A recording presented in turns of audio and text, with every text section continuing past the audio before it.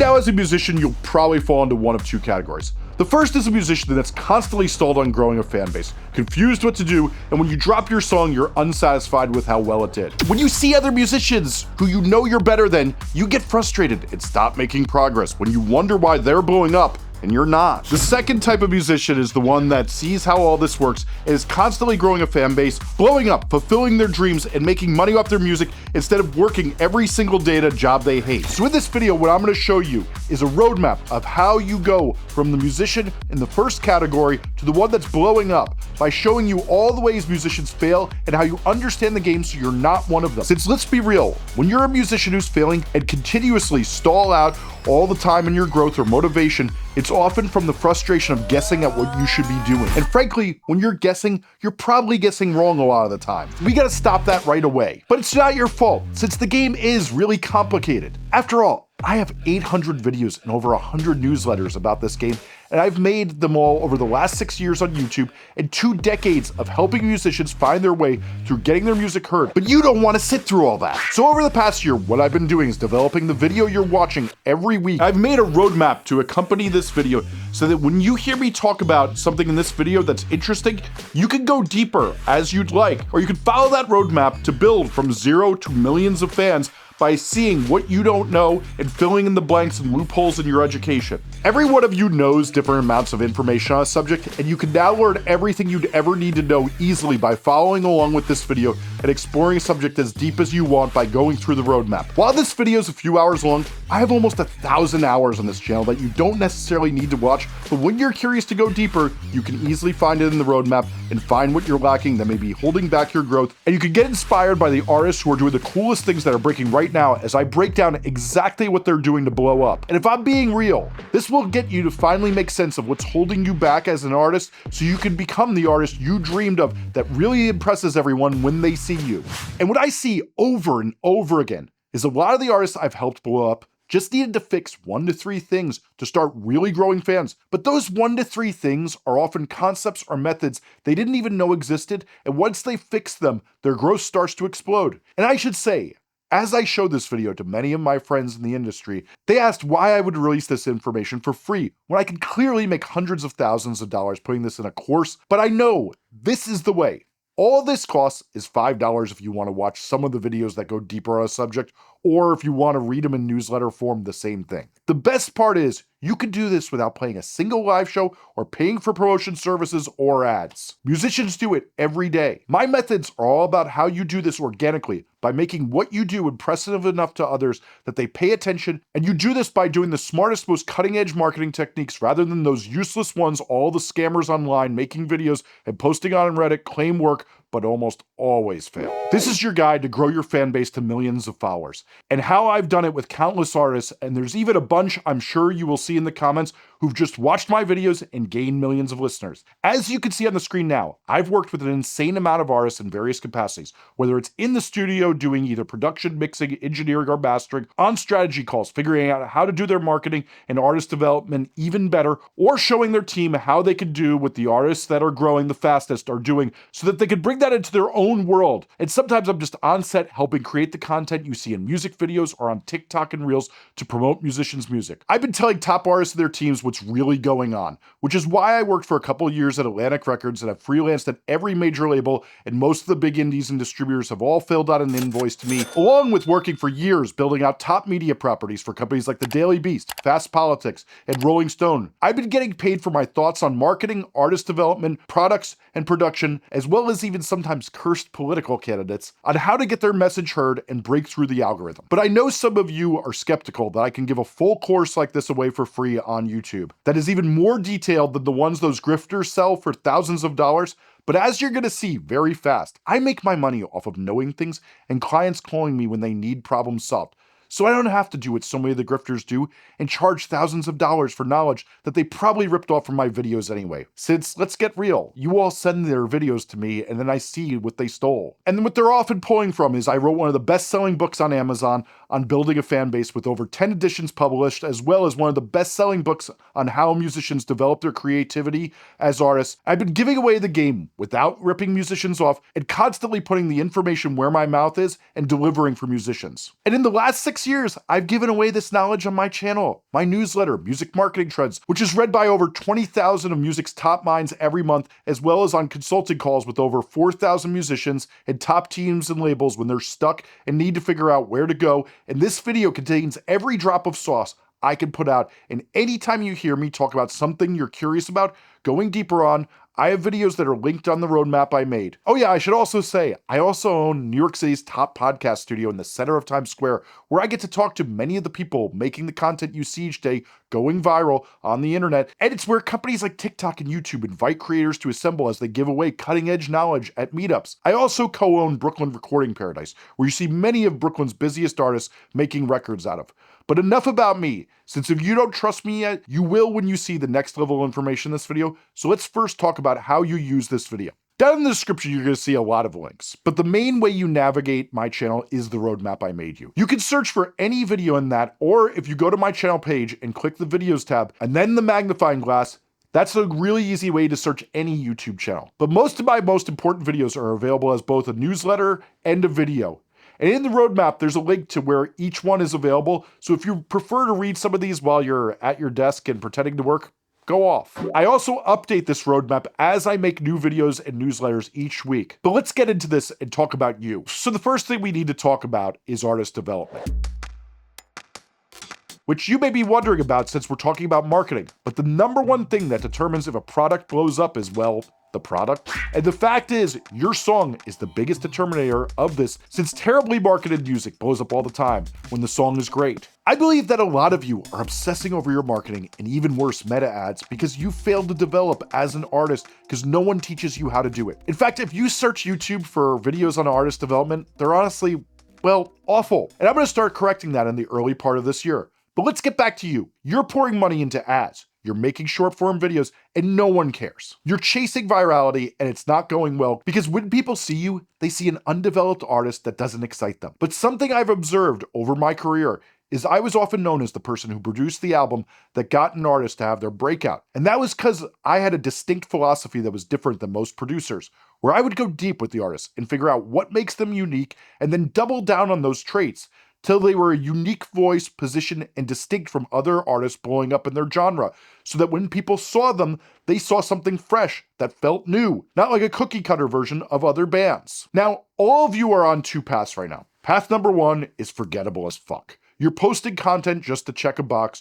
You're not intentional and developed with what you post. You're just imitating and doing bad imitations of other artists rather than putting a lot of your own personal sauce on it. And so the audience is really underwhelmed because that's fucking boring. Okay. In this first section, let's do the first steps to change that. What most music marketers won't tell you, but I've lived 1,000 times, is a mid-song with amazing marketing can get a lot bigger than it would with poor marketing. An amazing, exceptional song needs a little marketing, just the basic stuff, to go gangbusters.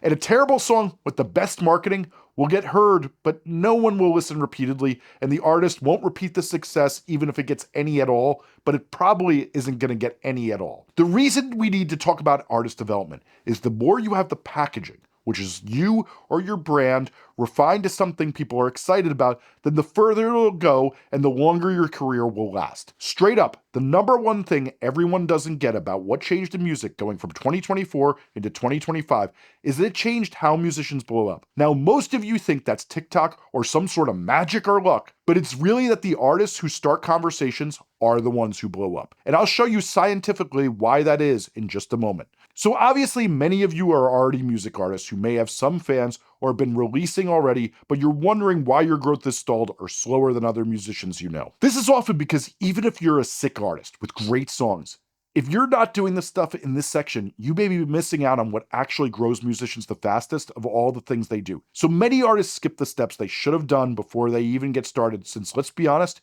you want to get to the fun part, releasing music, people loving you, and telling you that you changed their lives, and all sorts of fun stuff like that. Including we all know what. But what happens to a lot of you is you don't do these actions and you think that all's gonna be easy, and then you realize you goofed somewhere along the way as you start to understand the game more, and sure enough, it's usually these things. So let's get started incubating and growing you into something people are going to see and be like, damn, that's sick. Okay, so remember when I mentioned that everyone's missing how musicians grow these days? Well, here's what it is. And we see this two ways. One, It's backed up in every study on how people discover new music, as well as when we change it for musicians. Even when people don't like their songs, we see their follows and engagement improves. So it's important that we get this right, since if people actually like your music and you're not doing this, you're not going to get the people who like you to spread the word about you or stick around and think about you more. And once you fix this, you'll increase how many listeners stream your music repeatedly and tell their friends about you. So nearly every study on how listeners discover music, they say it's from a friend telling them about it either in person or them sharing it online. In fact, in the survey I did this time last year, it was both the number 1 and 2 way people discover new music, far ahead of all the other methods. So because of that, we need to create ways people talk about you. Now, I'm sure your mind comes to that being TikToks, Reels, or stories you tell, or publicity stunts where you say outrageous things like, white rap is back because Taylor Swift's marrying a guy who talks like a white rapper. That's not it though, even if that's kind of true. Look, I gotta be real with you. Have you looked around lately? There's some real morons out there. I mean, some people are so dumb they find Lil Mabu to be a compelling musician. And frankly, to build a fan base, you're gonna have to get really stupid people to understand who you are. So my ultimate test of the artists who grow faster and whether they have fans who are interested enough to go see them at shows is this simple test. I want you to picture the dumbest person you know. And they're talking to the second dumbest person you know. If they can't turn to one another and say why you were exciting, and not say what you'd say about most artists, which is, oh, they're a less good version of Blink-182. Well, that's not exciting, and you're not gonna grow, and the two dumbasses aren't gonna think about you. And while I've been joking about these two morons, even when your audience is smart, and let's say you make music for really literate people, your fans are big fans of like Mitski and Father John Misty, when you make it easy for people to see who you are and what you're about, this all happens faster. As well, for the really smart people out there, when it's very obvious to the idiots, it means you're really developed. And now we're gonna get to the second point of why this is important. As my favorite Matty Healy tattoo says, weak messages create bad outcomes. That means that strong messages create good outcomes. So for the Lil Mabu fans who aren't quite getting this, let me explain. When it's easy to spot, say, an artist like Somber, it's really easy to spot what makes them different. First off, this motherfucker is always showing off that neck, and for some reason, it seems to really get the girls and guys I know who find men attractive real horned up. Secondly, Somber's whole thing is when you listen to his lyrics or watch his short form videos, the message is hammered home. This dude be fucking. Then shit happens and it gets complicated, then someone ghosts one another, and now some harsh feelings are being felt and the situation is really bad. This dude is reinforcing this all the time. His Spotify bio even reinforces it. So it's super easy for a fan to turn to their friend and say, he's that hot skinny guy with the neck and sings about his messy relationships. I think the two morons can understand that. And I know, inevitably, some of y'all will come at me like, Jesse, I'm in a band called Manpits. We're just 4 dudes hanging and bagging from Kalamazoo, playing pop punk. We don't got all this going on. Let's keep it chill. I get it, bro. Listen, there's plenty of groups that keep it real simple, and their music can be the positioning. The key here is this. Then your music really has got to be the key, and it really does have to set itself apart in sound from other artists. If people listen and all they hear is that shitty version of Blink-182, when Becky, the local pop punk influencer, is asked who's the opener at this show that you're going to, she's gonna say, well, they're like shitty Blink-182. And no one's gonna get excited to check you out before the show and then sing along to your songs. They're not gonna follow you on Instagram and look you up. But when Becky's eyes widen and say, oh my God, I am obsessed with them. They sound like if Neck Deep was as messed up in the head as Lola Young, and the singer is so deep about being a fuck up. Well, that gets people curious since your songs have the depth to inspire all that excitement in Becky. Now, if Manpits makes music videos like every other pop punk band, you know, they play outside a suburban home or on a football field, that's gonna be fine and it's gonna be pretty uneventful. But if Manpits makes videos where they explore the fact that they're humongous fans of Tim and Eric Awesome Show, they grab a green screen for $10, pick up their iPhone, film in the Blackmagic app, get a VCR filter for $5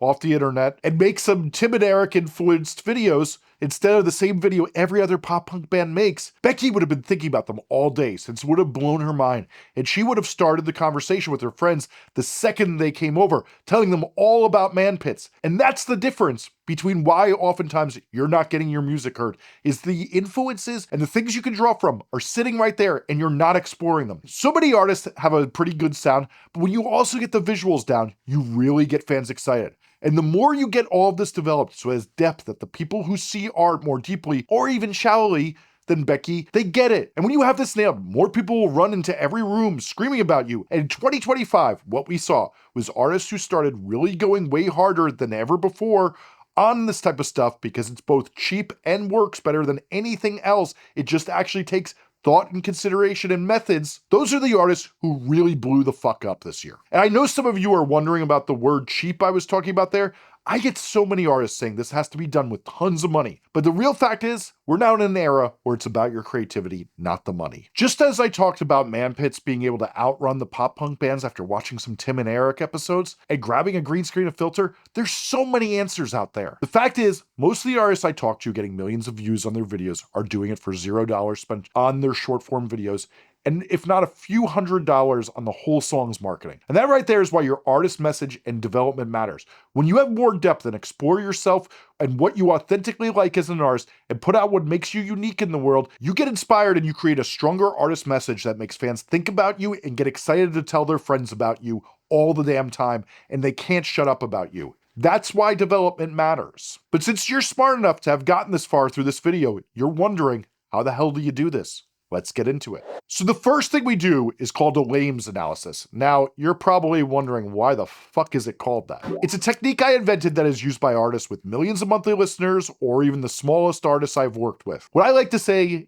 is it keeps you from doing lame shit. It teaches you how to make decisions about your content and every decision you make as an artist and make it reflect who you authentically are and keep you from doing tons of lame shit. It has you look at who you are and who you want to be and helps guide you to what you aspire to be. So for example, let's say you have 2 ideas that you may do for your next video. Referencing the LAMES analysis will tell you definitively which one will be best, since you can see, does it get you closer to your aspirations? Does it play into your strengths? And if you don't know what to do for a TikTok, well, looking at the strengths, which is the S in LAMES, will tell you you should probably lean into something in those strengths. Anyway, this takes 1 hour, one night with everyone involved in your music, brainstorming, then revisit it once or twice for 15 more minutes a week or 2 later. And if you're not adding anything to it, you're probably done. Every 3 to 6 months, revisit it, check to see if you've evolved at all with it, and see if you can get it to be more in line with how you're feeling now. But you've checked this box if you do that. And if you use this LAMES analysis constantly, in fact,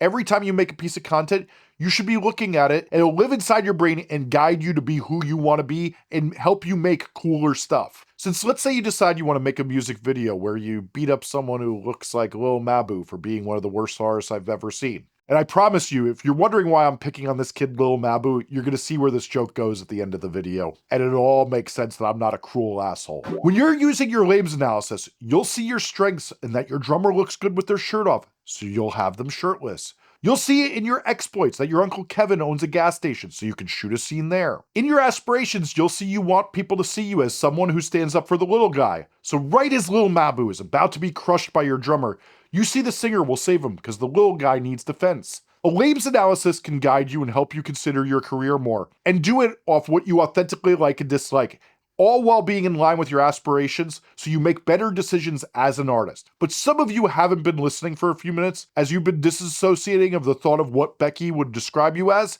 and that's unfortunate since she's calling you untalented 2 Hollis. In fact, she called me while you were disassociating and she called you 0.5 Hollis. And I was like, damn, Becky, you didn't need to be mean like that. So the way you start to think about how you aren't dissed by Becky, you need to think about your positioning. Basically, think of it this way. If you picture the girls who are at the top of pop, you are dead in the water if you're seen as the lame version of Taylor, Sabrina, or Gaga. But if people can instantly tell you're different than the other girls in pop, you have a position to grow from. So in my positioning masterclass, I make it super clear how you do positioning so that people see you in the crowded field you're in as a different special artist that people will enjoy. Now, some of you are probably like, dear God, Jesse, this sounds a little corporate for me. What are you, some LinkedIn bro? I feel you, Chief. I don't like talking this way, but sometimes there's no better words and positioning is it. As you'll notice in this video, I pretty much entirely avoid saying the word brand as much as I can because I find all this shit really stupid, but sometimes there's no other word for a concept. Which brings me to one of our next important things. So I recently made this video about the most viral artists who blow up in 2024, and they all have something in common. So let's again picture the dumbest motherfucker you know talking to the second dumbest motherfucker you know about what they would say to describe you. Well, that is often what you need to either make real apparent in your Instagram or TikTok bio or your Spotify bio, and it needs to be real obvious and dumb because straight up, just as we talked about, weak messages create bad outcomes, and well, the bad outcome is you're going to be wondering why no one talks about you since people aren't so bright and don't know what to think of you unless you show them exactly what it is. So you either need a real sick tagline about what makes you unique or something that creates curiosity and gets people excited to listen. And I of course have a video on how to develop that. So this is really important since this also stimulates algorithms. Since when a friend sends a link to your music, one of the things algorithms like the most is getting shares. And when you've enabled all this artist development and made yourself really remarkable by going through these steps, well, you're going to get more shares and then the algorithm is going to explode because people are going to be sending it to each other. And for those of you who don't really think this is important, I have to tell you, you're either not zoomed in enough or you're not paying attention. It is now recognized by everyone tapped in the business, in every single genre, that this is the X factor that enhances growth for artists, and the ones who take it seriously and develop it grow faster even when their songs are mid at best. The growth is accelerated. And I'm going to give you the most apparent example of how true this is. So let's rewind just 2 years ago. A young lady named Addison Rae was one of the biggest TikTok influencers in the game, and she decided she wanted to become a pop star. With 88 million TikTok followers, it should be easy. I mean, that's more than Billie Eilish or Selena Gomez even have today. 2 years later, one would think this career launch would be a layup. Surprise, it was not. Now, I'm going to say this as a person whose own wife banned me from listening to one of the songs on the CP because I listened to it so much. So please, what do we call Addison Rae's fans? Racists or something? Please don't come for me, okay? So she put out an EP that was, well, largely greeted by the girls and the gays, the people who make pop music, as the EP being mid at best. There was a lot of talk about how she reheated Lady Gaga's Nachos as she used a song that Lady Gaga had previously recorded, but never released, and, well, I listened to it a lot. Not many other people, though. Anyway, though, when you looked at her position in her image, it was basically a generic pop star giving kind of broke-ass Kesha and just underdeveloped. What we then saw, though, was she retreated from the spotlight. Other artists talked about how she was so into music and what a big music head she was and how she was studying all the time. You'd see this in interviews with people who were talking to her. She'd be photographed in the same Sophie sweater I wear in this video, which is a serious only real heads know move. And then what we see is she hired a who's who of high taste people from the fashion world and buckled down in the studio to find a sound and a position of her own, and sure enough emerged with video after video where now everyone described her as iconic and a style queen, as she found her position of doing, well, high fashion, and a late not so occupied in pop of a more artsy but accessible high art vibe. The point being, even with all the advantages in the world, when Addison didn't have a position, she failed. How on earth are you going to win when you don't have those advantages if you don't consider your position and define it for an audience? So I take this pretty seriously. But let's go back to that positioning video, since I do have to say this one has a lot of copyrighted material, so it's behind a paywall for my membership, which you can pay $5 one time and you get access to literally the 120 or so videos I have on the lessons of how artists blow up and tons of next level knowledge. And trust me, I can say there's no other place where you could get this much music education for $5. Now, I will say, some of the best things you can do is also start to get a visual vibe for your music. You can use apps to make a mood board. I use Milanote, which is the same app I use to make that roadmap that accompanies this video. And all you do is you put images in, you take notes on the visually stunning pictures, videos you like, pictures you take, vases you see in articles. Whatever it is, you can add it into Milanote and take notes and develop your visual style and references so that people can see what you're talking about and understand what you're going for, since oftentimes showing rather than telling works much better for visual things. No matter what the genre is, since I work with artists across so many genres, the ones who are happy with the directors, the cover art, and all the other images you have to make as a musician are the ones who do this because it helps establish a language other people can understand. Which also brings me to another lame piece of corporate speak. Great. One of the things so many musicians are dealt with is being really unhappy with who they hire to help them with visuals, whether it's promo shots or music videos. This is often because a creative brief could have gotten everyone on the same page way more easily. These briefs lay out what the artist wants and gets them up to speed with the expectations and any creative direction the artist has for them. But most of all, they tend to make working with another creator easier since it's clearly defined what you're looking for and what you want to do.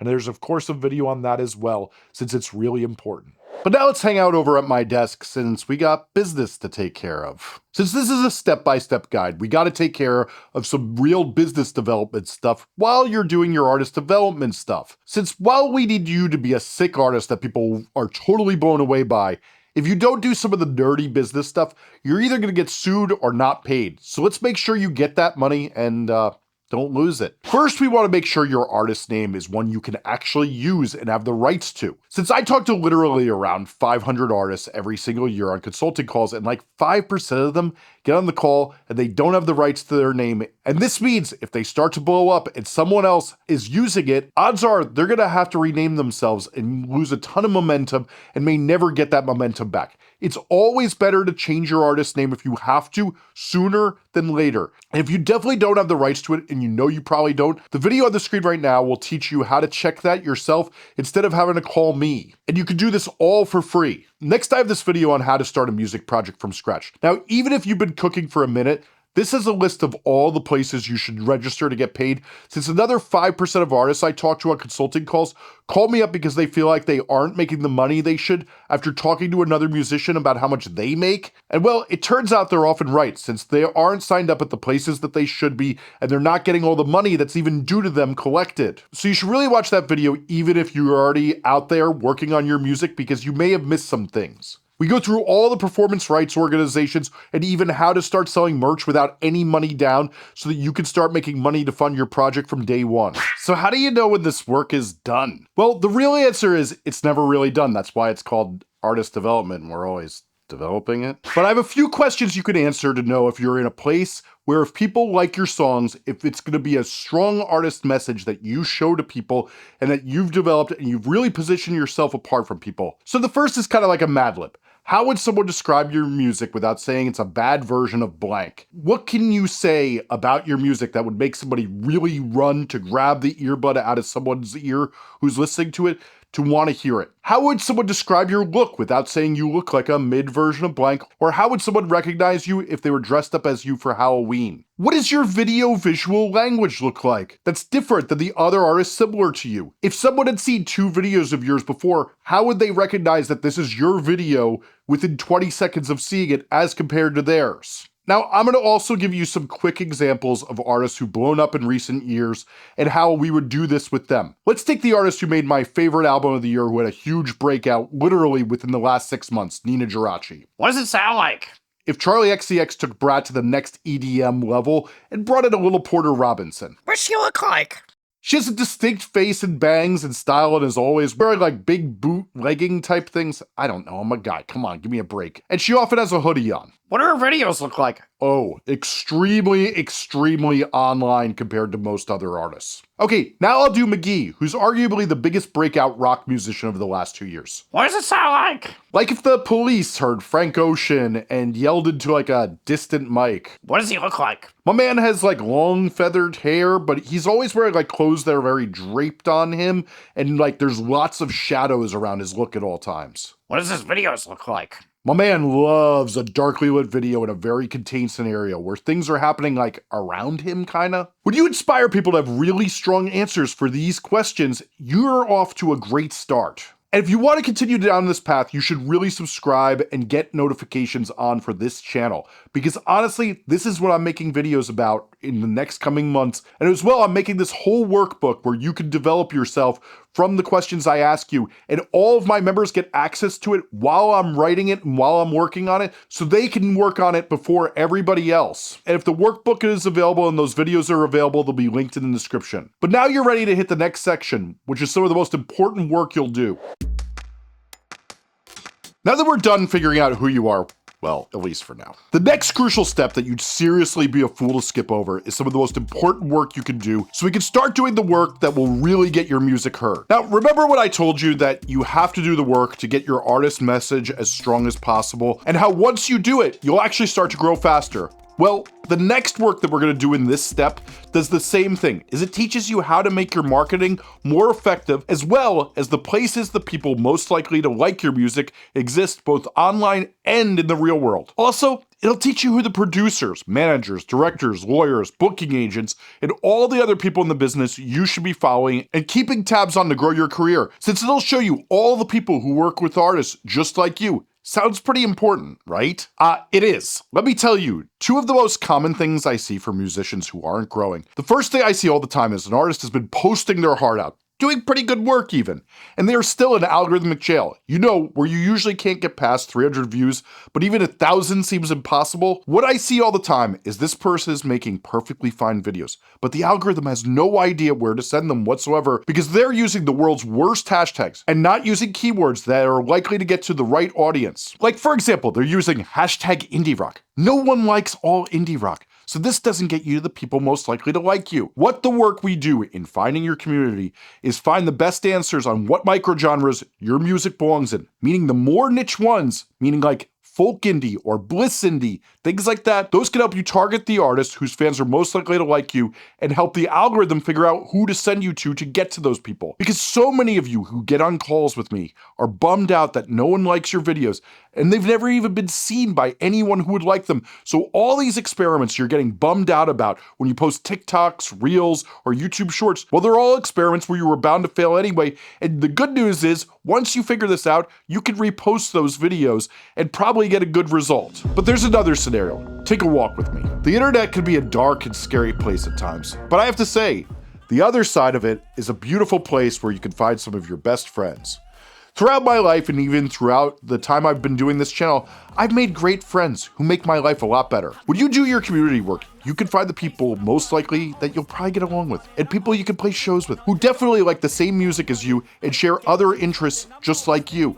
I see it all the time, and I'm gonna shock you here, but the people I made friends with in music also like the weird art house movies I watch, read the same books about broken-brained internet stuff as me, like meme wars and rejection, and probably are cursed enough to pay attention to politics. And now we have all the things I have any interest in outside of music, and I make those friends and I get to have great chats with them. This work is gonna help you find those other artists who you engage with and have great times with, or even ones who will never even know that you're targeting them. But the real fun is when you get to collaborate with them, play on each other's songs, meet producers who make great music, master your music for you, play shows, get you to sound better, and make great friendships with. But if we're being selfish, these are also people who will partner with you and grow you by helping each other and introducing you to other people in the community, since most of musicians' growth comes from doing shows, tours, collaboration songs, and even collab posts where you show yourselves in a sick fit pic outside. Hold on, let me check my notes. Oh yeah, dinosaur statue in the middle of nowhere. Why does everybody post a picture there? When we know the artists whose fans are most likely to like you, we can target them so many different ways and reach out to them to grow. So now that we get that, how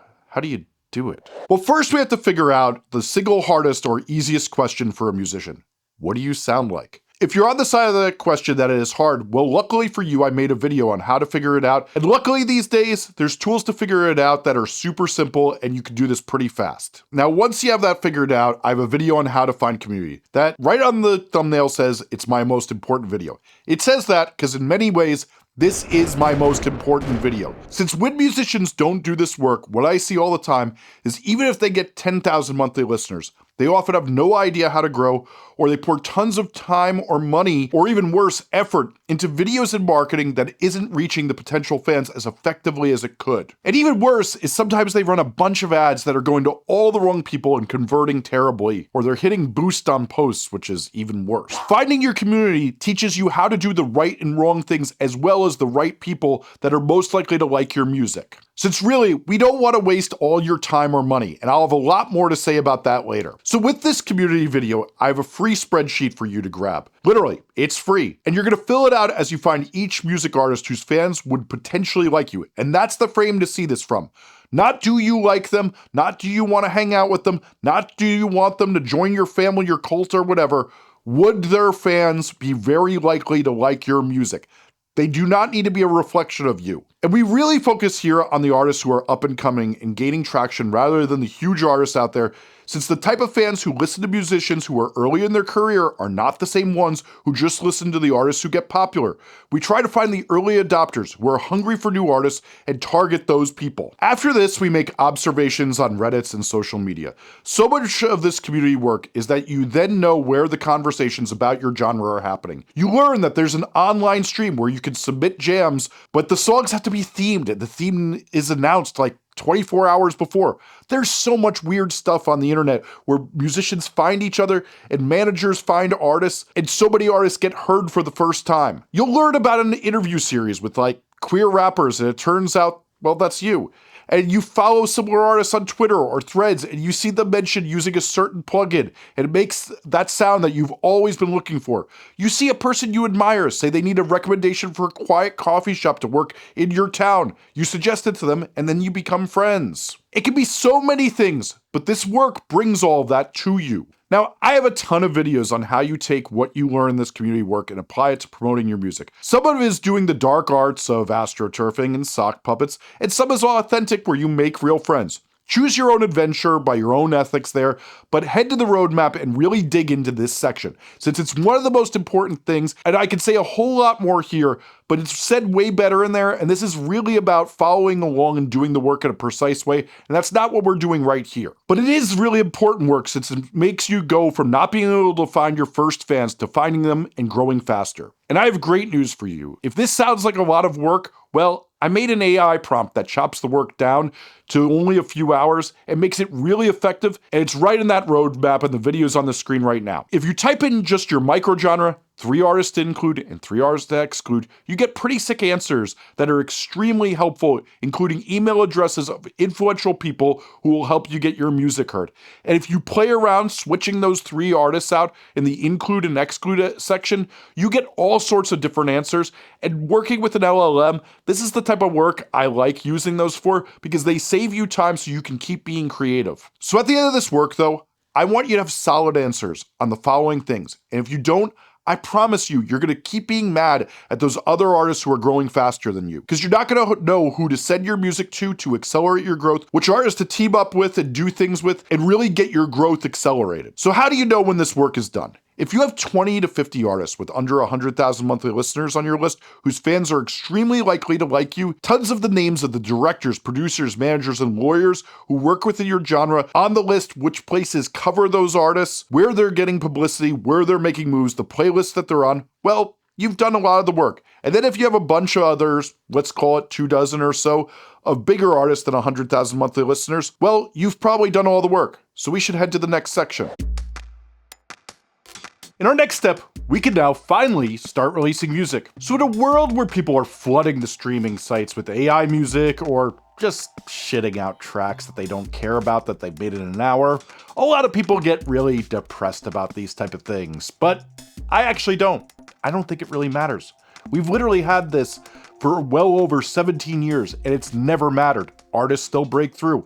I wrote articles about this in literally 2009. Because the fact of the matter is, even before we were in the streaming era, when it was just iTunes, there was like 85% of songs that never got a single play. So what does it matter if all these people are flooding the zone with shit? For as long as we've been in this era of online music, we've had an oversupply of music. So what makes music stand out? Well, any idiot who you talk to on the internet is going to say, A great song, Jesse. but we have to get into the reality of what makes people excited to listen to music aside from a great song. There's plenty of times we've tuned into a great song, but not stuck around with an artist and wanted to go deeper with them. And so in this section, that's really what we're going to explore. And we're going to build off of what we built on in step 1. So let's say you're now ready to release music, or at least think about how you release music. In this step, we're going to get you up to speed on how often and how long you sustain releasing music and how that helps you grow. So many people wonder about stalled growth, and that most often happens when you're not releasing music in a frequency that works best for human attention spans.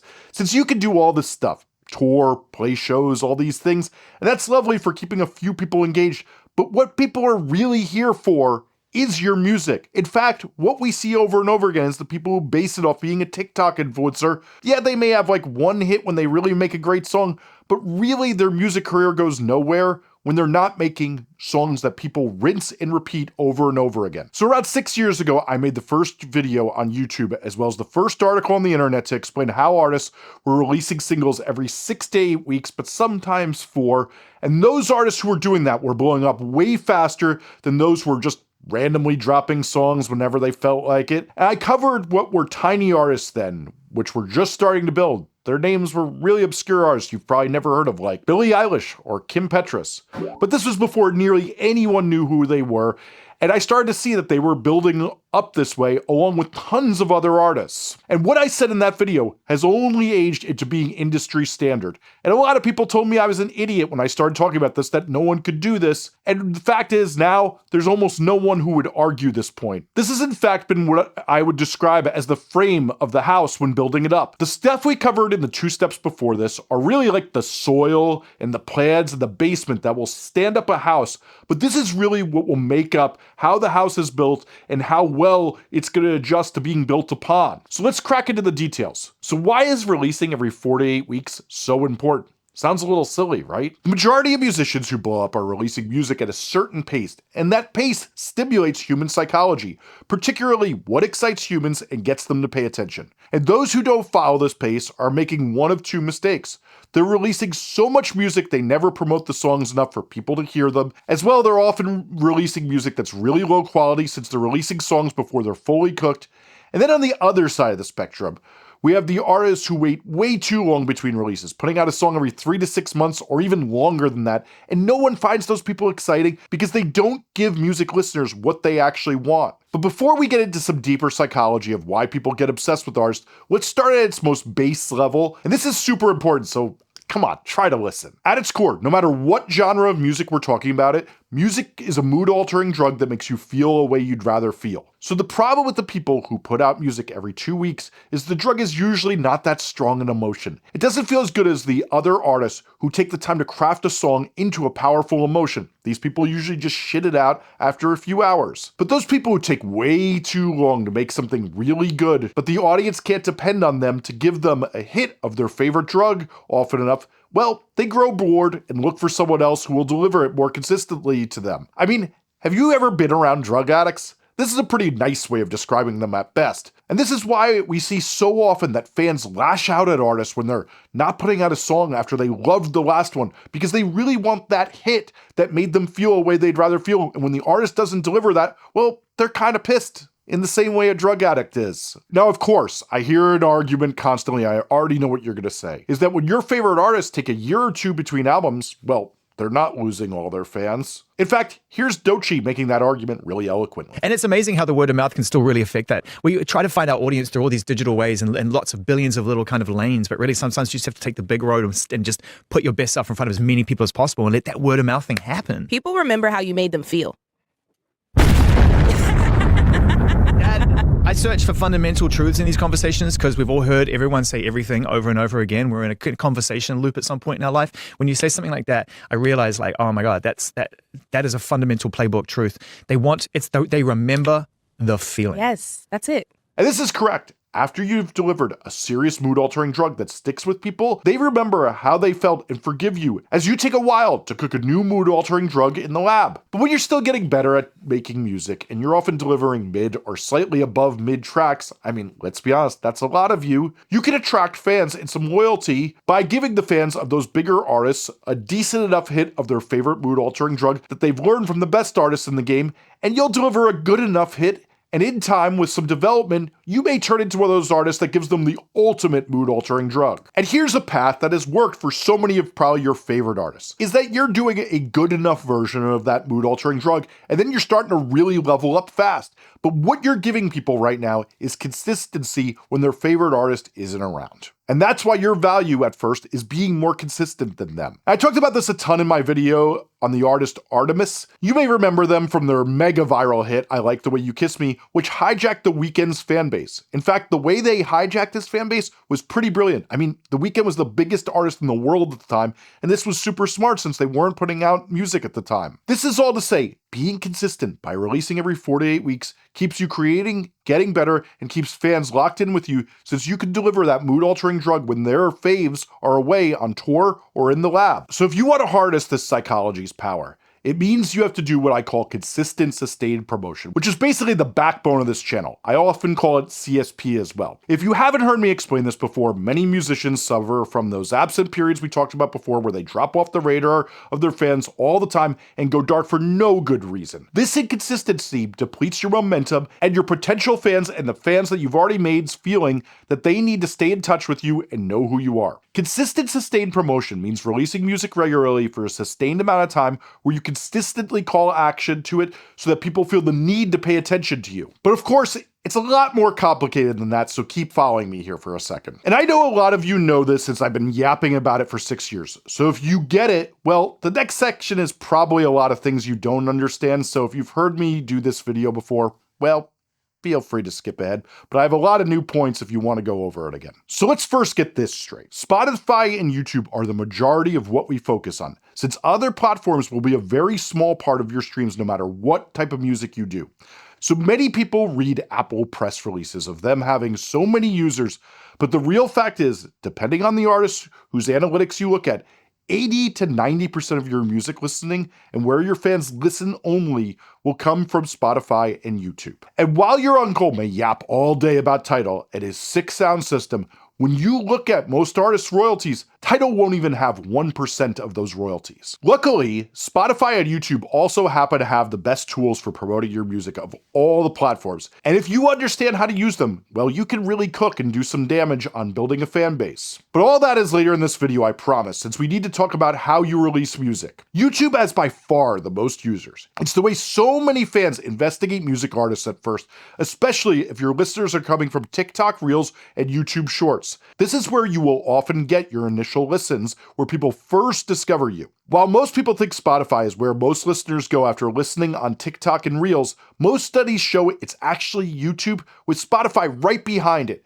And if they catch you on YouTube Shorts, they most definitely are going to listen to you on YouTube to watch your full video if they're interested. But most importantly, both are where people do repeated listens and go deeper with the artists they love. And with Spotify about to launch music videos in America, this is going to change a little, but fundamentally, these both are going to be the main place you focus, and you should focus on them near equally. Now, while Spotify and YouTube are both the top ways people discover music, the place where relationships are really built and that narrative where we talk about your fans actually being invested in you is often YouTube with a little bit of Instagram that we'll get into later. The time spent watching interviews, playthroughs, vlogs, behind the scenes videos, live streams is the ultimate way musicians give an audience the lore that gets fans talking. It's also the consumption time that keeps you on top of fans' minds so they're reminded to turn you on when it's music listening time. But now we should get into some of the core ways that all this works so you can understand the psychology about how to promote your music. So let's get you up to speed with the 4 critical parts of how we release music properly. The first is to appeal to algorithms. Then we have to constantly call attention. And the third, we have to give fans a reason to talk. And the fourth is we have to increase our relationships with them. And we want to always be looking at how we're going to promote our music to maximize each of these 4 pillars. So let's first discuss how you appeal to algorithms. One of the things so few people seem to get is that algorithms are not evil computer programs that are out to get you. They're based on studies of what makes humans pay attention, and appealing to them is appealing to human nature. This gets humans to pay attention to you. So let's talk about that human nature, since that's what the algorithms are built off of. Now, there's this concept I like to call attention propensity. Now, if you're not so into big words, I mean, come on.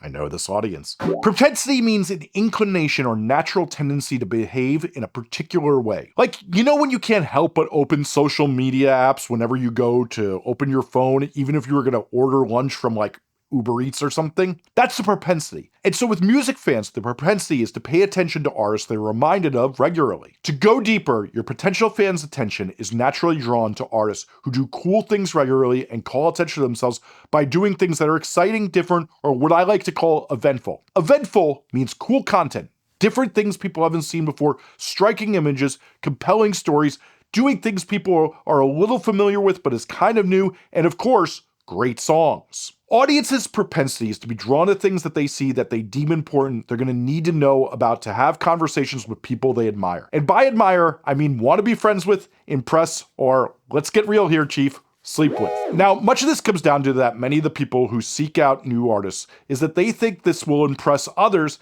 and that they will want to be friends with them or, well, fuck them. And I know, we all know how often people get laid by knowing the coolest underground noise artist and mansplaining it. I didn't say humans made sense here. This is just what the psychology does and why people behave in strange ways at times. Anyway, so would you create the feeling that you are important, people should pay attention to you by doing things regularly that are interesting, and you are one of those musicians who plays into this psychology so they feel they need to know about you, they will be more invested in knowing about you, give you more chances when you put out mid-tracks, and check back in with you even if you haven't been delivering what they really love lately? I mean, think about it this way. I have a tattoo of the band The 1975 right here. And when I first started hearing about them, I was like, this is awful. But I was kind of invested in knowing who they were. Everyone I knew was talking about them, so I wanted to know a little about what was going on with them. And I kept checking in, and sure enough, that relationship grew into them being my favorite band and me spending money on them every time they come around. But if you regularly disappear and don't seem like someone they need to know about, well, you're gonna get ignored. And to make this even more complex, some humans care about this trait more than others. So when we're doing music marketing, we're really trying to find the people who are the ones who look for new artists before everyone else, because there's so many people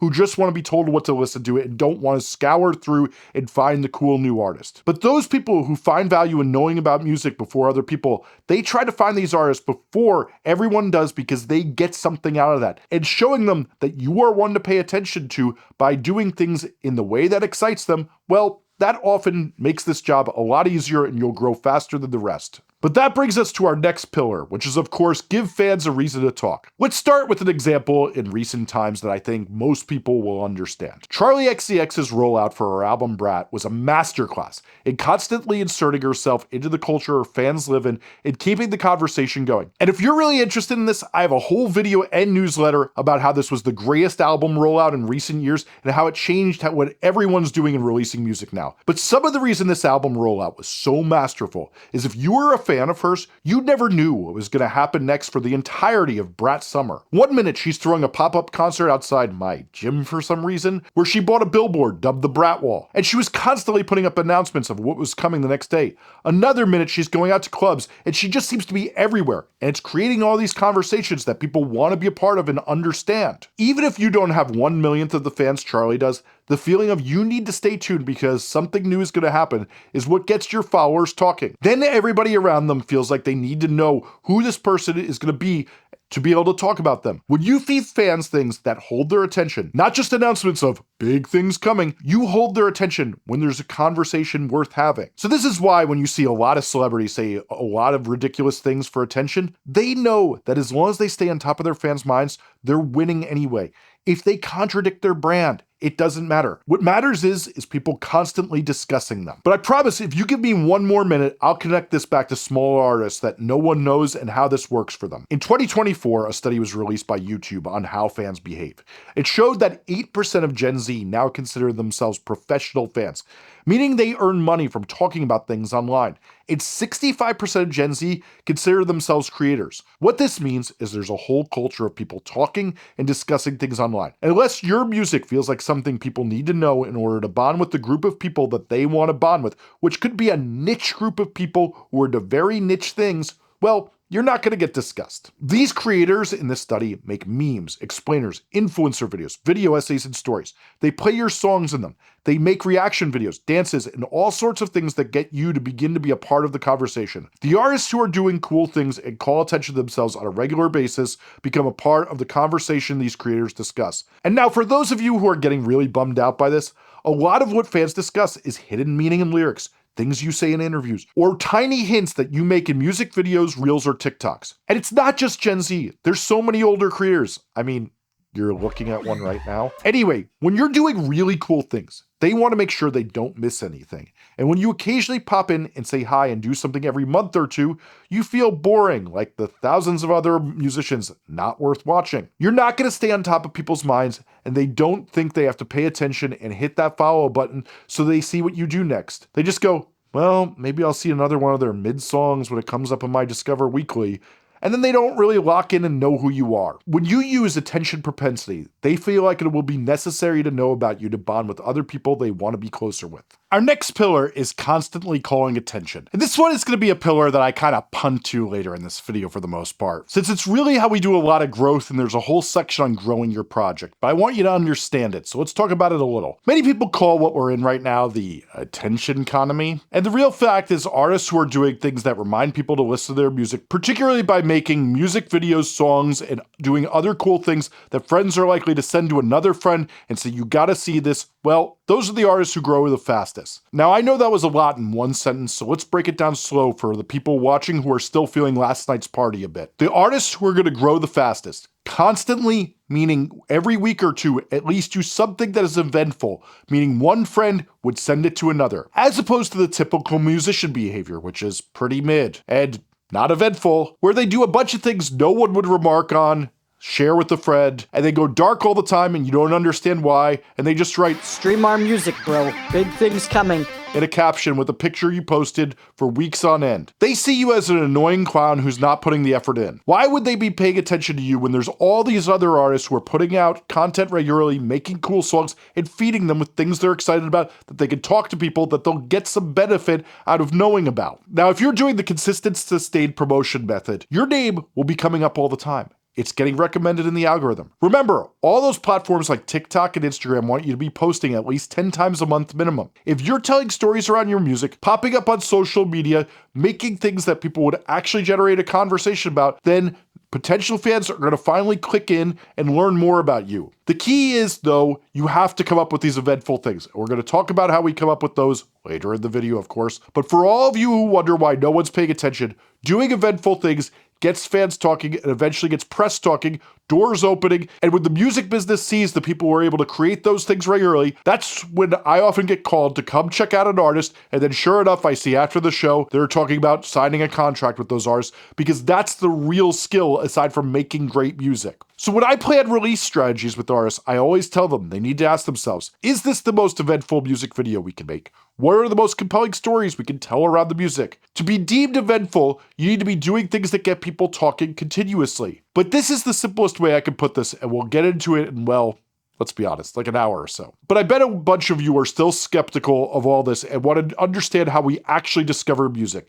Since frankly, I've probably spent months of my life in the comments and replies discussing with you all this, since some of you, for some reason, think because you've barely studied a subject that you're somehow an expert on it. I wonder where we learned to do that. Now let's think about how all of us discover music. Sure, lots of it's on playlists for most people or scrolling through TikTok and Reels, but much of it is being reminded constantly by seeing it pop up on trusted people's social media, seeing a name come up over and over again, or other people talking about that artist you know. How many times have you loved a song, forgotten about it, and then seen that artist and remember you should go deeper with them, and then sometime later you discover they even have a new song to stream, and that's the one that finally converts you into being a fan that's locked in. And we're going to get into the whole idea of aura versus slop and how some artists get ahead by doing real slop and just doing a lot of it, and some create aura by doing only really huge spectacle things. But if you just make boring posts all day and don't care about quality and only care about quantity, you'll be deemed uneventful and die in the algorithm. You'll get muted or you won't get spread. And yes, muted is a thing. And a lot of the time when people ask me why no one sees their posts despite having tons of followers, when you've been wasting people's time for sometimes years with uneventful crap or annoyed your audience with the big things coming posts, you often get muted to be polite and not unfollow you. Take note of that, reply guys. But when you're doing eventful, exciting things, fans keep turning to you to ingest things when they need to be entertained. They then deepen their relationship with you. I can remember when Chappell Roan was first blowing up, sitting in back of a girl on a train who just scrolled through her feed from top to bottom on Instagram the whole train ride. When you're actually creating compelling images and setting yourself apart from people by positioning yourself well and telling compelling stories, that's the behavior you inspire in fans, but you have to develop that. Now let's get to our fourth pillar, which is to increase relationships. One of the things I hear from musicians all the time is they're getting followers, but those followers aren't really engaging with them. And a lot of where this gets done is telling stories and a subject we call meta-narrative, which we're going to get into in our very last step. Now, the way we bring people in so that they engage with you more is they have to understand something about you in some sort of narrative. But this can even be simple. Sometimes that narrative doesn't need to be that your parent died or you got your heart broken. It can be playthroughs of your song, vlogs, shorts, behind the scenes, or narratives inside your music video. But when you create headcanon, narratives, and feed fans, well, it does do the work a lot faster. Let me break it down how some artists actually do this. It can be as simple as Charli XCX being a party girl, dealing with the pressures of modern pop stardom and whether to have a family or keep partying. Morgan Wallen, well, let's get real. He's trying to be less of a bad person since, well, we all know what the record shows here. Dillon Francis is always doing something silly, often with other artists, while boosting young artists. Whereas Sleep Token sings about weird things like rituals and also about the complexities of their weird life. Artists can be complex and contain multitudes, and they're allowed to be complex characters that have nuance and even have contradictions. But you have to think about this stuff and what you show to people, or else they're not going to really have much to follow along with. If it's just you lip syncing to your song and looking hot each day, that doesn't give people enough to discuss. And a lot of people wonder how fans are going to see this. But one of the things they don't get is that the YouTube algorithm is so good at finding the exact fans who should be watching this stuff that you can convert them over to your music and build deeper relationships with them. The algorithm can literally see when a fan starts watching a bunch of your different music videos that they're probably going to be susceptible to watching a vlog, a playthrough, some behind the scenes thing, or even a Q&A with you or an interview. Once it sees you being engaged with a lot, it helps fans go deeper with you. But one of the biggest mistakes most artists make is they don't give the material to do so and increase the relationship so they're thinking about you more. Watching you actually do things in long form really creates deeper relationships and makes people think about you more. But if that intrigues you, I have a whole playlist on how you win on YouTube, and if you want to go deeper, that's inside that roadmap I made. But I want you to get that Instagram stories and grid posts are mostly for people to stay in touch with you and for them to deepen a relationship with you. You can show them things about you. Do you like to stop in the forest on tour? That's a great grid post. Are you really obsessed with trying every bad fast food place in America while on tour? Maybe that's another one. Is your side hobby making candles? That's a great thing to show in stories too. The relationships you deepen on TikTok and Instagram Reels are often what makes people think about going to listen to your music more and feeling more of a bond with you when they see a thing that you've talked about before, and then somewhere in their brain it's triggered that you were into that thing and they should listen to your music again. And this is one of the main things I teach in my member feed every single week, which, by the way, for $5 a month, you get over 6 hours of videos every month where I explain the latest social media trends, answer your questions, listen to your music, and give critiques, and dissect how the biggest artists in the world are blowing up from 0 fans to now making their dreams come true. I go over the latest social media promotion methods at the top of every one and answer all of your questions. And there's over 100 videos in our back catalog that you can learn from where there's so much of this stuff. You should really tap in there, and there's a link in the description. But when you tell stories about your music and come out with new content like a lyric video after 2 weeks or a music video 2 weeks later, it allows the algorithm to remind people, as well as having your eventful stories to tell around your song. You can post these stories to Instagram, TikTok, Twitter, Threads, or wherever else. It makes it so you actually get noticed and you seem eventful when you have all this stuff going on and you demand attention propensity. But now that we understand the way attention and music discovery work, let's get into the whole pacing of releasing music since it's more complex than just releasing songs. So let's really get into why releasing around every 4 to 8 weeks is prime and optimal for musicians. On the weekly and bi-weekly side, you're putting out so much content no one takes you seriously. Why bother listening since it seems like you're just putting out any crap you can pump out and hoping you get lucky? That's not exciting to follow along with. And I know a lot of you think, I got 25 songs and they're all amazing. but I can't get this through your skull enough. The only artists that works for are the ones that have proven to the world that they have great material and then they meet the demand from the fans. And I know there's some absolute clowns on some of these apps who will tell you otherwise, but I'm telling you, we're in a flood of music. People want exceptional music, not just anything you have. And I need to stress this to you. Music is not like a lottery ticket. Songs at the heart of them are an emotion, that mood-altering drug we talked about before. And oftentimes, you've not figured out how to make that song as powerful and emotional as possible, which is why you think all of them are so good. I implore you to pick your best material, and that doesn't mean throw away those songs, but pick them up from time to time and think of the emotion you're communicating and trying to think of how you can make them more powerful. The biggest problem with this is if you're like most musicians today, you're trying to boost your momentum on TikTok, Reels, or Shorts, and it's often at the 30-day mark where posting your song starts to gain momentum. And if you're releasing a song every 14 days, it never has the chance to really take off. And before you've really reminded people and pushed it so it can catch on, you're on to the next one and it's no longer getting traction because you stopped promoting it. And even when you have great songs and 24 that are better than most tracks of your genre, the problem often becomes no one ever hears them because you didn't take the time to give them the love they deserve. As well, since Spotify will only allow you to submit one song at a time for editorial playlist consideration, they ask you to do it 28 days in advance. And releasing a song any more than that becomes a fool's game. Spotify editorial playlists allow you a huge opportunity for exposure to your fan base. And if you don't know what I'm talking about, be sure to watch my video on how to write a Spotify editorial pitch that actually gets you on playlists. Now, I know a lot of you have argued that we're out of the playlist era, but just because the numbers aren't as big on editorial playlists doesn't mean they don't feed those algorithmic playlists where your big numbers come from. When you're on those editorial playlists, that's how they figure out which Spotify radio you should be on, what daily mix playlists you should be on, and all the other connections that you get in the algorithm. So discounting editorial playlists, I know some small-minded fools have done it on these apps,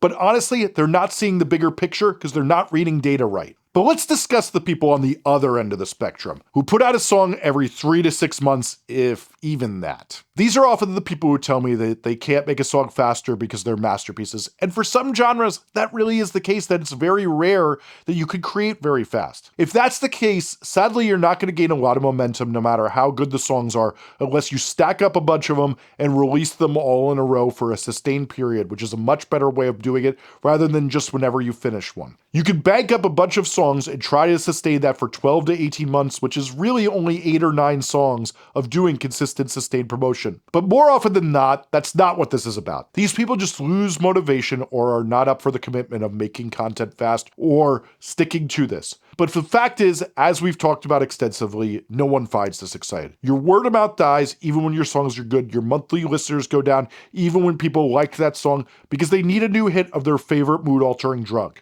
Now, if you're in the optimal zone, which is every 4 to 8 weeks, that's where the magic really happens. A lot of the work you have to do, like making a minimum viable video, a lyric video and music video, and chopping up short form content, is a lot of work for a lot of people. And in this zone, it's manageable for a lot more people. The weekly and bi-weekly people often just skip promoting and drop songs and make stupid social media posts one time. But really, where this tends to work is when you're dropping every 4 to 8 weeks and you're really pushing it. Now, for those of you who aren't watching this while you're practicing scales or playing solitary and are actually locked in, you've probably figured out that just releasing a song in short form videos isn't the only thing we do to get attention for a song. So let's go through my release strategy. That's a boilerplate strategy that you can improvise off of, but this tends to work really well for a lot of artists to get fast growth. On week 1, we're going to release a minimum viable video, aka a video that you make pretty fast, 4 to 6 hours that just has some motion to it. Some people even call these visualizers. But we need that video that has motion since the people coming over with short attention spans from TikTok, Instagram, or YouTube Shorts need to stay engaged. And if you want to learn more about this, go to this part of the roadmap. And once your song video comes out for the next 2 weeks, you tell stories around that. And we're going to get very into depth in that in the re-release of my 90-day plan video, which is going to be out really soon. So make sure you're subscribed and have notifications turned on. On week 3, put up your lyric video or a different visualizer. And for those 2 weeks, continue to tell stories around it. On week 5, put up your music video. Your song's now been out for a month. And depending on how well your song's reaction is, you'll promote it for 2 more weeks and tell stories around it. Or on week 7, which is optional, if the song is doing really well,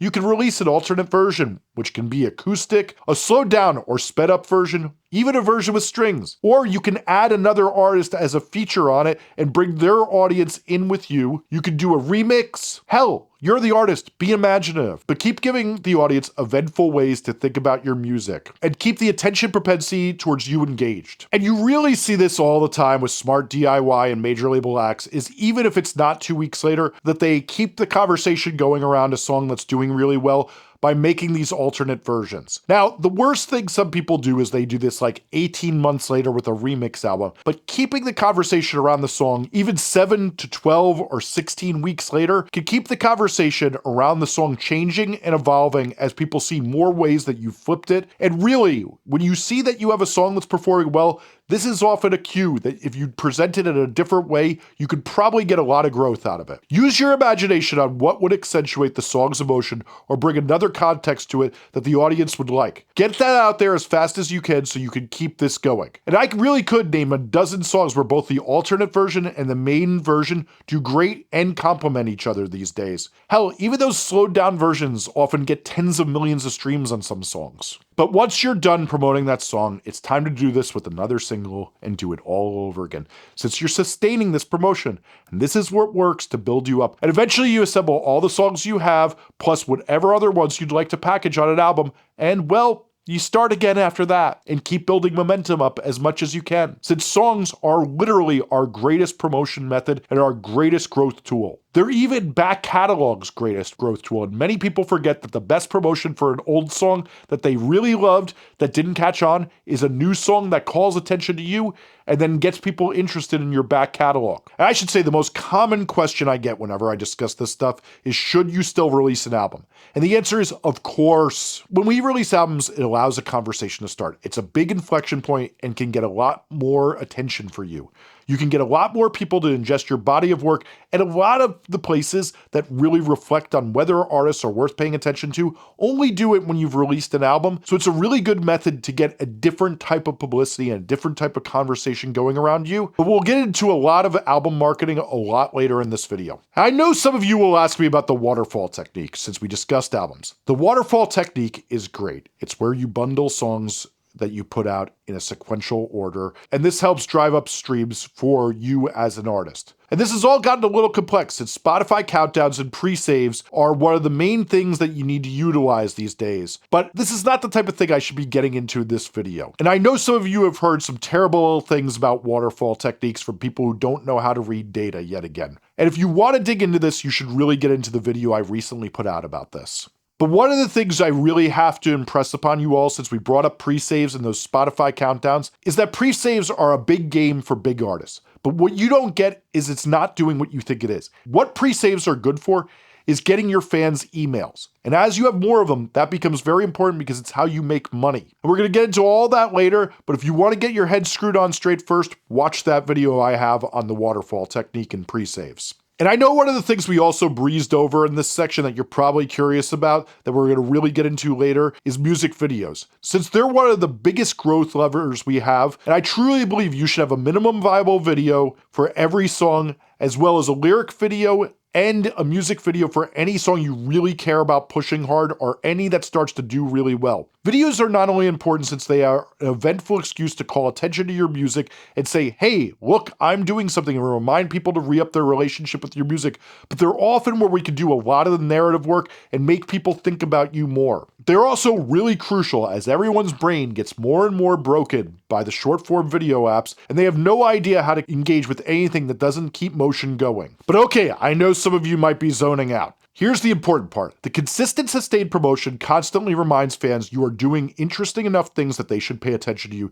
so they'll be able to have conversations about you with friends. And if they like your music, it reminds them that you have a new dose of the mood-altering drug that they like. And if they keep liking your songs that you put out, and they see you're doing eventful things with an interesting narrative, they will feel closer to you. talk about you to their friends, and spread the word about you. And that is often the missing ingredient that so many of you don't have, who have some people who really like your songs, but you're not figuring out how to do all of this work to create the narrative and make you differentiated from all the other artists that fans could be talking about. And of course, if you release too fast, your songs won't catch on from pushing them, and this will all seem like it's just a project where you're trying to get famous, and no one really cares about that these days. And I know some of you are asking, how long does this take? The answer is usually mostly about what you consider a success and how good your song is.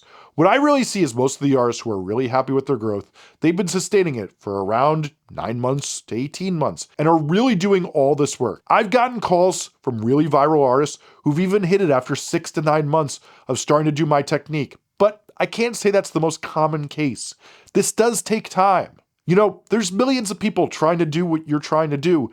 And so therefore, the people who sustain this and keep doing this with music people want to hear are the ones who get rewarded. And let's remember, it only takes 6 songs a year to fill up a calendar. If you release that minimum viable video and stream your song on all the platforms the first week, then 2 weeks later, that lyric video or visualizer, then 2 weeks later, a music video, and then repeat and put a new song up each month, you'll cover all the weeks of the year, and it'll take 12 songs to cover the next 2 years, which really adds up to a full-length album's worth of music. But let's be clear about all this. This does not work if you're not consistent, meaning you have to hit your deadlines by putting out content regularly, which usually means that you should be banking 2 to 3 songs ahead of time so that you're always working on something that's coming out months later. So to review, this is one of the most crucial decisions you'll make.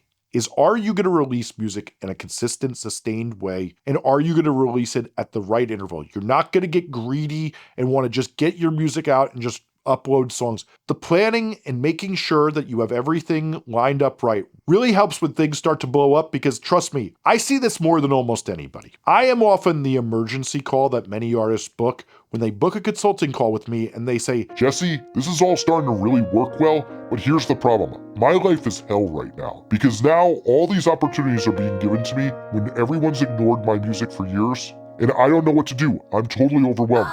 But when you've banked content and you have a bunch of stuff waiting, you have songs done, you have music videos done, you have ideas for short form videos, this gets to be a lot easier.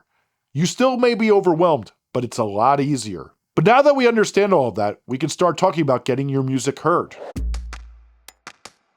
In our next step, your music is now online, so now we need to get it heard. You're releasing it in a way that will constantly give fans a reason to care about you, since you deliver that drug often enough that it feels exciting, and well, now is really the hard part. We have to get attention to it, since if people don't know it exists, well, they can't get addicted to it. Now, many musicians fantasize that the algorithm or some influential tastemaker will discover them and do this for them. But this is like 1 in a million, if even a million. I mean, it's kind of funny since I had this happen this year to me. When a record I mixed in 2007 by a group called Lady Radiator suddenly got put on a TikTok influencer's video, and a lot of people liked what they heard, and then a few thousand people made videos to it, and that turned into tens of thousands of people making videos to it, and now they're signed to Interscope and they have millions of streams on the song.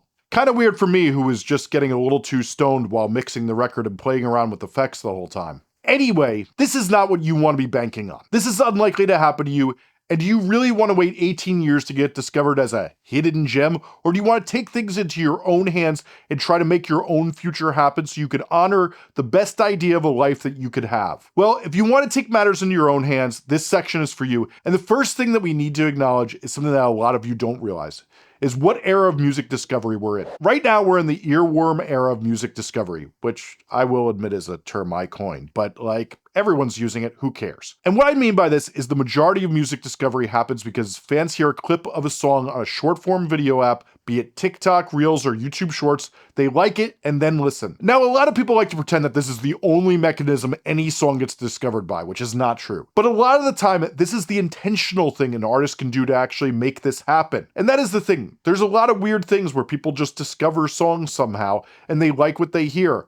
But if you want to be intentional and work to make sure that is more likely to happen, that's a lot of what we're going to discuss in this section. But really, when people hear the song on TikTok, Reels, or YouTube Shorts, that's really the beginning of the story. What really gets numbers and helps start careers is when the listeners make more of these videos. Then Spotify, Apple, and YouTube see who listens to it and makes algorithmic models of this behavior and suggest it to similar listeners who have similar listening profiles to the ones who are already enjoying it. And then, of course, when you make something people really enjoy and find exceptional, they send it to their friends. So now would be a good time to stop what we're doing because I just talked about one of the most important things we're gonna have to make a decision about in getting your music heard. And for that matter, as an artist in music today, is you're gonna constantly have a choice between two opposing directions in what you show to the world. One side is what the kids love calling aura. Now, I just divided the audience into two sides. One who has no idea what I'm talking about, but maybe heard the most annoying 18-year-old with that stupid wee busted haircut they know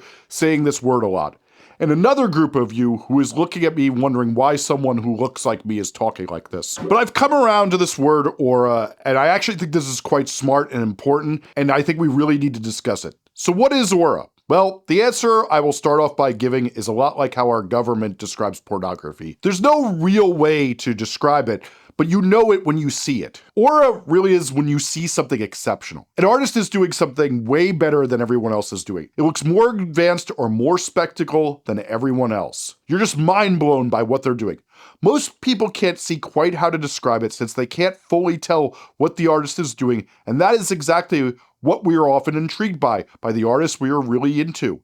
We see where they're operating above our comprehension, and our brain continues to think about them as we try to decode what exactly they're doing, and we keep thinking about them and tinkering in our head. And that's aura. But let me make this more clear for the intellectuals out there. It's spectacle, just like you've ever heard spectacle described. That's what people are really saying when they're seeing aura. Now, for those of you who find the rapper Ian's lyrics to be fire, let me put this in terms your undeveloped brains can handle. When you see aura, it makes you send a fire emoji to your friend, or you yell, "Let's fucking go!" at your boys. Whereas slop is something we all know when we see it, but is evolving and changing. It's a level of low effort content that every lazy creator is making. We're all more than familiar with the cheap AI images everyone is making you see, the same ones over and over again all day long as you scroll. And it's uneventful because everybody can do it and it doesn't make you think, wow, that artist is so good. You'd never send this stuff to a friend or think about it again because it's not very remarkable. They just put that template up and everybody's doing the same thing, so why would we talk about it? Slop is literally the opposite of aura. Because aura, you're shocked by and you send it to friends and you go, why is this so sick? And you try to decode it together. And of course, then in the middle is our friend, mid. I don't think mid is actually poison. Even the greatest artists have dabbled in some mid. And inherently, in any era of music in the past half a century, you've needed to put out enough content. No one has had a perfect record of nothing but aura level content or songs that they put out. Because inherently, we judge artists by not only everyone else's work, but by their own. So even if an artist has one of the best 5 record runs of all time, like my favorite band, the 1975, we will still sit on Reddit and discuss what was the most mid song. And that's fine. But here's the thing about mid. It's not entirely useless. Mid can often entertain your diehard fans or get those addicts of a genre who are addicted to so many of the just fine artists in a genre on board when you're not fully developed yet. You know, everybody makes a few mid songs at first, but a lot of people who are really addicted to a genre will get that mood-altering drug that makes them feel a way they'd rather feel from your mid, and you start to gain fans, and that's who you stand on top of, so your really great material gets heard later. It's why we don't tell artists to just wait till they've created something amazing to release music. And let me get this straight. You can grow into aura because creating mid teaches you lessons that get you better till you create aura. Now, if we're looking at this graph here, I've labeled aura on one side and slop on the other, and well, the middle, or I'm standing, is labeled mid, because what else would it be labeled? Now, we will get into when slop is acceptable to make, but in this era of music promotion, I promise you, the further you go towards slop on the things that you put on your main account and you endorse, the less it's going to be effective. And that's why usually what people do with slop is put out a lot of it, hoping that the quantity will make up for the lack of quality. But the more you go towards the aura side, the easier this all becomes. Now, of course, people have a problem here because aura often takes time, money, skills, imagination, thought, and let's be honest, musicians don't always have that stuff. And many of you are too beaten down from your day job or other obligations, or if I'm being real, listening to lyrics as terrible as Ian's and wondering why anyone would ever reward this with a listen. So you then feel Aura is hard because you're just not in the place to create it. But I actually think there's a lot of answers on how you get there, and those come from our artist development section. But a lot of you are beaten down. Imagine you could make something that at worst is a bit towards the Aura side, but not totally mid, and work your way up to Aura if you start to get successful. And to be honest, that's how so many of your favorite artists have evolved over the years. Hell, many of my favorite artists have undergone this transformation too. You know, the video on the screen right now is one where I show how tons of artists like Kendrick, Justin Bieber, MGMT all started off way below mid and then went on to make art many of you love and gained a ton of aura. You are not condemned to a life of slop unless you settle for it. But I will drop that one of the things I'm convinced of from working with so many artists is a great route to aura, and at least that above mid work that gets attention is why we pay attention to your LAMES analysis and the positioning masterclass at the top of this video, and why that work is so important is it gets you out of slop land. And if you start to create things and use your LAMES analysis to think each time of how you take an idea and add your strengths and exploits to it while moving closer to your aspirations and making sure your position keeps you from looking like a bad version of another artist, well, you're well on your way to aura. And most likely, you're gonna make things that aren't mid. But we were talking about getting your music heard, and the most common ways musicians start this spark is by making short form videos for TikTok Reels and YouTube Shorts. And to make this more quick, we're going to start calling those videos SFVs,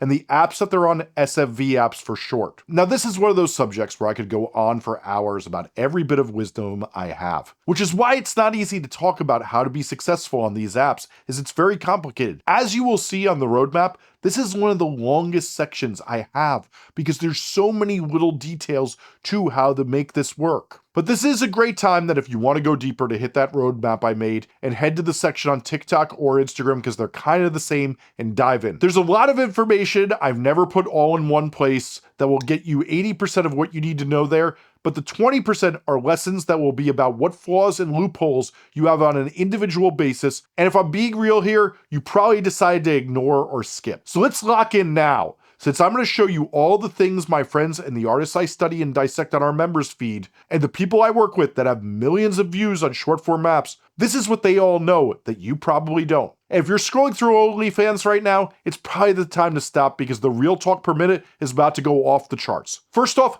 I don't care how smart, experienced, or how much of a genius you are. I work with some of the smartest people in music every day, and no one has been able to accurately predict one thing consistently, yet everybody likes to talk about it and pretend they know exactly what they're talking about on this subject. And that's that they think an artist is either going to be bigger on Instagram, TikTok, or YouTube Shorts. Now, if we were looking at 20 artists, it's very unlikely that YouTube Shorts is going to be the one where they excel at the most. That's like 1 out of 20 artists at best. But it does happen. So what this means though, is that so many of you get it in your head, oh, I'm a TikTok artist. Oh, I'm an Instagram Reels artist. But really, every week when we go on to my feed and we dissect the artists, it's kind of shocking how much the artists you think would be good on Reels or good on TikTok are doing better on the other one. So what this means is when you're first starting out, you need to post the majority of the SFVs you make on all 3 of the platforms, especially at the beginning, to figure out which algorithm you start to work well on. Now, if after a while you feel you aren't getting your time's worth of posting to 1 or 2 of the apps and want to pull back and only post the highlights and things that do well, the first thing I would say is maybe you should instead consider using an app like Metricool or Later so that you could post to all 3 at once and make it less work, but some people really don't like using those apps or paying for them. But I really implore you that if you have dumb thoughts in your head, like TikTok isn't for female metal artists or whose fans are in their late 20s or 30s, I can point you to a bunch of artists who will prove you wrong every time. Nearly every time I hear what works on TikTok versus Reels or YouTube Shorts, I can show contradictions because I really study this stuff. My golden rule is post most videos everywhere, but if you get too busy, it's okay to retract to concentrate on one of the apps, and especially as you start to excel on one of the apps, you can definitely put your efforts more to there to doing more replies or more engagement with the algorithm, whatever it is. That's okay. But first, we need to test it out because your assumptions on which one you're going to do well on are usually wrong. Next, we need to talk about a very serious problem that for some reason the mainstream media ignores, and this is how many imprisoned musicians there are suffering in a cell of obscurity, loneliness, and depression. And I don't know why the media won't speak up about these abuses and prisoners. Actually, I do. It's largely from their own making because I'm talking about algorithmic jail. You know, the prison where the videos can't get over 300 views. Well, that's what we call algorithmic jail. And many of you are stuck there. My poor musician political prisoners. But like I said, this is usually because of your own doing. You're usually ignoring some very obvious things that you've heard before, but for some reason you choose to not fix. And one of the things I learned on my consulting calls is that a lot of musicians who are stuck there is because they choose to do these very dumb things and they disobey the rules, which is kind of like real jail, huh? But enough of my jokes about prison. Let's get you out of algorithmic jail. Here's how we do it. Stop with stupid hashtags. I know you see videos that blow up and artists who are really big using these terrible, terrible hashtags, but the algorithm already has them figured out. They don't understand what to do with you, which is why you're in algorithmic jail. You do not play by the same rules as the big artists. We have to remember, these SFE apps have no idea who they should send you to.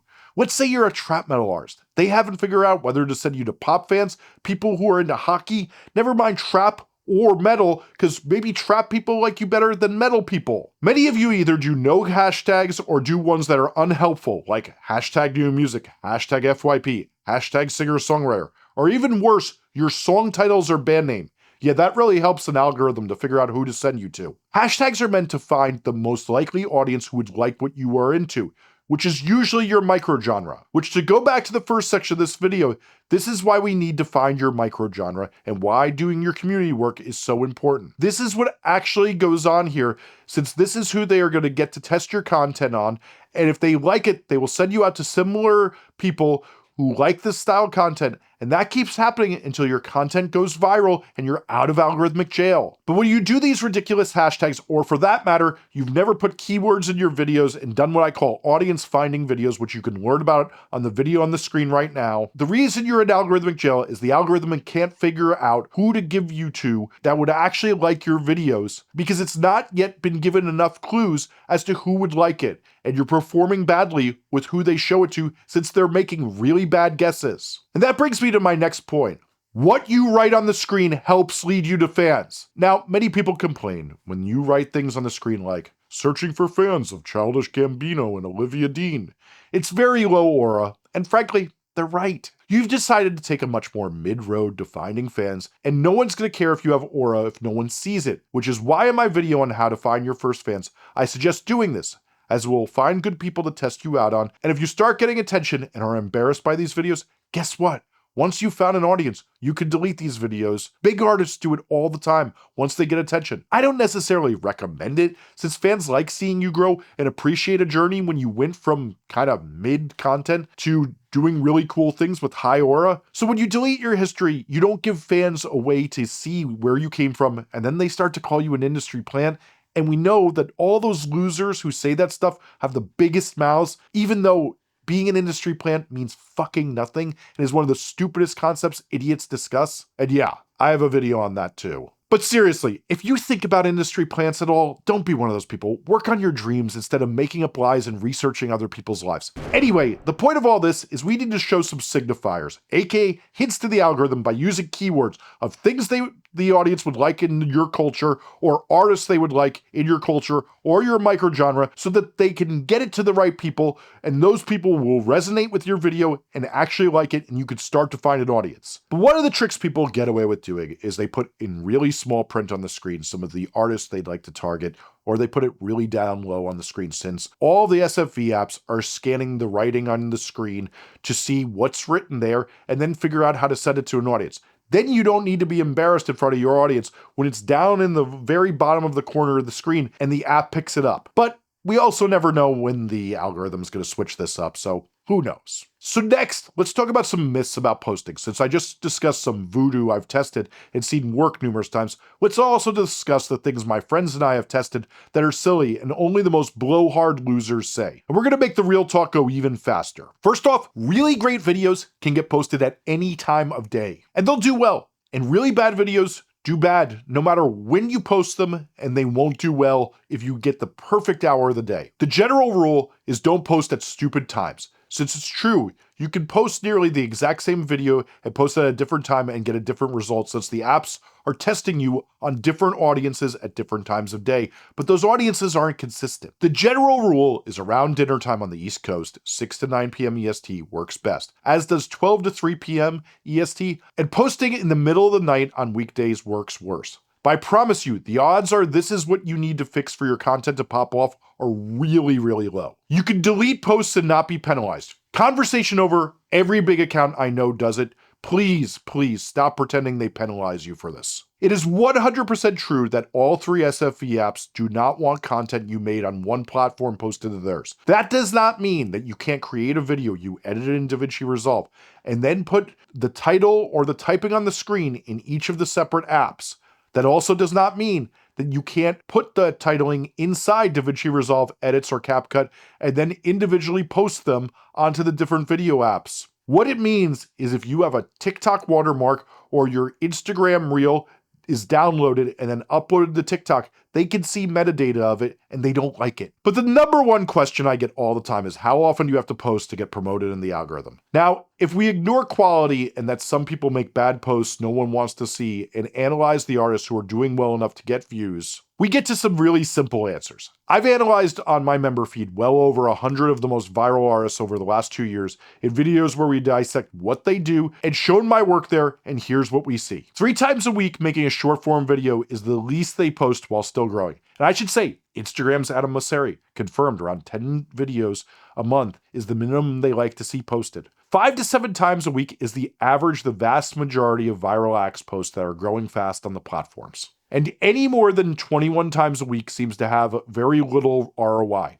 meaning that the time you take to make 21 videos a week usually does not make you go more viral, which is why we then get into the 3 account theory that we'll talk about later, where you spread that across 3 different accounts. For those of you who really want to overachieve, this is the right way to do it, and that's in our final section of this video. Okay, so now that we're out of the real talk real fast section, I want to teach you one of the most important lessons, since this is really where a lot of your growth will be determined on how fast it happens, since it's one of the most major factors that a lot of people don't think about, and that is recognizability. So if you're a particularly smart person, when we talked about your LAMES analysis and positioning back in step 1, some of you were probably wondering why I didn't mention recognizability and the Halloween costume theory. And while I appreciate your smarts, you can't eat all the sauce at the beginning of the meal, and we're about to make a burger. So we're gonna head to my backyard to make a burger. Okay, so not every one of you is probably as much of a food nerd as I am, but you will find me on any given week eating at whatever city I'm in at the finest establishments. Since let's be honest, the perks of working in music are what so many of us are here for, and since the pay isn't as good as other fields, well,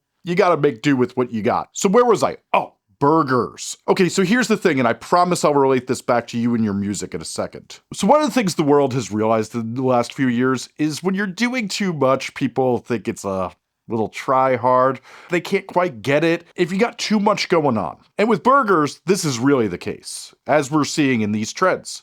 There's tons of places that'll put onion rings, 2 sauces, 2 cheeses, bacon, some overly seasoned bun, and like 4 burgers inside a burger. This is the type of burger that someone will eat once or twice a year at most, but is really just novelty so you can say you tried it. It's not really what you're going to come back to and build a bond with, and the restaurant you're going to go to all the time for it. But real weirdos who like extreme things will call it epic, but it's performative. If it was in a burger taste test, which in many ways is what a For You page is like, is a real-time taste test for social media, well, these type of burgers will lose. And they're especially going to lose the best burger contest to a place like 7th Street Burger or Five Guys or what many people regard as the best burger in America, Red Hook Tavern, which are all keeping it real simple, but doing everything well. In fact, I have my imitation of Red Hook Tavern's burger right here. This is 7th Street and this is Five Guys. If you give me 1 second to cook this burger, you'll get it. When people are scrolling, you often get about 1/3 of a second, aka 1 beat of a song before the decision is made whether to give you a thumb stop, which is the term we use for when someone stops scrolling, but if they recognize you for making other good videos before, or as someone whose music they like, you'll get some grace, and they'll stick around and give you way more leniency and probably hear your song again, and then convert to a fan eventually. Watch it for yourself. When you scroll, you'll let the creators you like cook, but some MFer you don't recognize is getting a continuous thumb motion like you're giving your phone a massage. So to some of you, This is obvious, but what seems to not be obvious to you is how bad people are at recognizing other people. This is very obvious to me for a reason. Face blindness is a scale where people can recognize some people really easily, and I've dated some girls who can spot a celebrity with a hat and glasses on from like 40 yards away, whereas I have literally sat across the bar from people that I've lived with for 6 months and not recognized them because I can't actually recognize almost anybody because my face blindness is so bad. So I'm very unlikely to recognize people on these apps, so I know this very well. Now, to make matters worse, it is scientifically proven that people have increased trouble recognizing each other when it's a different race that you're looking at. And I want to be clear, this is all races. I'm not saying something about systematic racism. That's not what we're here for.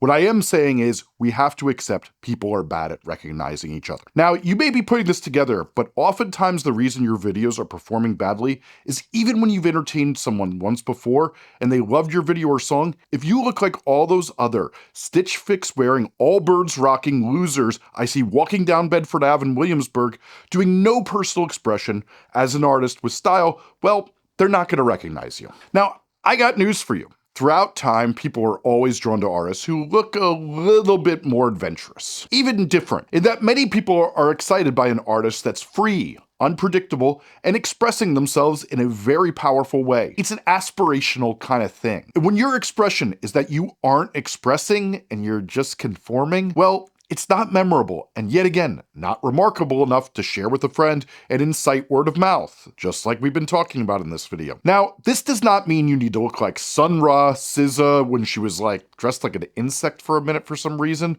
or get face tattoos like Post Malone.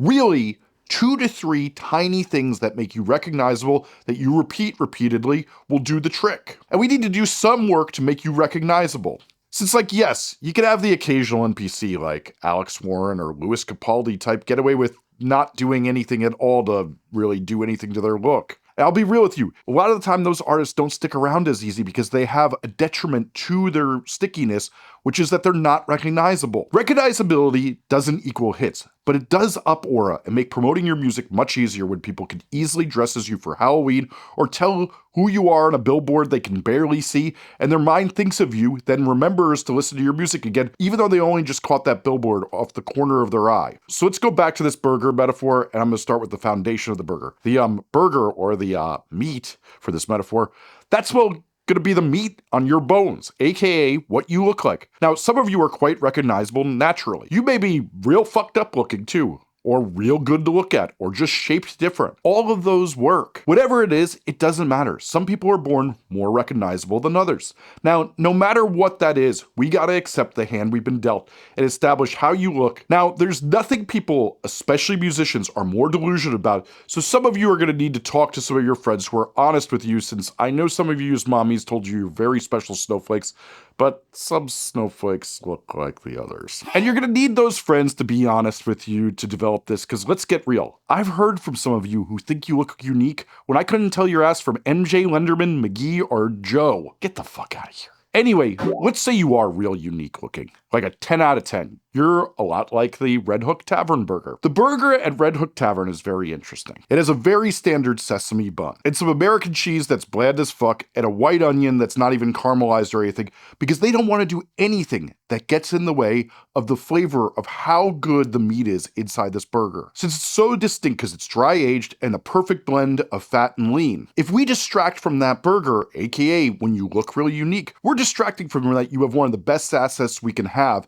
So if you get face tattoos and all that, it starts to be a lot and really not let us accentuate the really natural gift you got. And if you put like feathers and all this other wild shit on, it can be too much to process and distracting from one of the more striking things a person can have. So keeping it simple is really good, but you can do really subtle things sometimes to make this burger work. Most people don't realize there's actually butter on the bun here, but it's very subtle and hidden, and little distinct things like necklaces, or specific earring you wear, or a very small tint of makeup can go very far on these type of people and work really well. But most of you are going to be more like 7th Street Burger, where the meat is fine. As you can see here, it's kind of in between the three. And as you can see here, they toast the bun in a certain way, They do this unique aioli. They have a cheese and lightly cooked onions, and they're dressing it up a bit more than the Red Hook Tavern burger. So what this means is we gotta take the time and consider how to do this in a classy way that doesn't get to be too much and take away from the main part of the show. We're just dressing it up a bit and accentuating it. And like, if you do like glow-in-the-dark full body makeup, you become like that burger we talked about at the top with all the onion rings.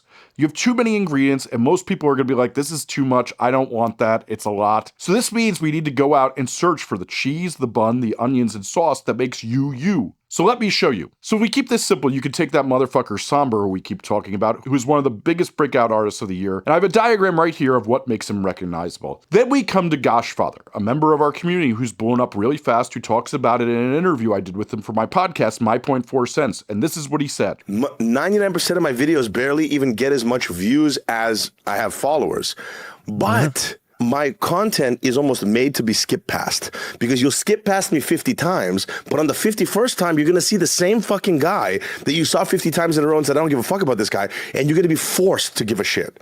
You're going to be forced to go, okay, what is this now? I've seen it 20 times. I said no. What the hell's going on? Oh, okay. I actually fuck with this guy, or I don't. Listen, if they don't fuck with me, I'm happy I got to the point where I was presented enough on the timeline for someone to at least know that I exist enough to not fuck with me. And you can even do recognizability in other ways. I did this video on how Audrey Hobart did it through motion, as she moves in a really unique way. I'd be showing in this video right now, but for some reason her team has the most strict YouTube policy that I've ever seen on an artist, so I can't put up a snippet of it. But that video, if you want to go deeper, is on the screen now. And you can see in the graphic here how I do it, since I of course developed this myself, so I would stop thumbs while people scroll on my videos. When you're recognizable, you get more follows. More people think of you. You're seen as having more aura as long as you do it well. So taking the time to develop this really, really helps things. When I mentioned Five Guys before, I want to talk about when you kind of don't do this all the way. It does everything in a midway, but it goes just further than most by putting in the effort like 7th Street Burger. Five Guys intentionally keeps it cheap and simple. It tries to make the ingredients just okay enough to pass,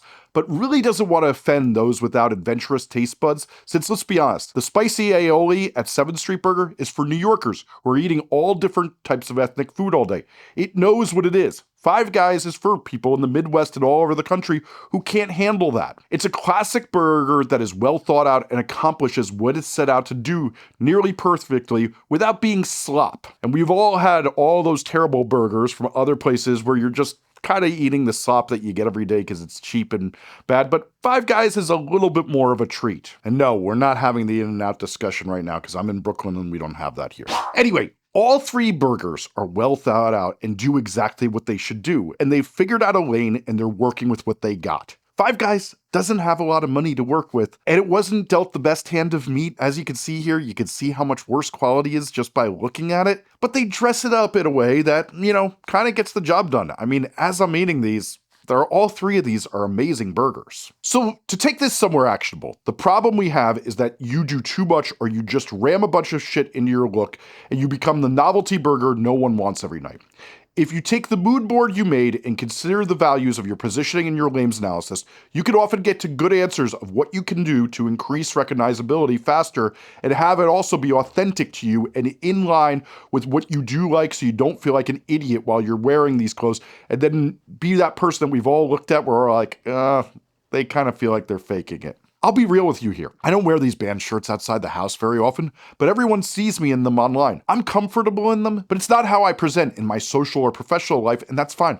I'm performing here. And just as you wouldn't wear to bed what you wear in the house, this doesn't need to be a reflection of what you wear every single day of your life. When you're thinking through your look, it can be anything. It can be necklaces, earrings, a sticker on a guitar, even your background. A group like South Arcade's practice space looks recognizable enough you recognize the format when you see these videos. Distinct makeup works really well. I saw a girl on the train the other day with like a little white teardrop drawn next to both of her eyes on her dark skin, and she looked amazing. It was real subtle, kind of like the weird trick of the onion in the Red Hook Tavern burger. A more permanent and pricey commitment can obviously be tattoos. I mean, it worked for Ed Sheeran. And I obviously endorse this since I got very recognizable tattoos, mostly of song lyrics, all over my body. Color patterns, hats, jackets can also be these. honestly, I truly believe most musicians get fatigued thinking about this instead of inspired, and you should really try to work out these things and let it excite you. Plus, if you know an aspiring fashion designer, stylist, or creative director who hasn't made their mark, they love building portfolio. And if you can come up with some ideas of direction, they can help get it to somewhere very cool and get it further down the field. I think you get the point. But truly, it's hard for me to tell you how important this is till you see for yourself how it accelerates your growth when you find 2 to 3 things that make you a little bit set off from everyone else. We don't need to throw the kitchen sink at it and be that burger with the onion rings. Just keep it simple with 2 to 3 things. I'm full, but we're back again. So now that we know all this, what do you actually post? So a lot of my peers will send you these lists of prompts, and frankly, if you make these, you will probably be making something on the side of slop and mid. The ability to just do prompts in various video formats kind of died this year, really in the last few months, which you'll see in my new 90-day plan of what to post, because really, we always have to update this thing. But really, I also don't want to say that prompts and videos that are derived from some sort of template don't work anymore. They just don't work as often. We can still rely on them when we don't have the best ideas and we want to get a video out and be proactive. But they're not the highest form of content we can post, and that's a lot of what we're going to strive for, and you'll see this in my new 90-day plan that's going to drop right after this video. So let's first talk about the most important unbreakable rule of SFV apps. If you make a viral joke post about, let's say, a bad date or Donald Trump, if it does not relate back to your music and it goes viral, you're going to get a ton of followers who want more of that and not your music. Then the algorithm is going to test your posts on your music on those followers you gained from that joke, and you're going to perform extremely bad in it. And it's going to be hard to get your music to go viral. So unless you can figure out how a post that you're going to make is going to relate back to your music or the culture around it, and it's going to bring you followers who are really going to appreciate your music, you might want to think about making a second account where you post that idea you have. Now, I should say another reason why your videos really don't do well is you don't even know what you're trying to do well in the algorithm. Let me tell you what you're actually trying to do. The number one thing that does well in the algorithm is making posts that inspire people to share it with a friend. All of the SFV apps favor the type of content that inspires shares, and what inspires shares is a few things. The first is spectacle. Things people are blown away by or shocked to see. Things that look cool or exceptional. Really attractive people that get them horned up, well, that also gets shares sometimes. People are very funny, relatable, cringe, or something the person who watched the video doesn't know that they want to discuss with someone else. Using that methodology, try to think of what you can make that will get friends to send it to one another is a great mindset to be in. Now, if you want more tangible examples of this is where I'm going to bow out, and with good reason. The short form video apps are a moving target. Anything I tell you today will be different by the time this video is on your device. You need to learn the language of these apps, and what I mean by the language is the way people do things, not just the way they talk and the devices they use. So the next question is, if you're smart, is how do you study that? Whether it's on your own account where you post from or one you use to study, scroll and hit not interested every time you see a guy with a duck or someone talking about a bad date, and depending on how enthused you are when you see a musician, when they post, either click like, comment, or bookmark it if you really love it. After an hour or two, you will mostly get musician content exclusively, and as you see each post, I want you to not concern yourself if they're in your genre. If you like the musician or not, or if you find them cringe, just do a simple question in your head. And yet again, right now is another time where you should start paying attention and stop candy crushing it. The question you're going to ask yourself every time you see a musician post is, how would I make this if I made it for my music project? Now, if the answer is you would never make this, that's great. It's just as helpful to know what you don't like as what you do like. But eventually, you get to good answers, even if they're coming from artists that are much different than you. And you'll get to thoughts about who you are as an artist and what you can do that is not going to be the slop and mid content, and instead something interesting to people that haven't seen this stuff 1,000 times before. And you know what that does? It inspires shares. And shares are what gets you going in the algorithm to the right people. As you self-select into going into the people who appreciate your music's algorithm because you're doing something that's fresh and new to them. Because let's remember, they don't want to see a boring version of another artist. They want to see something fresh and new and somebody being themselves. This is how you get to Aura and get follows, by being unique and coming up with these ideas, springing off what other people have done. And I should say, it is smart to study which posts you see get shares, but I will tell you, one of the most interesting things is stuff that gets a lot of shares for one artist is often a really great lead. But what's really interesting is sometimes when you're just like, you know what? If I did that video, it would be way better.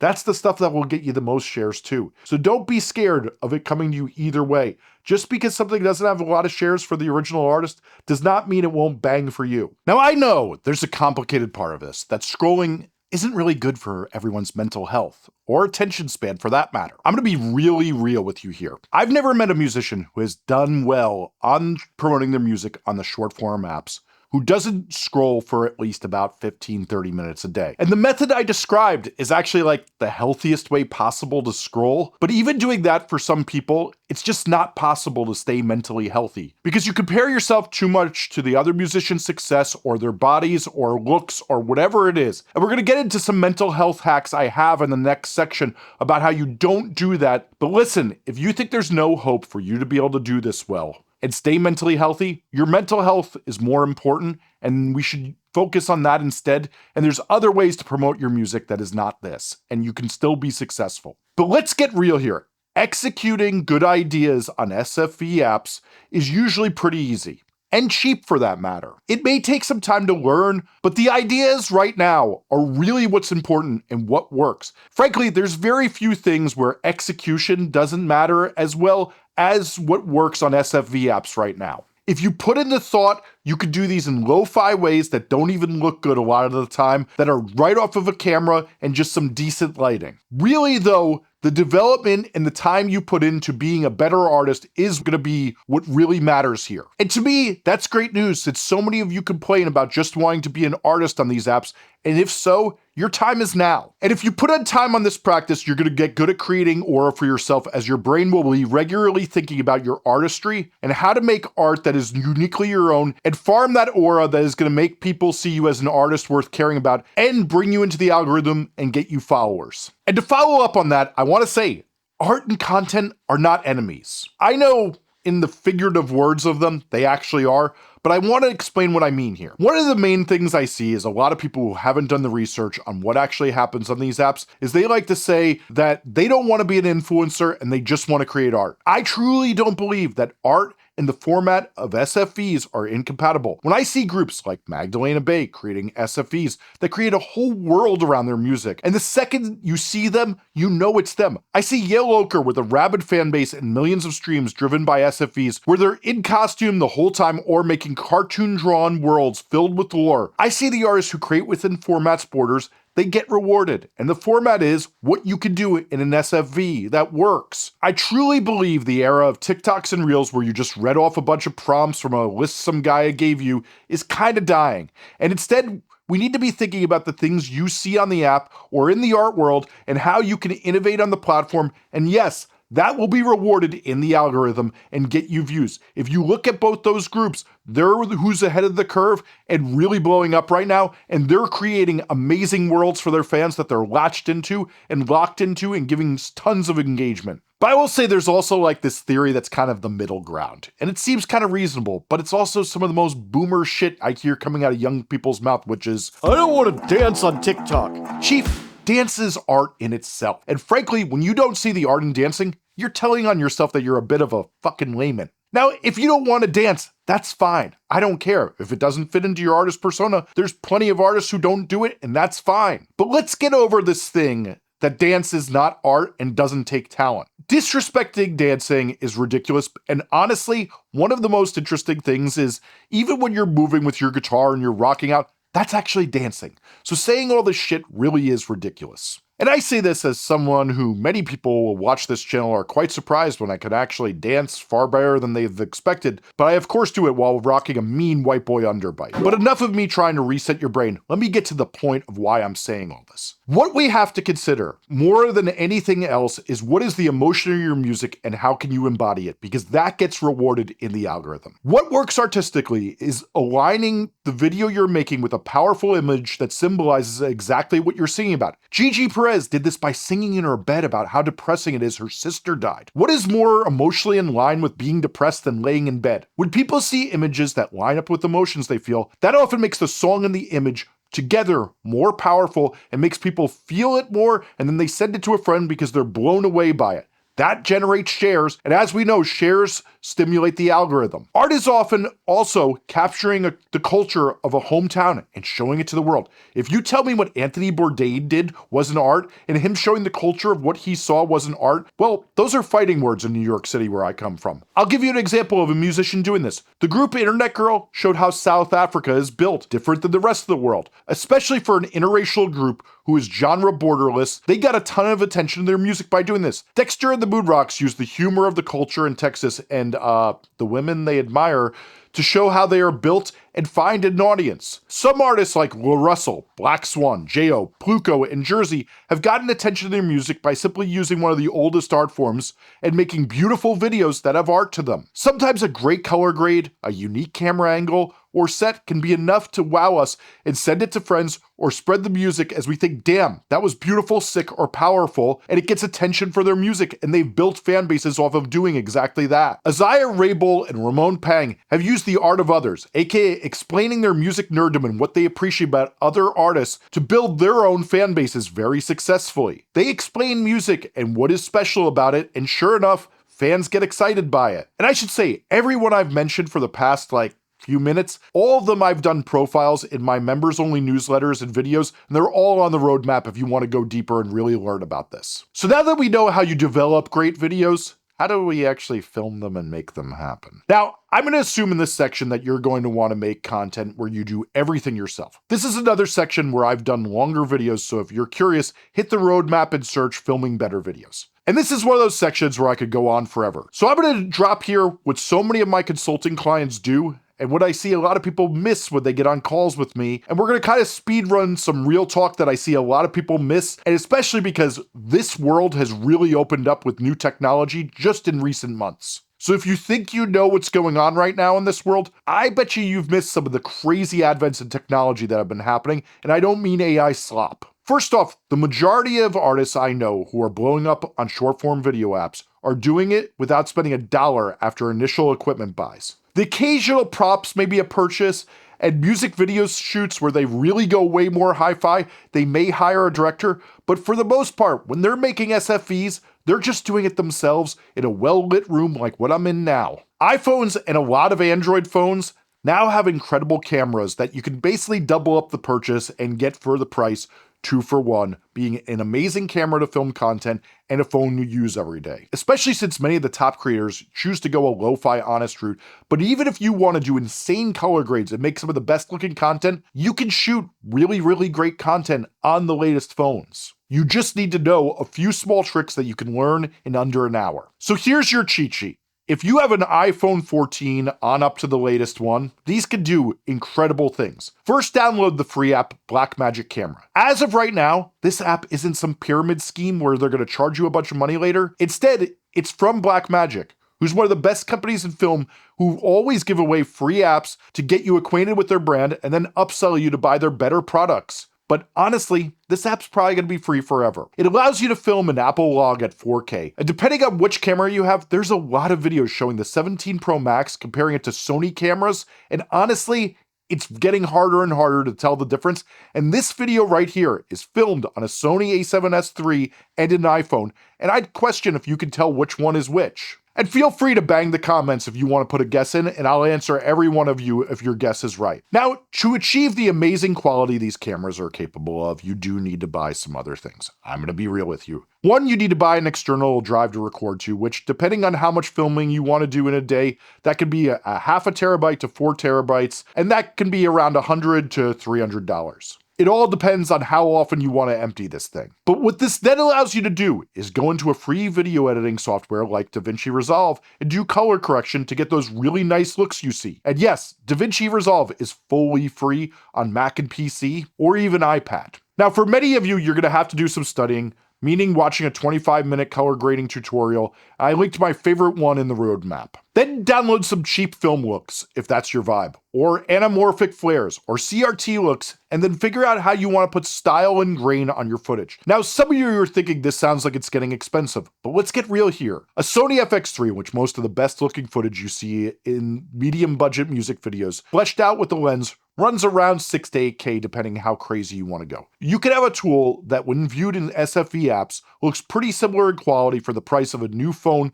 which is $1,700. And as I said, the camera software and video editing software is free. You only really need to pay the $325 for DaVinci if you want some of the shortcuts it provides in the studio version and some of the advanced features that really save time. And that's a one-off fee. I've only paid that for 6 years of making hundreds of videos in it every single day. Considering the price difference, you can now get a pretty amazing quality for an insanely low entry point. Never mind if you buy an iPhone 15 Pro Max used or refurbished and buy one of those hard drives off Craigslist or Mark Satan Incarnate's Marketplace. Now, many of you are like, What about lighting and sound, Jesse? so these Godox SL60W lights are pretty amazing, and there's new lights from like Amaran that are even smaller and more compact that you can travel with that are really, really great for around $100 to $200. And if you want a green screen to be able to film on any background, well, $25 can get you one that you can mount anywhere you go. And if you want to talk into the camera and not have it sound like trash, well, it's about $100 for some of these mics that everybody uses, like the one on my hat right now. And I'll give you a quick buyer's guide for them. The Hollyland mic is absolutely amazing, but the problem is they break really easily. So they're about half the price of the Rode or DJI mics that you see so many people use. But what you're paying for with the Rode and DJI mics is that they have superior sound by just a little bit. The DJI is really good at silencing outdoor sounds, but really at the end of the day, you're paying for that they have interchangeable parts that don't break as easily. Trust me when I say I've bought each of these about 10 times for the studios I own, and I know this in and out since I have to buy them all the time and replace them all the time because we use them literally for 10 hours a day. And yeah, there's a lot more to this, but honestly, a few hours of playing around it and watching tutorials and you're good, and you'll make way better videos fast that could look like most of the videos you've admired. Seriously, the world is your oyster right now more than it ever has been, and there's very rarely good news for musicians, and this is some of it. If you want to go deeper, head to the video I made where I followed around one of the top cinematographers in film these days on a day of shooting, and I learned all the tricks on how to film on an iPhone for really cheap and doing amazing work. But let's talk about some secrets to filming good content I know. Remember how I talked about in the beginning of the video how I own the top content studio in New York City in Times Square, Podstream Studios, at the centermost building in the center of the world? Well, because of that, not only do I get to film sick content with sick equipment there,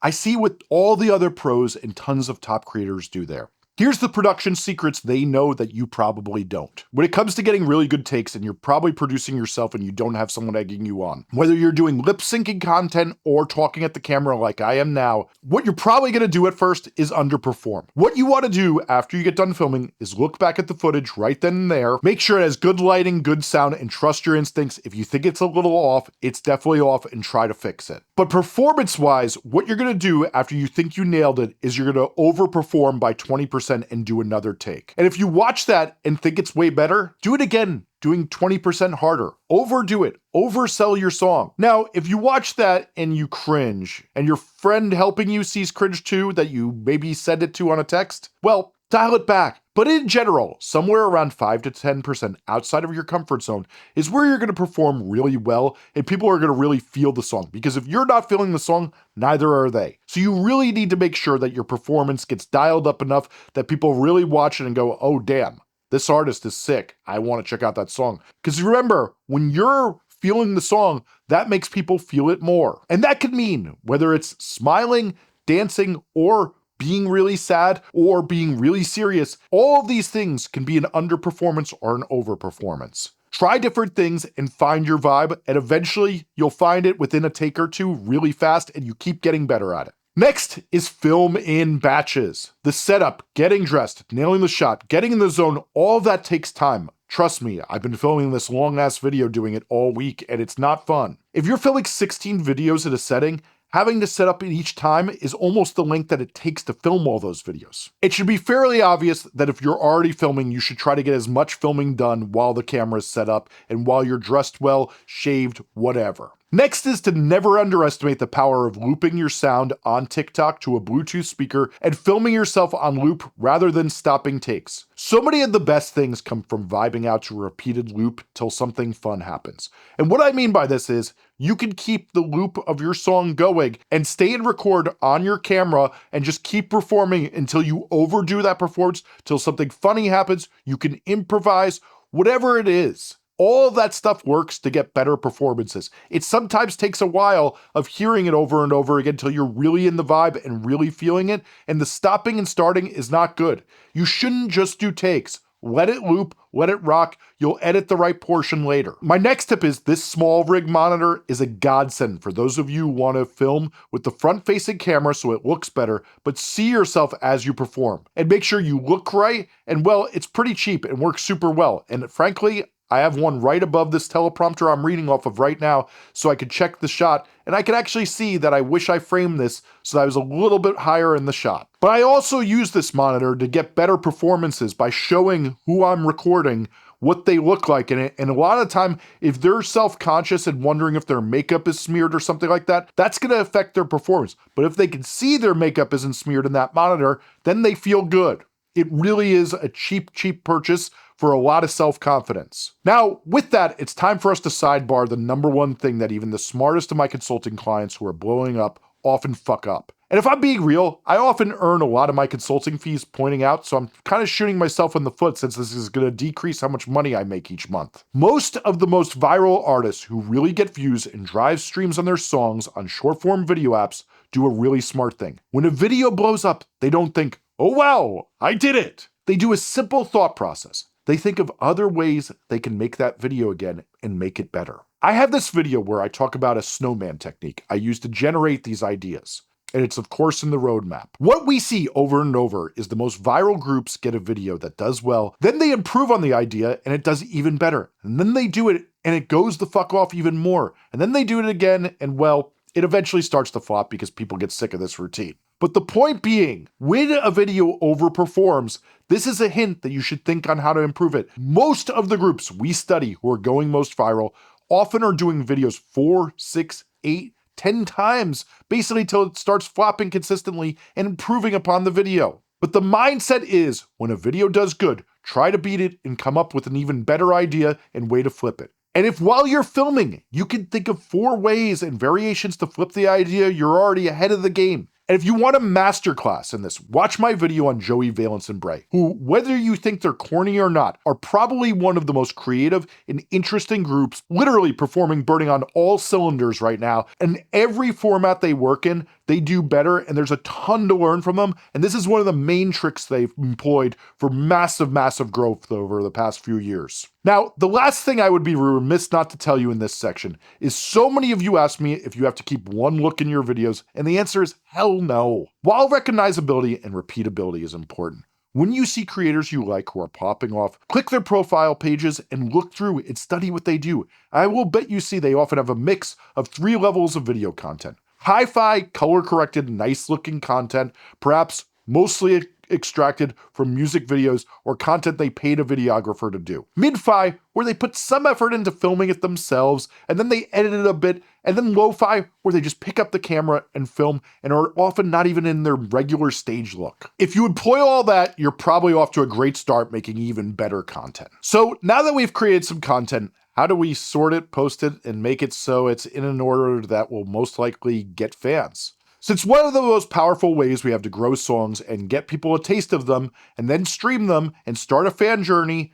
is by making these short form videos. So what do we want to do to post them in an order that is likely to be more effective? Well, luckily for you, I have a 90-day plan that shows you what to post. Now, some of you are probably thinking, wait, Jesse, you told us to release every 30 to 60 days, aka every 4 to 8 weeks. It's nice to see that some of you are paying attention. The 30 days before the song, I also tell you all the work you should be doing to prep it. That's why it's a 90-day plan. And I should also say, if you're releasing songs every 4 weeks, the plan adjusts and contracts depending on how often you're releasing, even if you want to do 5 or 7 weeks. It's all in that plan and how you adjust for that. And there's a video that accompanies it that's in the roadmap that's on the screen right now. And I suggest you download the spreadsheet I've made you for free and then watch it with the video. I should also say there's a newsletter version of that video, but I'm updating that video in a big way coming up very, very shortly. But one of the main keys is we work in stages, where we do what I call fan-finding videos, where we try to align the algorithm with either the microgenre the song is in,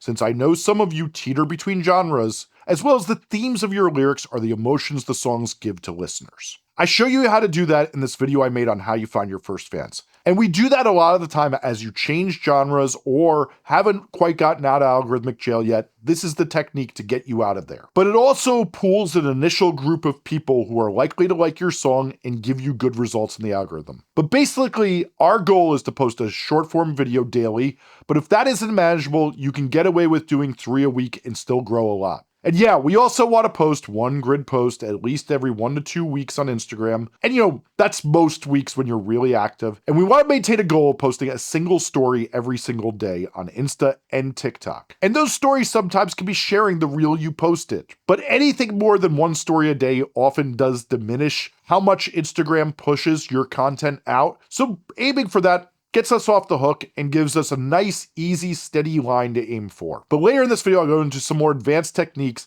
that will get you even more views if you want to go harder than that. But the biggest thing I changed about my 90-day plan coming up for promoting a song is that we have now incorporated promoting old songs into the process. The fact is, until the earworm era, we had no good answer about how to promote old songs in the streaming era if they never got traction. But the craziest thing is when I look at the Viral 50 chart on Spotify, you see songs older than 9 months all over.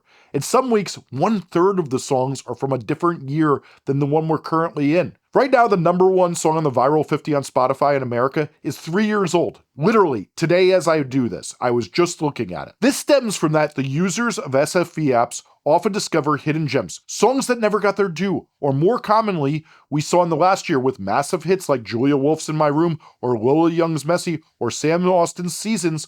All these songs hit after the artists were pushing them for more than 9 months, and they seemed to be released in the wrong season. But when the weather and vibe for the song got more right, and people have been hearing it for a long time, well, they really hit. And this is not to say they didn't promote new songs in that time. They didn't just promote one song the whole time.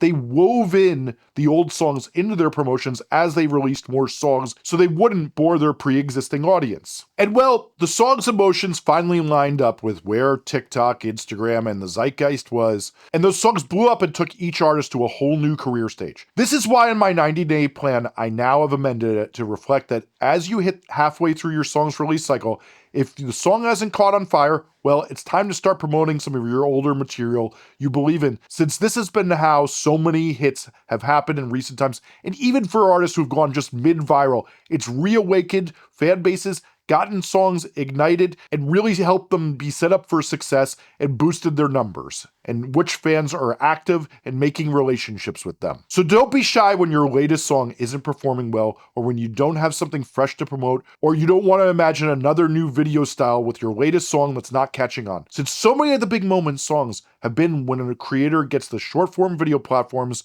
a bit better and sees a new way to push a song, or you found a new audience on these short form apps that would have probably liked a song that you've made in the past and they're not aware of it yet. That happens all the time too. But let's talk about algorithms. So now that you've been making short form videos, you're hopefully getting views and people are clicking over to your song on YouTube and Spotify, and you're on your way into the algorithm on those two platforms. Now what that means is that as you rack up plays, the algorithms on Spotify and YouTube, where people form relationships with artists, will start to recommend your music to similar listeners to the ones you already have. And if these listeners are listening repeatedly, it's going to send a sign to the algorithm to send it to more people, and it'll be stimulated and keep spreading you to other similar listens. This happens on Discover Weekly, Daily Mix, Release Radar, Spotify Radio, other AI curated playlists, the browse page, and the sidebars on YouTube, all of which help with music discovery and help to create a critical mass as you keep this up. But contrary to popular belief, many studies and analytics show that most of the time the interested listeners on Reels and TikTok, or the potential fans who get told about your music from a friend, actually head to YouTube first, which is just as powerful a music discovery channel, if not more, for Spotify. This discovery stimulates YouTube's algorithm and recommends you more, and frankly, a lot of listeners teeter between YouTube and Spotify, which is what brings us to the circle of algorithms. One of the things people don't take into mind is all these algorithms compound on each other. When you are on all the platforms your potential fans are on, meaning if listeners get recommended you on Spotify, then follow you on Instagram, the similar listeners to them on Instagram will get recommended your profile. And after a while, you start to seem like you're everywhere because fans are seeing you in that little suggested follow thing. Then they see you in Spotify Radio and they start to remember your name, and all this compounds. As long as you're putting in the work to feed these platforms and sustaining that promotion and showing up with things fans will like, they will form lookalike models for the algorithms, and they will recommend you to similar listeners. And in time, YouTube, Instagram, Spotify, TikTok, Apple, even sometimes Threads, Twitter, and Blue Sky are all going to be working together to blow you up. But we'll get into more of that later. Now, before we get to the next section, I have to be real with you. I've done numerous episodes of my members feed videos where I show artists get tons of attention, tons of views, and then they don't turn into streams. The reality is, if people don't fuck with what they hear, they aren't going to stream it. Now, this is kind of embarrassing, so I don't want to call these artists out by name in a video that's going to get a bunch of views. But if you want to explore that, there's a section of my roadmap called Cautionary Tales, where I basically talk a lot about how if you are not aligning the videos you make with a culture your fans are a part of and just doing broad viral things, working with trending sounds, doing things that appeal to a lot of people instead of your people, the people most likely to like you, well, there's a lot of time they're not going to like your music, and it's not going to translate into as many streams as it would if you focused on mid-viral, meaning focusing on just going viral with the people who would like you. If I'm a Midwest emo artist, I will take 85,000 views of people who are just into that style of music over 8.5 million of a viral song where most of the people don't fuck with that type of music. And frankly, I think this is a good thing. If the only game was attention to get song streams, we'd have nothing but pretty influencer fuckboy losers who are really good about gaming views. They would be getting all the streams on Spotify. But one of the nice things of these cautionary tales is you see that those people, they don't always win. But the fact is, you can't get people to repeatedly listen to songs they don't like. And a lot of these losers make terrible music, but are great at hooks and looking cute and getting everyone on the short form apps horned up. But contrary to what many people think, we have data that shows that doesn't always turn into streams, and that's a good thing. So for the rest of this video, one of the things we're going to talk about is how you really get your people excited and how you target those people so you don't become one of them. So once you've been putting in the work to get your music heard, we of course want to grow it as much as we can, as fast as we can, which is what we're going to learn how to do in this step. And for those of you who love to talk about my nose needing to be blown in the comments, yeah, I got sick and I'm still taping this. Really? This is what we're doing here? So now that we've learned how to get attention to your music, once you're getting attention, how do you grow it? There's tons of methods we can do to pour fuel on the fire as this all starts to work. So I want to go through even the most obvious ones that you can start doing from day one, onto some of the most advanced ones you've probably never heard of. And a lot of these your favorite artists seem to not know about since I tell them about them in meetings. Before we get started, I should state that a lot of these techniques are not going to work with the most boring caveat that if people aren't enthusiastic to your music, as well as if you aren't creating some meta-narrative that keeps fans thinking about you, well, they don't work as well. But first, we have business to stand up. So let me tell you two of the most common things I see for musicians who aren't growing. Since so many of you either live in the past of how music promotion used to work, and I want to get you living in today's music world. So a lot of the time when I'm talking to musicians, it's a lot like bargaining with like a drunk friend for their keys when they shouldn't drive. I'm trying to tell them that people much smarter than them and in a better place than them, with more money, who've done far more research, have tried to break some rules, and no matter what they did, those laws wouldn't bend. I mean, after all, Justin Timberlake still got arrested. It'll only kind of hurt the tour. So here's what I'm asking. Give me the keys and let me drive. If you want to fight, you can plead your case in the comments. But I promise, if you let me get through this section, you'll understand some of the arguments I'm making much better. And frankly, maybe you'll have sobered up a little by then, and hopefully things go better for you than the Prince of Pop. So first off, like I said at the top of this, in addition to music, I work with the other field where insufferable narcissists feel they deserve attention for doing things most people feel are pretty boring, and that's known as politics. Now, one of the lessons that politicians get to see faster than musicians is everyone in politics has now accepted as a general rule, money cannot buy attention as well as it once could, but smart strategy and creativity can get attention. Now, in politics, we actually do a test over who gets the most fans from this attention, and we have a provable outcome called an election. Music is not that case, and it's messy since different amounts of streams are successful to different people. But in politics, everyone seems to now have gotten this memo that money is not the problem. I really feel like patient zero for that was how far Lil Nas X got before a major label got involved when promoting Old Town Road. And ever since then, this has been a giant bat signal in the sky that some people are just choosing to ignore because they want to pretend that it's the money that would just solve all their problems. It's not. Now, you can argue very easily that one of the problems with money is that you need time to not work your day job to do all this work. And that I totally get, and I'm not arguing. I'm arguing that the money you pour onto your promotions, that somebody can spend 10 times more, and if you do cool things, you can go further than them. I get all these consulting calls from investment bankers with sons who look like Chase Dreams from the other two, saying that they want to buy their son a fan base. And I have to tell them, money doesn't buy this, since if the artist isn't developed, and the songs and ideas are bad, contrary to what every idiot who yaps about industry plans says, those artists flop. We see it all the time. You can look at any of the major labels' webpage and see how many artists they pushed to mid at best results. Never mind when their parents have their names in blue on Wikipedia and it's still flopping.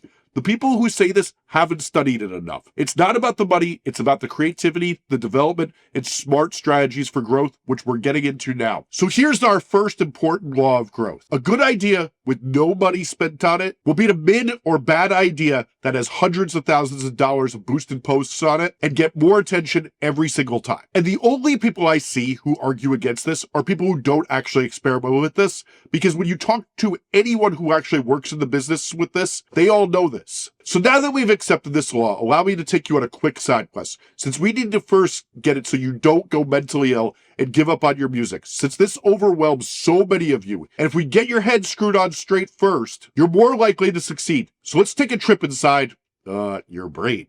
Do not look at numbers unless you know what you're going to change. You may have noticed that mental health for creative people is, well, not going so well. Now, most of this has to do with corporations squeezing every dollar from the creators themselves, apps that give horrendous incentives for behavior, and, well, a ton of things that you're probably bored with reading about and hearing about. But there's one practice I see that constantly inflicts psychic damage on creatives that is totally avoidable for any of you, and you probably don't know it. So everyone thinks they know why musicians don't get attention. In fact, they'll make tweets pointing to whatever frustrates them about artists, usually with zero data to back it up, because internet. But I talk to a minimum of 10 different musicians every week about their problems, read their comments on the dozen videos I put up every week, 52 weeks a year, and hear what they're actually saying is their problem. This puts me in a unique position to identify the real issue. Sure, bad songs exist and are definitely the number one cause for getting no traction.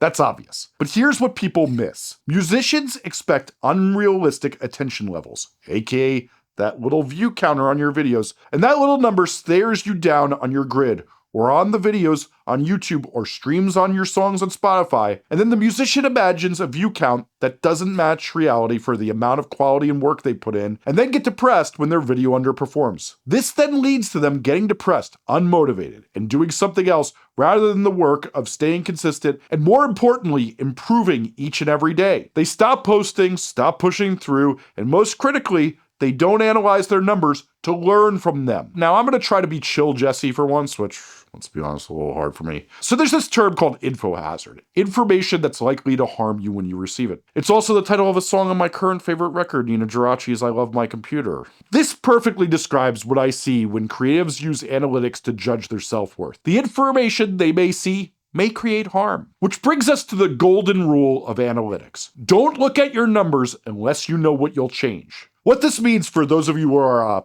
Lil Mabu listeners, only check your analytics when you have a clear plan to act on the results. Don't just look to see if your video got the views you wanted. That's pointless unless you know exactly what you'll change if the video underperformed. And this is one of the most important rules that almost no one I know does, but I've practiced for years. I'll be real with you, I can get bummed about my numbers. For one, I only look at my analytics at Friday at 6 p.m. In fact, it's Friday at 6 p.m. and I have to do it right after this. Because if I don't like how they look, I will soon forget about this, as I'll be out with my friends doing something fun and engaging with humans, and I won't be dwelling on it as I tend to do. Or if they're really bad, I could eat my feelings at Mission Chinese. But most of all, I look at my analytics and I don't just look at the views, I look at things like average view duration and see if a hook should get cut down, or maybe we're playing too long of the hook of the song and it should be only 1 bar instead of 2 bars. We have to think about, did this video not keep people interested well, maybe it needs more motion or to do something that sustains attention better. If the click-through rate is terrible, well, we need to figure out how to make a better thumbnail. Don't check your analytics unless you know what you'd adjust based on what you look at. If you're just going to look at 2,000 views and feel depressed, you're not learning anything. We have to remember, depression often leads from stagnation and not doing anything to improve things. This is all a recipe for depression. And this isn't just my advice, it's scientific. My wife is actually a licensed therapist whose practices focus around her work working with creatives. And she works specifically with their types of problems. Blockages, trauma that keeps them from creating, and depression that keeps them from making the things they want to make. And since I'm going to shock you here, but ChatGPT isn't exactly good at this type of therapy and keeps making people go more mentally ill. And what we see is creators are continually making their lives worse off by heading to bad answers like doing chat therapy and looking at their numbers too much. And this is one of the main easiest ways we both turn people's lives around. Anyway, one of the main causes of depression is that stagnation I talked about and the feeling that you're not making progress. If you're just watching numbers and fail to hit their mark and not using them for their actual purpose, which is the whole reason we're looking at numbers is to guide you on how you can improve what you do well, you're basically setting yourself up for failure with every post. When you just look at the number and don't use it for the purposes they're meant for, you're destined to lose motivation and go through the cycles of starting and stopping and be more depressed, since the rarest thing in the world is for you to just keep opening that app and see better numbers that just keep accumulating without learning from your mistakes and learning how to improve from those numbers. And that's what analytics are actually there to teach you to see. To make it even more important to take this seriously, we're wired inherently as humans to feel losses more intensely than wins, which creates a rigged system when we're looking at analytics. Think of it like a points game where meeting expectation gets you 0 points. Falling short costs you 5 points, but exceeding expectations, meaning you got more views than you thought, even if it's double or triple, that really only gives you 2 points. So you're set up to fail all the time because it's hard to come back from those losses. But I want you to think about this. Say you check Instagram and you see your latest video has a terrible average view duration. If you have a plan, you know what to try next. Move more, shorten the song, add more cuts, split the video in half, make a better, shorter hook, or make something that's more likely to cause thumb stop by interrupting what they normally see on the timeline. But if you just look at those numbers to beat yourself up, you learn nothing and become less motivated to improve and probably stop growing your music. This is why checking analytics without an actionable plan only causes psychological damage. You're essentially volunteering to discourage yourself from pushing forward. However, when you see poor AVD and think, I should add more movement and quicker cuts, now you have a concrete step to improve your next video, if you actually act on it. Now, I know a lot of you are thinking you have no idea how analytics work, and as always, you're in luck because I made a video on how to read them and what to do when they're not telling you that you're doing well. And it's linked on the screen now and is in the roadmap. But here's the key principle I've emphasized in my videos and newsletters. Most artists who go viral have been consistently making similar content while gradually improving it. They use analytics as a roadmap for those improvements, not a report card or a referendum on their self-worth. They only look at the numbers when there's a clear direction of what they should try next. My last thought before we leave this mental health sidebar, since, let's be honest, it's pretty dark here inside your brain. And I'll put this in terms many musicians will understand. There's so many of you who don't understand why you can't win a video game when you haven't died and had to go back to the start of a level. One of the things all the musicians I know making content who've been at it for a while get is that you have misses, and many of the misses turn into hits later. That behind the scenes video making your single you edited for 10 hours may bomb the week it drops, but 6 months later when the song has become heard by the right audience, it may become a huge thing fans mention to you constantly, but when you are depressed for a week after it didn't do well, you look back and feel pretty fucking stupid, don't you? Many of you have never worked long enough at creating things, so you get disappointed by everything and don't realize a lot of the time you're making little investments in making your life way cooler and your dreams come true. So try to be kinder to yourself and don't do things that are gonna obviously hurt you. Okay, and now if you dozed off because you were hanging and banging a little too hard, this is another one of those times I want you to wake up. So as I've said, my wife and I talk to a lot of musicians about their mental health issues, and despite the fact that I'm unlicensed unlike her, we both see a common rewiring of the brain that really helps musicians. Too many musicians have it in their head that the goal is to be viral, and we'll talk about mid-viral later and how it may be better than viral. But the biggest thought to rewire your brain, and how I personally keep saying, is I don't judge my worth by my views. I judge it by how many hours I put in each week to making my life be potentially much cooler version of what it is now. And that's how I've gotten to a really cool life every week, is I don't get beaten down by this stuff because I see it as that I'm putting effort in to making it better. If I'm being real, I could make a lot more money if I wanted, consulting with brands and even more cursed politicians, since I turn down that work all the time. I love music and find my life way more fulfilling helping musicians, so I honor the dream of working on what I find interesting by putting in constant hours towards this. For the last month, I left the house 75% less to get this video done to honor that it will probably open the door to work with more artists I enjoy working with and make some of the money I could probably make. For you as a musician, when you're working on your music, what you should wire your mind is that the views aren't the referendum of if you did a good job. The hours you spent putting in to have a better life you'd like to have is what's actually important, and all you can do is try to keep looking at the numbers and thinking deeper about what you do to improve upon it. It's one thing if you want to distribute up your time in different ways to get a different outcome, but really clocking those hours is a lot of what matters. And if this is resonating with you here, here's what to put in your notes. The number of views you get is a referendum on if we should spend time doing something more or less, not whether you should give up. Every musician has different things that flop. Hell, the 1975 deleted a song off their latest record as I write this. We all fail. The question is, do we get our mind to see these failures as considering how we change direction or improve? Or do we do the opposite of what everyone you respect who blew up did when they flopped and give up and stop working? Okay, but I'm gonna be real. I've been in your head way too long, and there's a lot of dark, scary things in here, and I don't want to be in here anymore. So let's get back to the real world.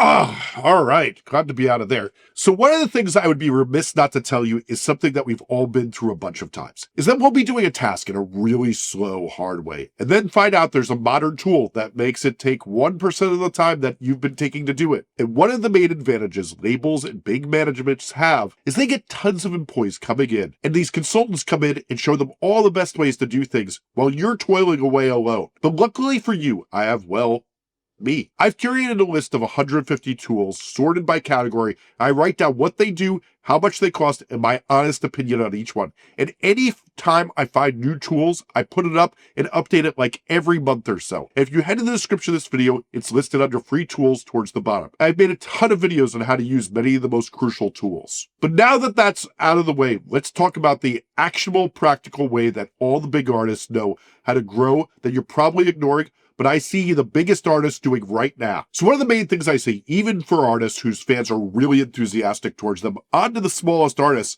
is they sleep on how you can get them to start to buy merch, stream more, and buy tickets. And when I say fans are enthusiastic, this is actually easiest when you do it from day one with only a few enthusiastic fans and keep up this practice till it builds to a scale that's really high. And you'll see artists with tens of millions of monthly listeners still doing this, as well as artists with 10 monthly listeners, because it's really smart and it's what works right now. As always, we have to start with a problem and how we get around it when we're smart. On many platforms like Instagram stories or the short form text apps, once you put a link to another site, they're going to kill the reach of that post. TikTok and YouTube aren't even going to let you do links in most of the posts, and TikTok will kill your reach if you mention streaming on Spotify or YouTube or your link in bio.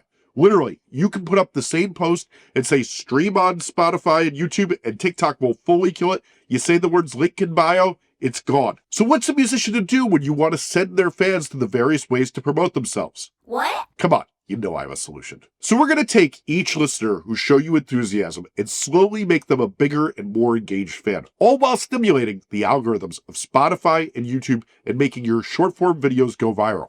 Sounds pretty good, right? That's what we're looking to do. As you move your casual fans through this journey, they'll listen to your song, stimulate those algorithms, and grow your fan base in a circle that keeps feeding itself and growing you. You'll establish a free, low-effort path for people who do these things, as simple as commenting on your Instagram and turn them into fans who stimulate that algorithm, buy from you, and come out to your shows. So we all know that Instagram is most often where fans go to follow along with the musicians they're interested in. It's where you basically start relationships, whether that's friendships or who you're more interested in to learn about their music. This can be from a friend telling them about you, having heard you on a reel, or having liked some of your songs on Spotify or YouTube. They may have seen you live. Instagram is where they want to hear more from you. so keep them posted on your next moves. But it's also where they're engaging with artists that they want the attention of, and using that attention they crave as a tactic to grow the relationship can be a powerful psychology to build a fan base, since if you give them a little attention, they often will give you a whole lot back. So let's say you post a carousel, since we know you should never post a single photo and only carousels on Grid,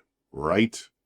Right? Great. And then the fan comments a bunch of nice things on it. Now, obviously you should interact with them in a way that stimulates the algorithm so the post spreads, meaning thank them, ask them a question, do something to keep the conversation going. But next, I want you to add them on close friends on Instagram. And I know some of you feel like it's low order to follow all your fans back, but this really works. And later, I will tell you the Finsta workaround for this. Now, some of you may have a personality type like mine, where this feels gross since this isn't your close friend, but instead, I want you to imagine what this really means. It's a person who wants to hear from you more often. Let's remember that the titles we put on buttons or people's names really mean nothing. Just like when you call the barista boss, hoping they remember to fill your black coffee to the brim and not leave room for milk. They're not your boss, but they can sure ruin my day like one. Or when we call the CEO of Live Nation CEO instead of scum of the earth. Titles are not always what they seem. Anyway, add this fan and everyone else who interacts with you to the close friends list. Now, some of you are wondering why we would do this. And some of you who are wondering that do one of the most time-wasting activities and look at your story views multiple times a day. And for those of you who do, you know what a small portion of your followers actually see your stories each day. But if you're really savvy, you'll know that when you post a picture that's a thirst trap or really funny,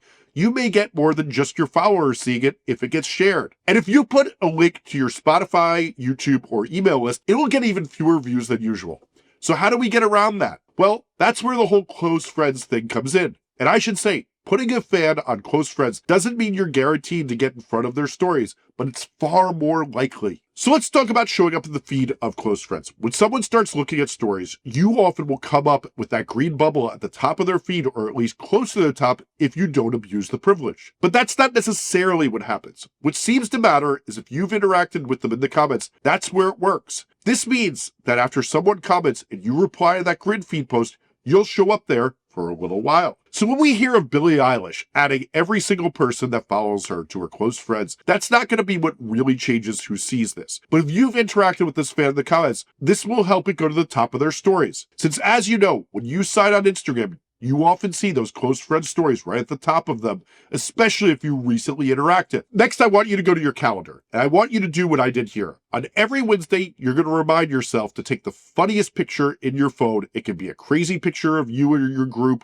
a meme, a picture from your video, whatever. And you're going to make a close friends post. And that's what the reminder should say. Now, I want you to set up another calendar reminder that on Fridays, you'll post a thought or a picture you wouldn't normally share on the grid.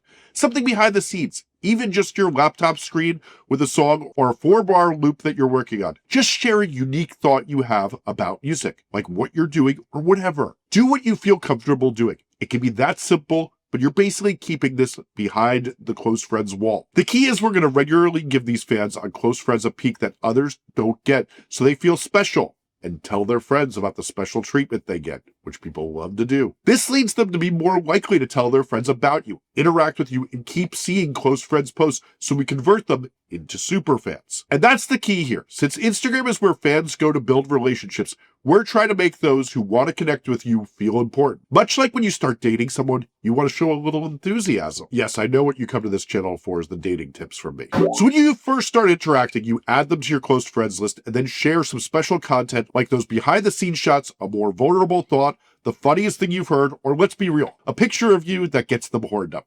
Because we all know that's what works best. In dating, some people call this breadcrumbing, where you kind of lead the person on to what you really want. Whatever. It works. And this makes the fan feel valued in the interaction. That's when we give them an opportunity to really receive something special from you if they just up the relationship a little bit in commitment. Now, on another reoccurring day, let's do Tuesday or Thursdays where you can create a post. We want to generate a post that can go to platforms like Tribly or Laylo. Tribly lets you exchange tracks for emails or texts, meaning a fan will receive a free track download from you in exchange for their email or text. Laylo offers similar features as well, with a few more features and a higher price. There's also a way to achieve this by using ManyChat, which I have a video on in my members video YouTube channel. But the smarter ones among you are probably curious what's included in this track download that makes it so special. You're now going to post an alternate version of your song, Maybe you sang it an octave lower, recorded it acoustically, added an alternate verse, or something else that will make your most engaged fans feel special for having it. Or let's say you cover a song that you've put a new, interesting twist on, especially one that you keep exclusive only to this email list. Covers of songs that aren't in your genre but are familiar to people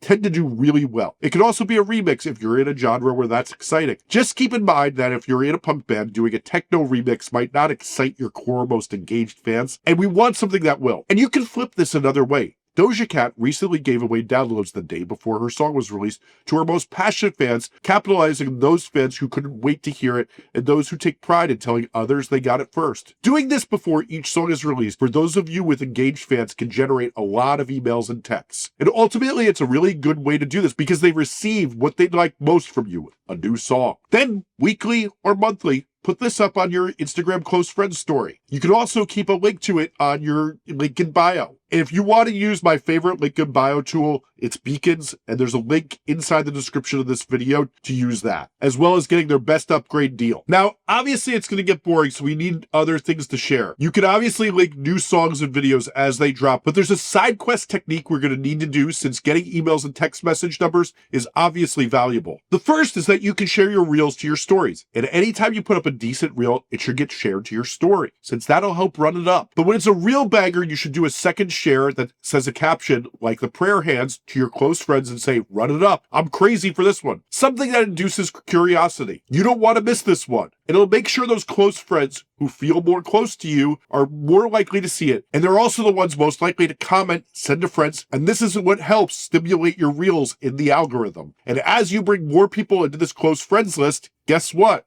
It gets easier to make things go viral. Now that's great for Instagram. But what about TikTok? So one of the regular links you should share on this close friends is to your Discord server. Discord is like infinitely more cheap than a mailing list for most sized artists, since it's only like $10 to boost the server per month. Anyway, when you post that banger TikTok, the next step after hitting post is to do that same language to run it up or whatever you'd like to say on your Discord. As you get more Discord users, this becomes more likely to help you do numbers and funnel them to blowing up each post, especially since these algorithms love inbound links where you click in from another platform and then they spread your videos to more people, and this stimulates the algorithm because TikTok loves to see an inbound link from Discord into their site. And you should definitely have a Discord link on your link in bio for TikTok, since this will bring people in that are likely to do this. But let's get back to what we do now that we have emails and texts. When we put up your song, right at midnight when it's available, we're going to text and email your fans. This encourages the people most likely to stream it to start streaming it faster than usual and signals to the algorithm that it should prioritize your song for more exposure. Think of it this way. We now have direct access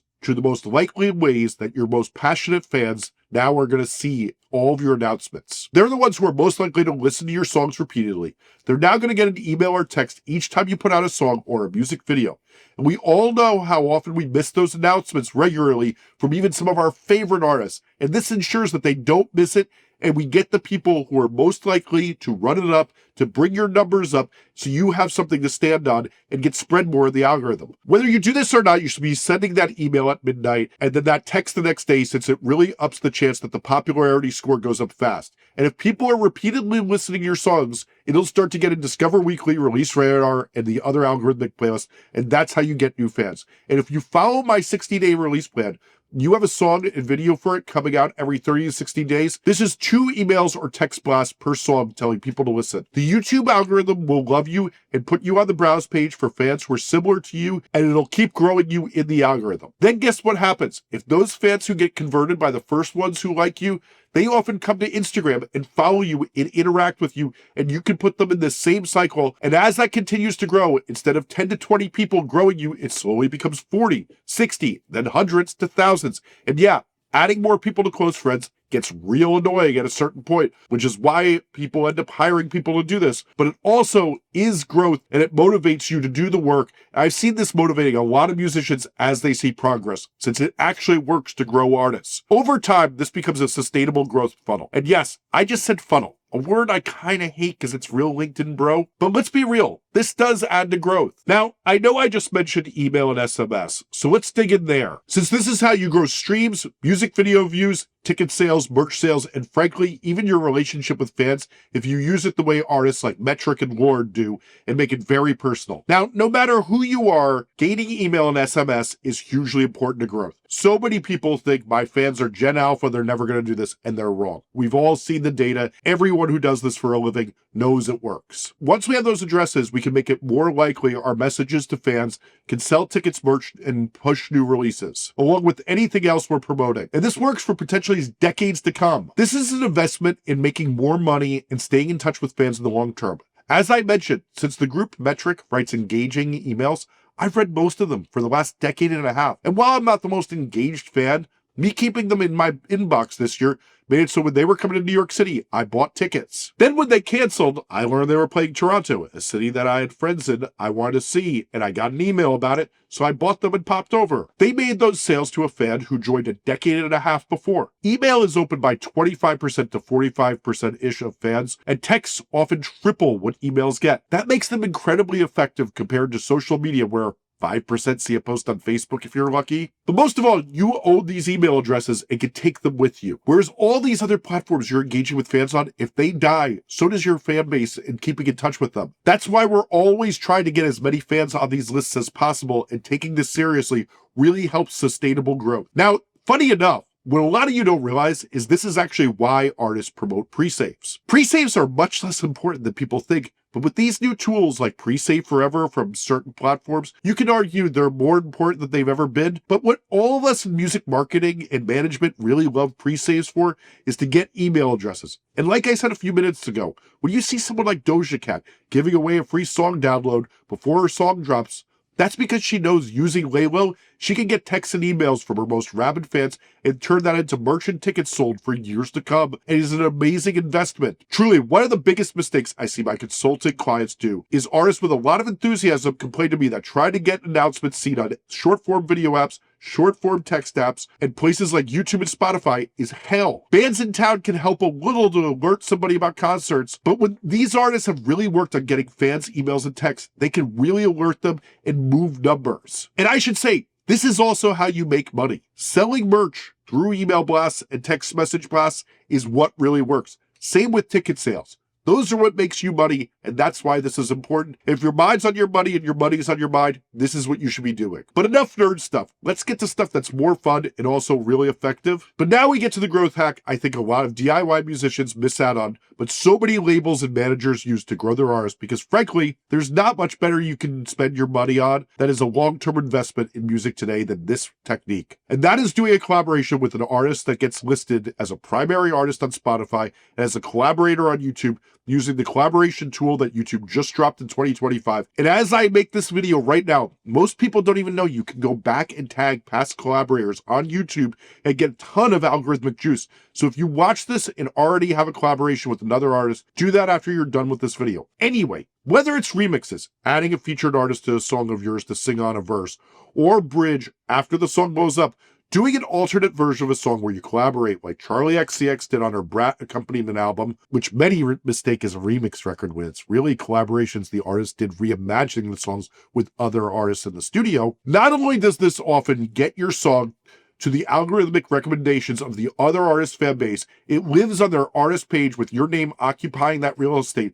forever. So when a fan falls in love with that artist, they see your name there with a big cosign. As well, you probably live on their fans also like section too, which helps convert fans. Now, what many musicians don't get is this is also one of the best investments for musicians, since as that musician grows, often you do too. Sometimes when you look at a small artist and wonder about their monthly listeners, this could be exactly what's fueling it. The benefit of the cosign growth and how much these relationships can fuel listener growth, as well as the word of mouth as fans learn you're part of another artist's lore, is absolutely uncalculable and huge for growth. As well, countless thousands of artists, not just dance artists, use remixes to take their songs to new audiences that wouldn't have heard them. Many times when strategizing with dance artists, we find the artists who have a bit of a fan base overlap with them, and there's like a Venn diagram overlap, and we do a remix with, say, 5 different artists right outside that Venn diagram of what they do. This will then make everyone around their potential fan base know who the artist is and have them aware of them,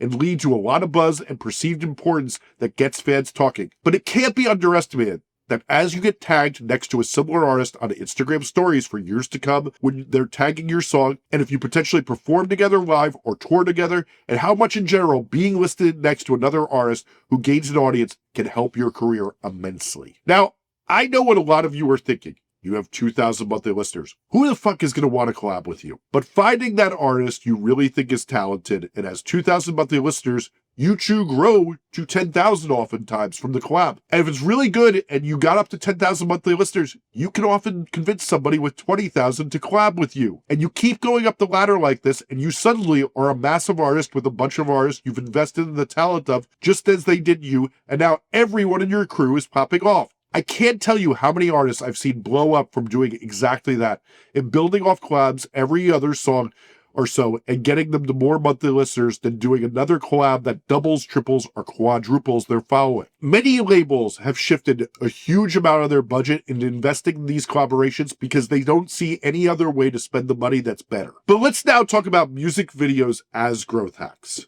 So many musicians get disillusioned from music videos because they do them very wrong and then they do nothing for them. They perform in a warehouse or walking down some railroad tracks and the director plays with some new toys they bought and, rents a drone and they're like, oh, this is so fun. But at best, those type of videos are on the slop side of mid-content. But the reason you see artists on the big teams and labels who are around teams that really analyze numbers, invest in music videos for the songs they know are hits or the songs that start to pop off with listeners, music videos help grow songs. Not only do the videos allow you to clip for short form and establish narrative, they give fans more visuals to make headcanon, and we'll talk all about that later. They also make the fans feel the song more. And while it's easy to argue, if you want to talk about ROI, aka return on investment for those of you who aren't reading LinkedIn all day, that lyric videos, minimum viable videos, and visualizers require little effort and can get a ton of streams. If you can make a video that fans will see and be compelled to share that music video, it's nearly unrivaled in the level of growth that they can inspire. When artists really nail an idea or a narrative, fans send it to friends. And especially if it shows new depths of the artist or dispels misconceptions about their artistry, it can do huge things for exploding the growth for years to come as new fans discover that artist and dig through their discography and watch these videos. They're huge investments that work great for making fans go deeper with them. And if you want to go deeper, I have a video on the 6 types of music videos that work to get musicians views and grow their fan base. But next we need to discuss that in general, you probably need to make more videos for YouTube. Now, this is one of the main things I say, and musicians think, Jesus, Jesse, I have so much to do, don't tell me this. but my bet is you probably need to make more videos, whether this is music videos, minimum viable videos, lyric videos, behind the scenes, unboxing your DAW session, doing playthroughs on your instrument, tour vlogs, or whatever it is, you probably need to be making more videos to entertain your fans. Multiple videos per release is becoming a proven strategy that works to break songs. What we often see is K-pop is way earlier to music marketing trends than everyone else, which is why I study it so hard. For example, LE SSERAFIM, which I still can't pronounce right, their song Crazy leveraged 15 different video formats, from trailers and dance practices to behind-the-scenes content and fan reaction features. The data shows that audiences consistently engage with various video content from artists they follow. This multi-format approach maximizes engagement by giving fans multiple ways to connect with each release and see the artist, that they can flip things different ways and gain respect for the artists. A great example of pushing a song till it works is Lady Gaga's single Disease. It was not staying on the pop charts the way she wanted, but she pushed it by making different versions of it on YouTube, whether it was acoustic, with a piano, and other electronics, and then a music video till it popped off. Now, one of the main comments I get on my videos that I have a lot of empathy for is, how does anyone have time to do all this? And there's a lot of truth to that, but one of the things these commenters who've never run this race don't get is you're dual purposing a lot of your time. For example, if you looked at a marathon runner and found out that you had to run a half a marathon, in a certain climate, you'd have to drink 100 ounces of water in like 4 hours, or you'd collapse and die from dehydration. But what the person who's never run a marathon doesn't know is you're not stopping to drink that water. Much of the time, a lot of this content you're making it while you're doing something else. When I talk about making a lot more videos, This is often that you aren't thinking of the right way that you do two things at once. For example, a photo shoot on your album cover can turn into a slideshow on the short-form video apps. A minimum viable video where you print Polaroids of the photos and then toss them on the concrete in a loop. A dance rehearsal for a special live performance then becomes a dance rehearsal video like Seraphim did. And they did this to show that their dance moves are not all CGI. Then there's the performance at the live show. Plus, those become short-form videos. Now you've not dual-purposed, but you've quadruple-purposed. If you need to learn how to use a new synthesizer for something in your song you want to do, well, that becomes a YouTube video called How I Conquered the Moog 1 and Made the Orchestra for my new song, Cuck Sectional. Then that solo you wrote for the song has content to promote it, and you cut it down to short-form videos. We're trying to work smarter, not harder. Now, right after this, we need to discuss a sensitive subject. Since many of you who weren't paying attention during the section on releasing music take this to mean that you should drop crappy versions of songs that are half-baked all the time. But the next growth lever we have is songs are one of the biggest growth mechanisms. Now, right up there with music videos, if you ask anyone who's done a lot of growth hacking for musicians what works best, the next thing they will tell you is that new catalog is the best promotion tool for old catalog. Meaning when you drop a new song, it usually will raise the numbers on your old songs. Now, I want you to notice some of the language I use there. When some of you wonder why I make videos reading off a teleprompter, it's because some of you make wild assumptions off what is said in these videos, so I have to be very careful what I say here. If you're making a song people actually like and want to hear, aka not when you shit out one in an hour and start it with, it's your boy, you know what it is, and spend 5 minutes mixing, well, that may get you some new attention. And let's be real, when you remind people about your music and you're making things that call attention to it, it often is going to invite them to go listen to back catalog, even when the song is kind of bad. But it's not a great long-term growth strategy, and if you actually put out a good song, it'll do far better. And when new fans come into it because the song is good, they check out your old songs, they get you recommended in Spotify radio or on YouTube, and it often is what converts them into being a bigger fan. As long as that song is the same mood-altering drug of a song that makes them feel a way they'd rather feel. And let's be real here, the better the song, the more likely they are to search your back catalog and spend time looking through it. And this is all to say, if you're looking to hack growth and have good songs sitting around, particularly those songs that didn't fit in well on your last album,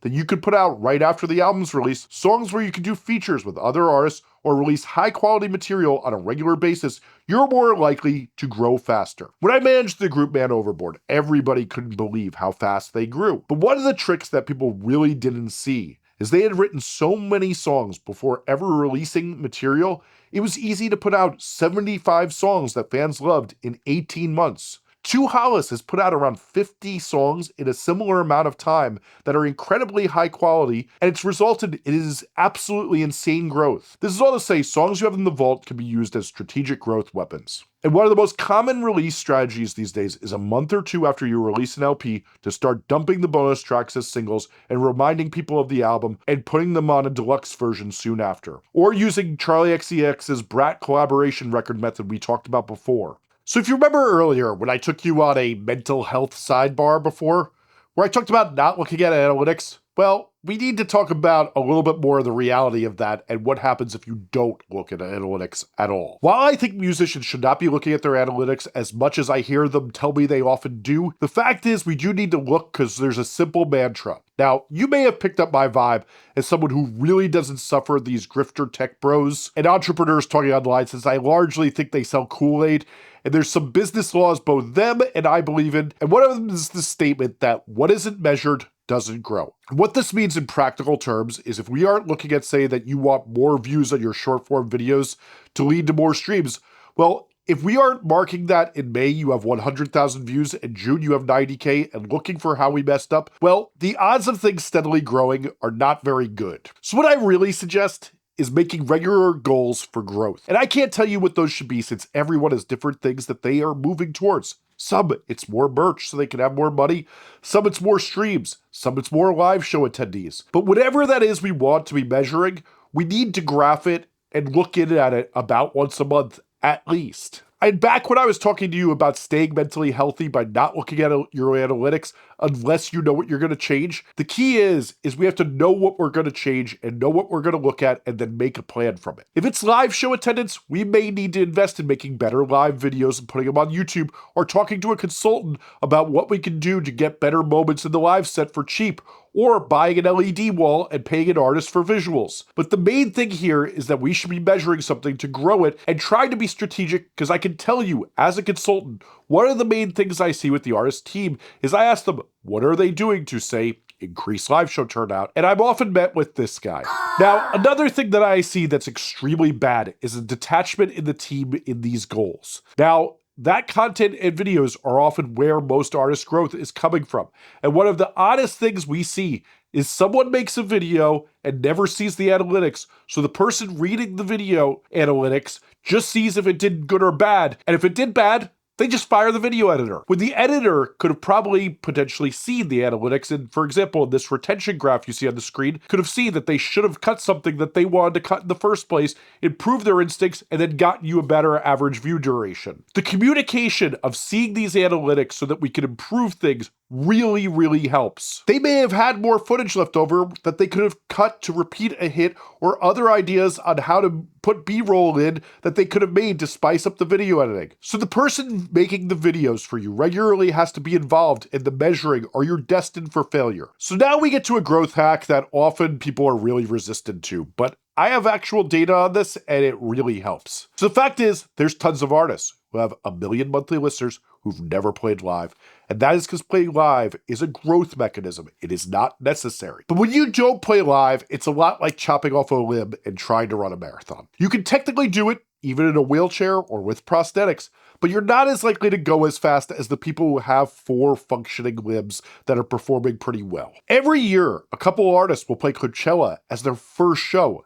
And this will be not out of some Nepo baby stuff, but it'll be that they've gotten a few 100,000 or even million monthly listeners from doing many of the other things we discussed, which can help you grow. But they will not have played a single show before doing it at the biggest festival in America that celebrates most styles of music. Now, Ryan Broderick of the excellent newsletter Garbage Day has this theory that Gen Z and Gen Alpha have no idea what cool is, so they look for crowds and acclaim to have a cool and pretend they know what cool is. Whereas Gen X loves obscurity, and older millennials take pride in when very few people knew about something and they knew about it. This all has nuance and gray areas, but inherently, a live show is a crowd, so some of the best tricks to convert younger fans into being a fan is for them to see a crowd. Now, the smarter of you is thinking, Jesse, what the hell? If I don't have fans yet, how do I get a crowd to get these little young clout-chasing goblins out to my show? well, there's a reason every April Fool's I think about dropping an AI app called Crowdify that takes an audience of hip, good-looking people and puts them in your audience that you're playing to instead of your cousin and their crush that they're too scared to ask out. But really, there's a reason that what performs best for DJs is large crowd content at DJ festivals. And once you can draw those, it's pretty much all you need to post is you and a crowd doing a drop and maybe some sick pyro, or maybe your pants around your ankles. But really, this works really well in EDM these days. And this is because a lot of what is consumed in EDM is people searching for cool, searching for what they should be into at a young age. But the key being is showing a crowd enjoying you is a hack, but the real hack of live music has always been the same for more than half a century. Hearing songs very fucking loud gets us excited. Singing with others or dancing in a group feels like community and having fun. It stimulates us. It's science. And you know, if you're even a little tipsy or on something, it can sometimes even feel a little better. Till the next morning. Having a good time, doing something different than your normal routine creates positive memories and hacks our brain to really enjoying what we heard and seeking those things out repeatedly, so we look for how we can do that again. And never mind that sometimes, as we all know, after a hit or 3 of that loud music gets even better, and even when it's kind of mid, it sounds pretty damn good. This all turns into that playing live has a very good chance of converting those who hear you and see you into fans. Then cap it off with many people want to commemorate, collect, or show off that they did something cool and buy merch.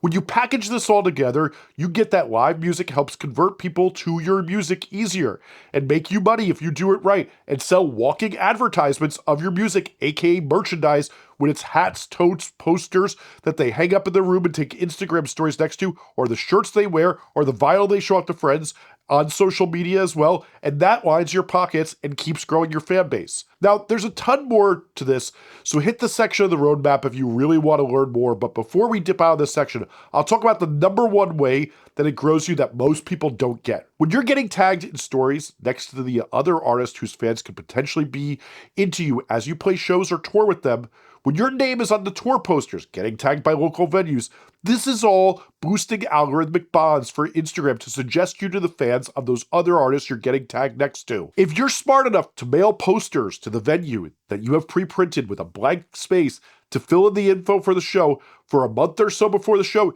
you can have a free advertisement of your music wherever fans of that style of music congregate, and seeing your name and starting to feel like they should know who you are. Your poster's right there in the venue that they go to. Especially when they see the band they're excited to see is coming to town and you're playing with them, they feel like they should get prepared and listen to you to know you so they can have even more fun at that show when they're singing along to you. This is some of the many benefits of playing live that a lot of people don't see. So one of the funniest things though is when you talk to music marketing nerds like me, we tend to focus on shiny new things or the big growth things you can do. But one of the oldest tricks in the social media era is to just be a good community member. Cheer on the artist that you sound most like, repost their stuff, comment and like, and not only do those artists often see it and endear you to them, their fans see it and wonder who you are, especially if you put fun or funny comments there. But liking and following the other artists that are similar to you and dropping comments in their comments, it can be pretty low on the aura scale, but it's definitely a way that is low time commitment that you can do in the bathroom or on the bus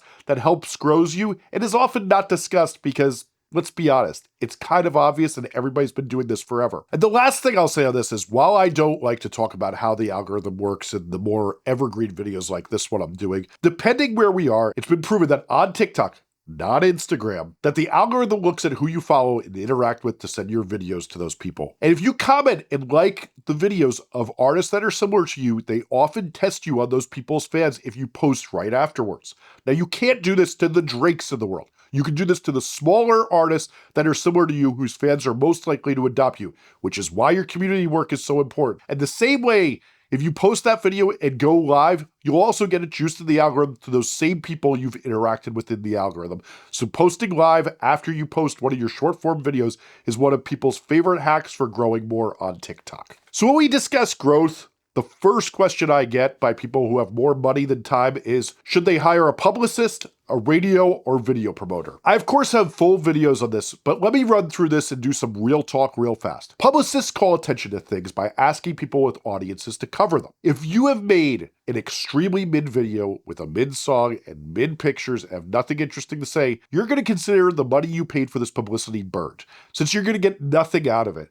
And yes, even the best publicists can't get any placements in outlets that move the needle when stuff is mid and they don't want to take it on and do the effort to post it. Now, one of the other things to understand with publicity and getting put in magazines, reviews, or on YouTubers' channels is a lot of this stuff doesn't move the needle in the numbers, but it can move the needle in influential people hearing your music and be a domino that starts more dominoes to fall. What I see a lot of the time is an artist will get coverage on a TikToker who makes a video on them, and they get a 750 monthly listener bump, and they imagine more from that because the video got 15,000 views. But those 750 are often the most important early listeners who are managers and other influencers and the people who adopt music early and are really important for starting to get your algorithm to go. But when you get depressed and stop working because you only got 750 streams from that, you don't see how the game is played in the long way. Now, with that said, I don't want to make it sound like I really endorse paying for publicity all the time, because I really don't most of the time. Now, if we imagine fame being a ladder, like what's on the sidebar, publicity is rarely the catalyst for going more than one rung up the ladder. And that is the best case scenario most of the time. So when considering that you might be paying $10,000 and above for campaigns, consider the ROI isn't always so great unless you really made amazing videos to call attention to, since the publicist is going to be getting eyes on what you do, and hopefully that then leads to shares. But if it's that mid video with a mid song, it's not going to work out well for you and you're going to feel like you wasted that money. Now, let's get into radio promotion and video promotion. What happens here is a lot different than publicity, because it really matters from genre to genre whether it works or not. Meaning, for example, paying for radio promo for a pop artist with 30,000 monthly listeners, if you set the money on fire, at least you'd keep you warm for a little while. But for an indie or metal artist, doing video or radio promotion can help really level you up, since there's many more gates to be opened that can really help. Because let's remember, these promotion companies are just opening gates through relationships they have already. Now, the best promotion companies won't take your money unless they know they can get results, listen to your stuff, see what you've made, and believe in what you're doing. But if they're banging your email inbox looking for jobs or posting meta ads targeting you,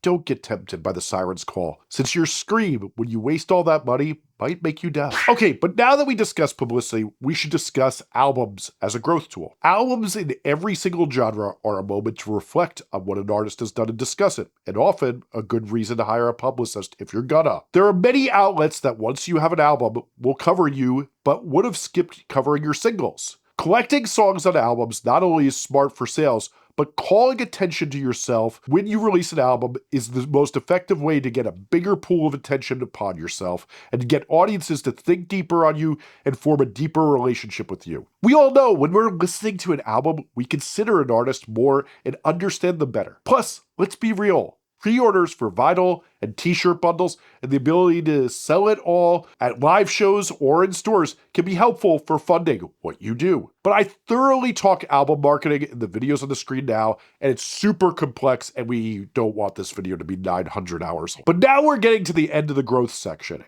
And I have a few more things to discuss with you, and we'd be remiss not to talk about what to do, especially since you all get so much bad advice from, well, let's be real, AI bots that look like Peter Griffin talking on the short form video apps that think they're teaching you music marketing when they're really putting up information that's fully incorrect. Now, one of the biggest pieces of advice influencers get is using trending audio is a growth strategy, and that you should participate in trends, and this is a bad idea for musicians. It may work for influencers, but this is not for you. Now, I know this defies what a lot of people have told you, so let me cook. First off, 2025 was a year where we really saw how much going mega viral, meaning huge numbers, doesn't really do much good in the long term a lot of the time. Now, I don't want to name names in this public place, but on our roadmap, we have a few videos from my members-only videos and newsletters that I call Cautionary Tales, where I talk about what it's like when you're going mega viral and that's your strategy, and how little attention it actually gets for your music, even though you get a lot of views. And that can be great if you're trying to impress your neighbor and get laid, but it's not going to do much for your music career. But let's start here. If you're just doing trends and dances and whatever thing everyone else is doing, you're going to reach a broad audience if it goes well, but they're not likely the people who are going to like your new music and those people who adopt new artists in your genre early. We profile one group where this was their whole strategy with hundreds of millions of views and nearly no streams to show for it. Other groups have tried making really broad humor or trends that get hundreds of millions of views, but yet again, it goes to the wrong people. And to make it worse, a lot of the time when you go mega viral, the negative attention isn't always so good. Instead, the thing to really be considering is how you go mid-viral, which I've mentioned in this video before. The artists blowing up effectively are often blowing up because they're constantly going viral to tens or hundreds of thousands of people who are really likely to like your music and seeing it repeatedly and getting converted to it, rather than a broad base of people who are not that into it. The consistency of pulling in followers who are into your culture and potential fans helps the algorithms form better models of who to recommend you to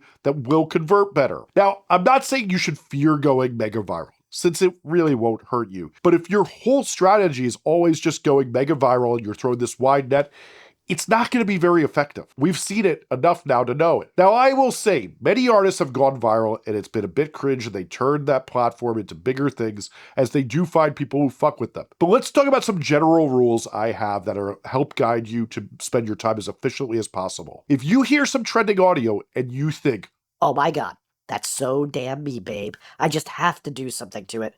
well, that's actually good, because what trending audio is actually great for is showing off your personality.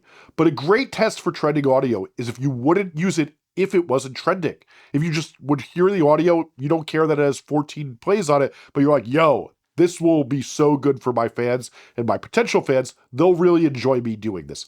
That's a great sign. Just doing it because it's trending is a bad sign. In general, going viral for very broad interests rather than unique cultural interests your audience may like isn't the best. Let's take a good example, though, of using culture to go viral.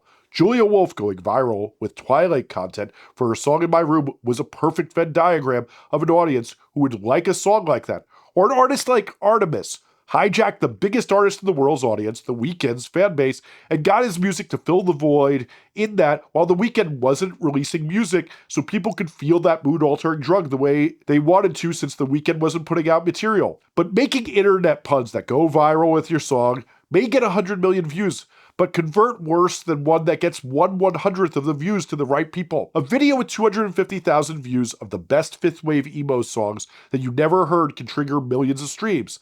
The audiences you go viral to matter, and sometimes mid-viral with a niche song is better. Now's the moment you've really waited for me to go off on ads again. So since we're in a section on growth hacks, and let's be very real here, we're pretty far into a video on music marketing, and many of you are wondering how we got this far without talking about running meta ads, since after all, if you are on Reddit or talking to ChatGPT or listening to these shitty course-selling grifters talk about it on Instagram, this is all you fucking hear about, and it sucks. Because I will be real with you, nearly everyone I know who builds artists from scratch, who actually works doing this regularly, this is not how they're building. But the real heads of this channel know this about me. I don't actually fuck with ads to grow artists, at least when they're first starting out. I only suggest them after a fan base is there and eager to buy from you, and you're trying to grow a baseline that is excited already. If you paid attention at the top of this video, you saw what my job is I'm technically a music marketing strategist. I make plans that particularly specialize in organic growth, and there's a reason I've specialized in that throughout my career.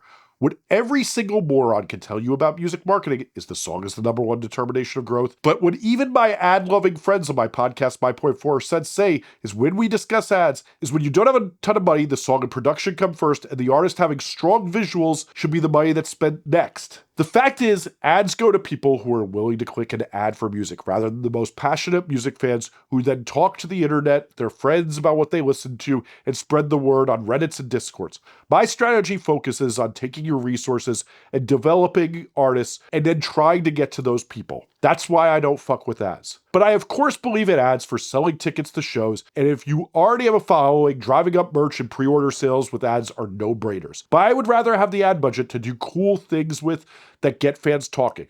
So to talk about ads as a growth hack is not my thing. In a world where when you boost YouTube videos, they often then seem to get tested on a lot of the wrong people you didn't organically reach, it's not the best growth strategy. On TikTok, if you hit that fucking boost button, they will tag all your videos till you boost again. Messing with paid boosting of content when we can just take that money and make content good enough to automatically spread on its own, I think is a superior way to go. With that said, since I'm a kind and open-minded person, if you are ad-pilled, I have my friend Andrew Southworth's videos up on the roadmap, and you can watch a TLDR of his techniques there, as Andrew is the most knowledgeable person I know about running ads in the business. Now, for the last part of this growth section of this video, I'm going to talk to those of you who already have some growth and momentum, since after all I told you this was going to be step-by-step video, so obviously we now need to address what happens when you've had some growth and are starting to get fans. And we have to talk about what you do at the point in your career that is both the best and worst of times from what so many musicians have told me. I call this the pain point,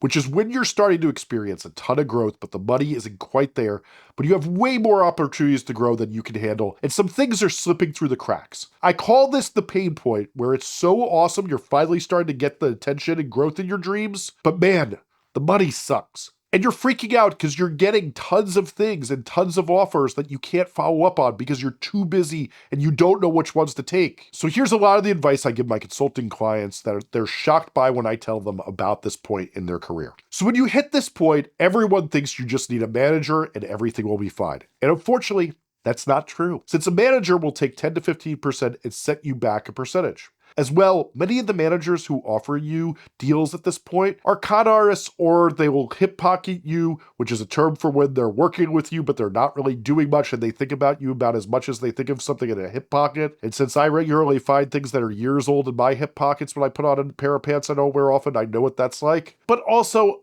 a lot of the time, you do just want to wait for management because it's not the right move yet and it's not the right fit. After all, you want to vibe with your manager and trust them, and you specifically don't want to get somebody who's going to pretend they're doing the work, and then you're going to figure out that your growth stalled because they weren't doing it. So you often want to wait for a pro who's a good fit and has some more growth and leverage levers that you can get, that has a lot of connections and has done this a few times before. Or it may be the case that no managers are knocking. So what do you do, though, to get out of this pain point? The first thing I want you to do is look at what you are doing that you can make more efficient.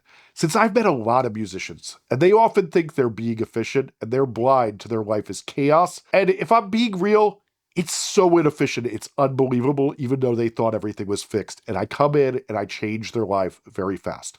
But if you want to learn all that without paying me for a call, I have a productivity masterclass that is one of my most watched members-only videos that I regularly hear from people changes their lives. In it, I show how most musicians are wasting their time, whether it's from bad email hygiene that smells as bad as most of the crust punk musicians I know, on to endless phone notifications, or just doing stupid things with their time. These musicians think they have no time when really they're just wasting a lot of the time that most people use to make music. But if they are good with that stuff, there's still answers. Make a list of what is taking up the majority of your time that you don't think you should be doing and how many hours a week it takes. If you can find 8 hours of work, it may be time to, instead of forking over that 10 to 15% to a manager, to fork it over to an EA, aka an executive assistant, which is basically someone you pay to do things you don't want to do. If scheduling posts, dealing with lots of very stupid emails, entering and publishing data and releases, accounting, or other menial tasks are annoying to you, well, there's a lot of people who want to do this for work. You can either use an EA service to hire people or call up local music business universities and try to hire someone looking for help. The EA services pay people in countries like the Philippines a wage that some people find ethical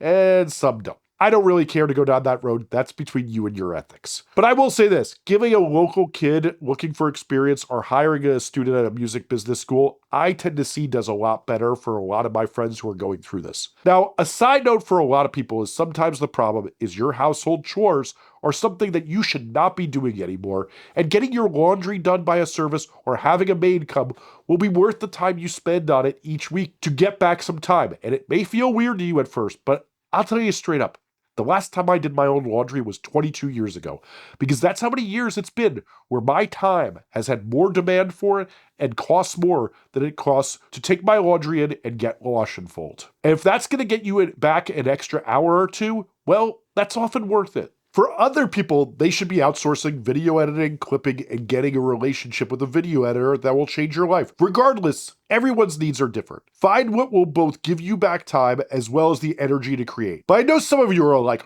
What the hell, Jesse? I want a manager, a record label, and a booking agent, and a lawyer for that matter. That's where I'll get the great growth I've watched some of your videos show. fair. There's no doubt that booking agents can submit you for tours, a manager knows what they're doing, can give you good strategy and get doors open, that a record label has a Rolodex and connections that can help get you things and into more record stores, and a good lawyer can make sure you don't get screwed. So what do you do? So the biggest myth most musicians believe is some Cinderella story that you meet some manager and they whip out a contract with your name already on it, hiding in their jacket, because they were so sure it's a match and you live happily ever after in a castle. The real reality is unfortunately kind of like an incel's idea of love, unfortunately. And let me cook, since this about tracks for most musicians' attitudes. Most relationships in the music world happen something like this. Let's say you're a musician and you've done your community work I talked about in step 2, and you hear about this manager or label, and you're fawning after them like that cute person in high school you crushed on. You then think about how to get closer to them, and then you notice someone you kind of talk to knows them,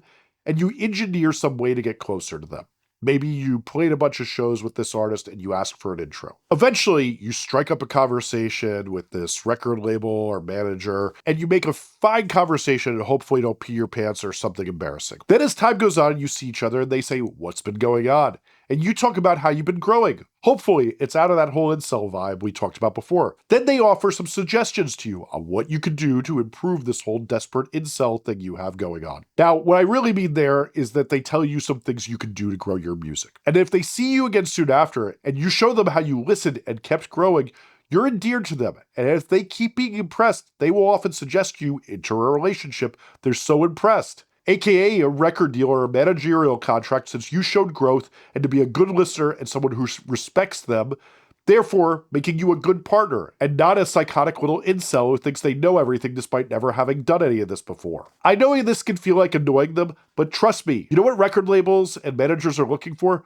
People who have talent who are actually listening to them and then growing and getting people to like them. You're doing them a favor if this is actually working and you're following their instructions, since they need to find people like you. Now, for those of you who are a little slow on metaphor, let me put this in a more practical step-by-step terms. What most often happens to start a relationship with someone in the music business is you either identify someone in the music world that you'd like to work with, and you get someone you know to intro you, which is the best case scenario. Since we all know social proof helps. If not, you find 1 to 3 of your best traits or metrics or pieces of content and send them to it and send a pitch and say you'd love to chat sometime about being a part of what they do.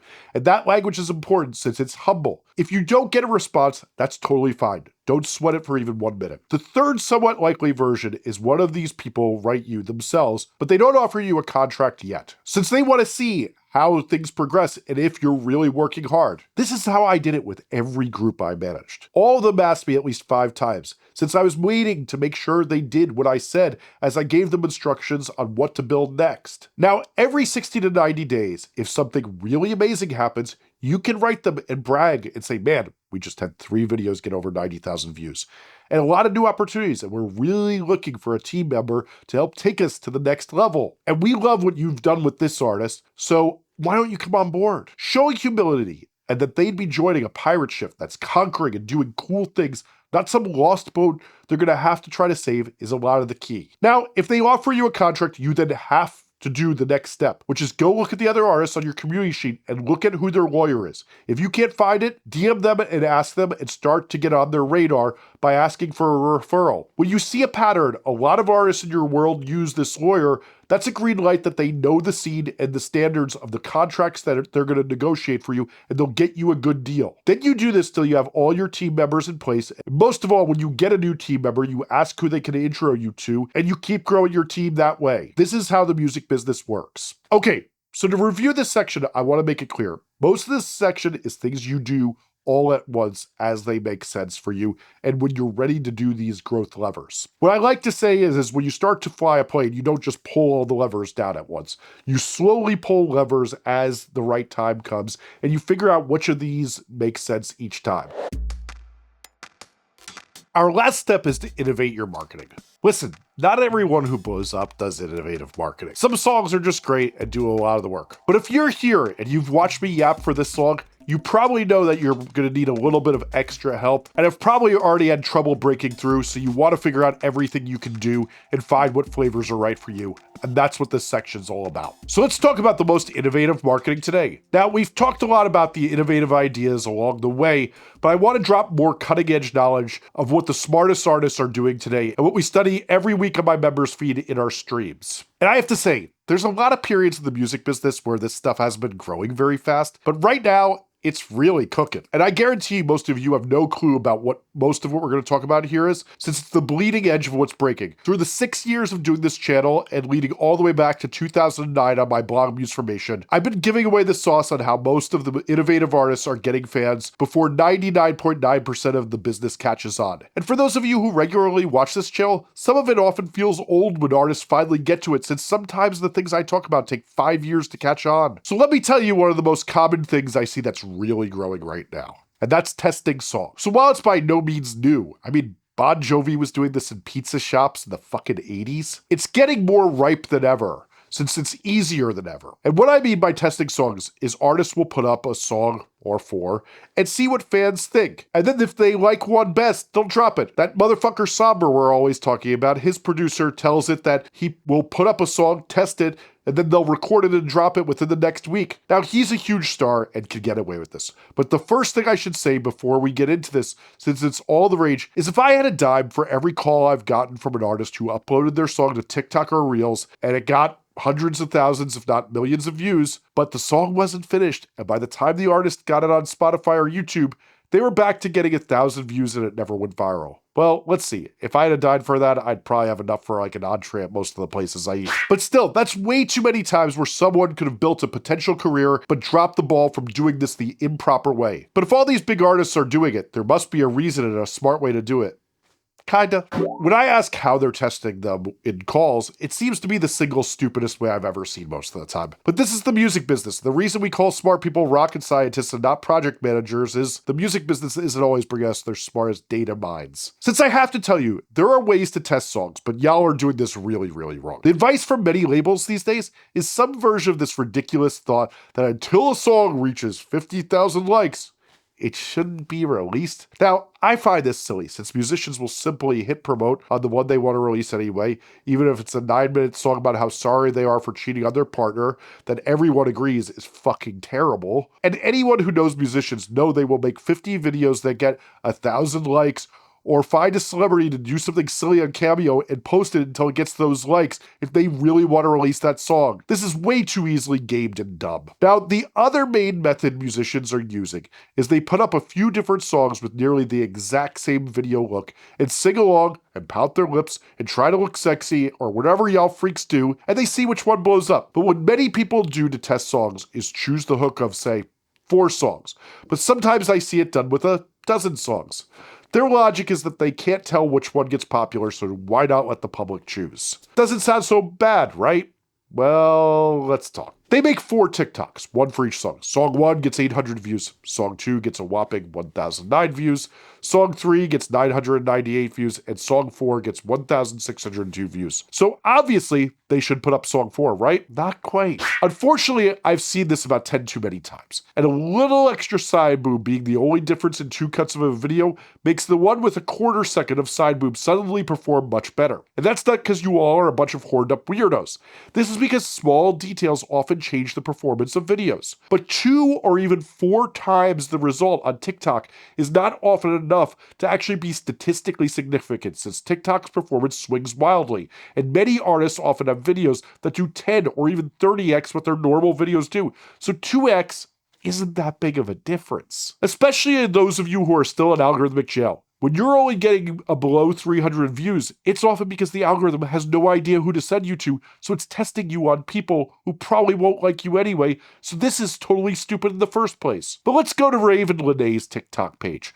We can see in about 6 videos that Raven Lenae can go from 1 to 12x her lowest performing video. But I do believe if you get around 3 to 6x, depending on the number, you can see statistical significance if it performs consistently. To wrap this up, as we're getting long, is unless you're testing your song 3 to 4 times and you're out of algorithmic jail and the tests you're running don't show at least 3 to 6x results of the lowest numbers, well, you're not really getting statistical significance. Also, another note on this, TikTok and Reels are not everything. Let's remember, these days most songs spread from friends telling each other about them, or the algorithm on YouTube sees people really like them and recommends them more. These tests are nowhere near foolproof.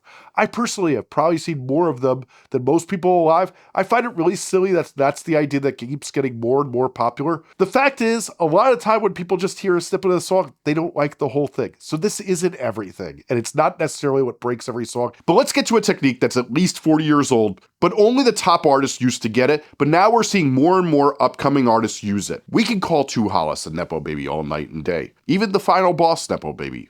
But for a while, he was toiling away in total obscurity. But along the way, he was building narrative and lore. When you've been creating narrative and lore, even when 1,000 or 10,000 have been watching you and connecting the dots, your fans will create conversations about what they've seen. They have a backpack full of different stories they can talk about you when someone brings you up.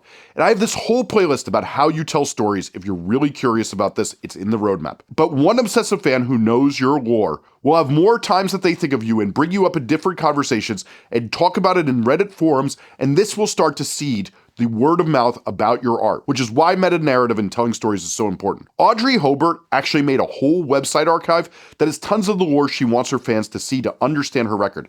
She's seeding it in real time since she had no time to build lore after having no back catalog when she put out her new record. Literally, she only has up about a dozen songs right now. So you can find the lore of songs all throughout her website so fans have something to talk about. The reason she's doing this is fans need things to talk about and conversations to be started, and the artists who aren't doing it aren't growing as fast as the ones who do. People in marketing all abide by this rule. We call them the more niche you grow, the more you grow. Because if you start niche and then you start slowly opening up the picture so you see more things in it. Imagine you're zoomed in on the faces of the Beatles and the Sgt. Pepper album cover, and you slowly see all the things going on around them. That is what you're slowly doing as you tell stories about your music and give people more lore to talk about with it. So how do you do this? As you figure out what songs you're going to release, think about your unique position that we talked about at the beginning of this video, and then start thinking of the conversations and stories you can tell. Most often, these will be tied to a certain line in a lyric of your song, but sometimes not. To establish a meta-narrative, first identify these lines or stories you would tell. Then look at your artist position. How would that position tell these stories? If you're a funny artist, talking about serious, vulnerable things obviously needs a humorous slant and to make light of it in kind of a humorous way. If you're a dead serious, mysterious artist, well, veil it in metaphor. Create a lot of headcanon. Once you've identified it, lay it out all on a calendar and question whether you can build upon these narratives to bigger overall narratives. For example, Charlie XCX on Brat took the diverse emotions of whether to have a baby or do cocaine to make a conversation about how complex a life it is to be a pop star these days. The artist Damage regularly indicts capitalism while also tying it to their own situation as trying to be an artist in the modern day and their sexual identity, and how all of this figures into the bigger world of capitalism today. And with each song they release, the lyrical themes will get tied into this overall narrative, sometimes telling their own stories around the song and sometimes telling her meta-narrative around it. This is all covered in the workbook, and if I've put that workbook out, the link is in the description. But let's talk about a really smart way to promote your music that I see that the world has finally caught on to, even though I've been talking about it for 6 fucking years. So since everyone knows I'm not a fan of building with meta ads as the primary growth strategy, especially for artist building at first, is I try to focus on methods that are going to find the best listeners who are going to be great candidates for the algorithm to model after. Since one of the many complaints of ads being your primary growth method is that once you stop spending your money on them, your growth goes to hell. But if you build up a Spotify artist playlist where you curate the best new artists in your microgenre, a mood, a type of party, like say UK Garage for London loft parties. Well, let's say that people save that playlist. You can experience growth even if you ran ads on it and it starts to go dead, or as people save them and they keep listening and you keep updating them. There's a ton of musicians in tons of different genres who use this method to get a lot of discovery. But as always, I'm getting ahead of myself. You're wondering what these playlists look like when they're effective. Basically, let's say you're a bass punk artist and you make a playlist called This Is Bass Punk. Or perhaps you're a pop girl who sings depressing acoustic songs and you make a playlist called The Best Unknown Depressing Pop Girl Songs. Or let's say you're an R&B singer from LA and you curate one called LA Underground R&B Up Next. You first find a bunch of artists that are actually good that have, 10 to a couple 100,000 monthly listeners. Then you load up the playlist with a few of their best songs. If you are an artist with less than 1,000 monthly listeners, I would try to fill this with artists with nearly 10,000 monthly listeners. And if you're an artist with 20,000 monthly listeners, going up to 300,000 monthlies is cool. The key here is the reason we're making this is we're trying to make algorithmic bonds with artists that you actually have a chance of making bonds with. And if you're putting the biggest artists in your genre on, you probably have no chance of getting your song algorithmically tied to them. But what we're trying to do is get the algorithm to recognize that they should put you on AI playlists, daily mixes, Discover Weeklies, all that people have liked these other songs on. But I know what you're thinking is this is going to be hard to find. And as always, I've got you, since I do this all the time and I know a ton of tricks. First, since you already watched my video, you know your microgenre, head over to Rate Your Music, punch it in, and then we're going to sort reviews and rating by most recent music. If you see an artist with a bunch of ratings and reviews, you want to listen to them and see if they are a good choice for your playlist, and have a song where people who like it are likely to like you as well, and then add it to the playlist. Do this for a while and you'll have a lot of the best candidates. Since if you recall, most people aren't interested in new artists, but Rate Your Music, well, this is exactly where the biggest nerds who love finding things first come to find them. And they will be on all the upcoming artists before Spotify's algorithm and playlists even get to them. Once this playlist is 2 hours long, shift the order and update it every week or two.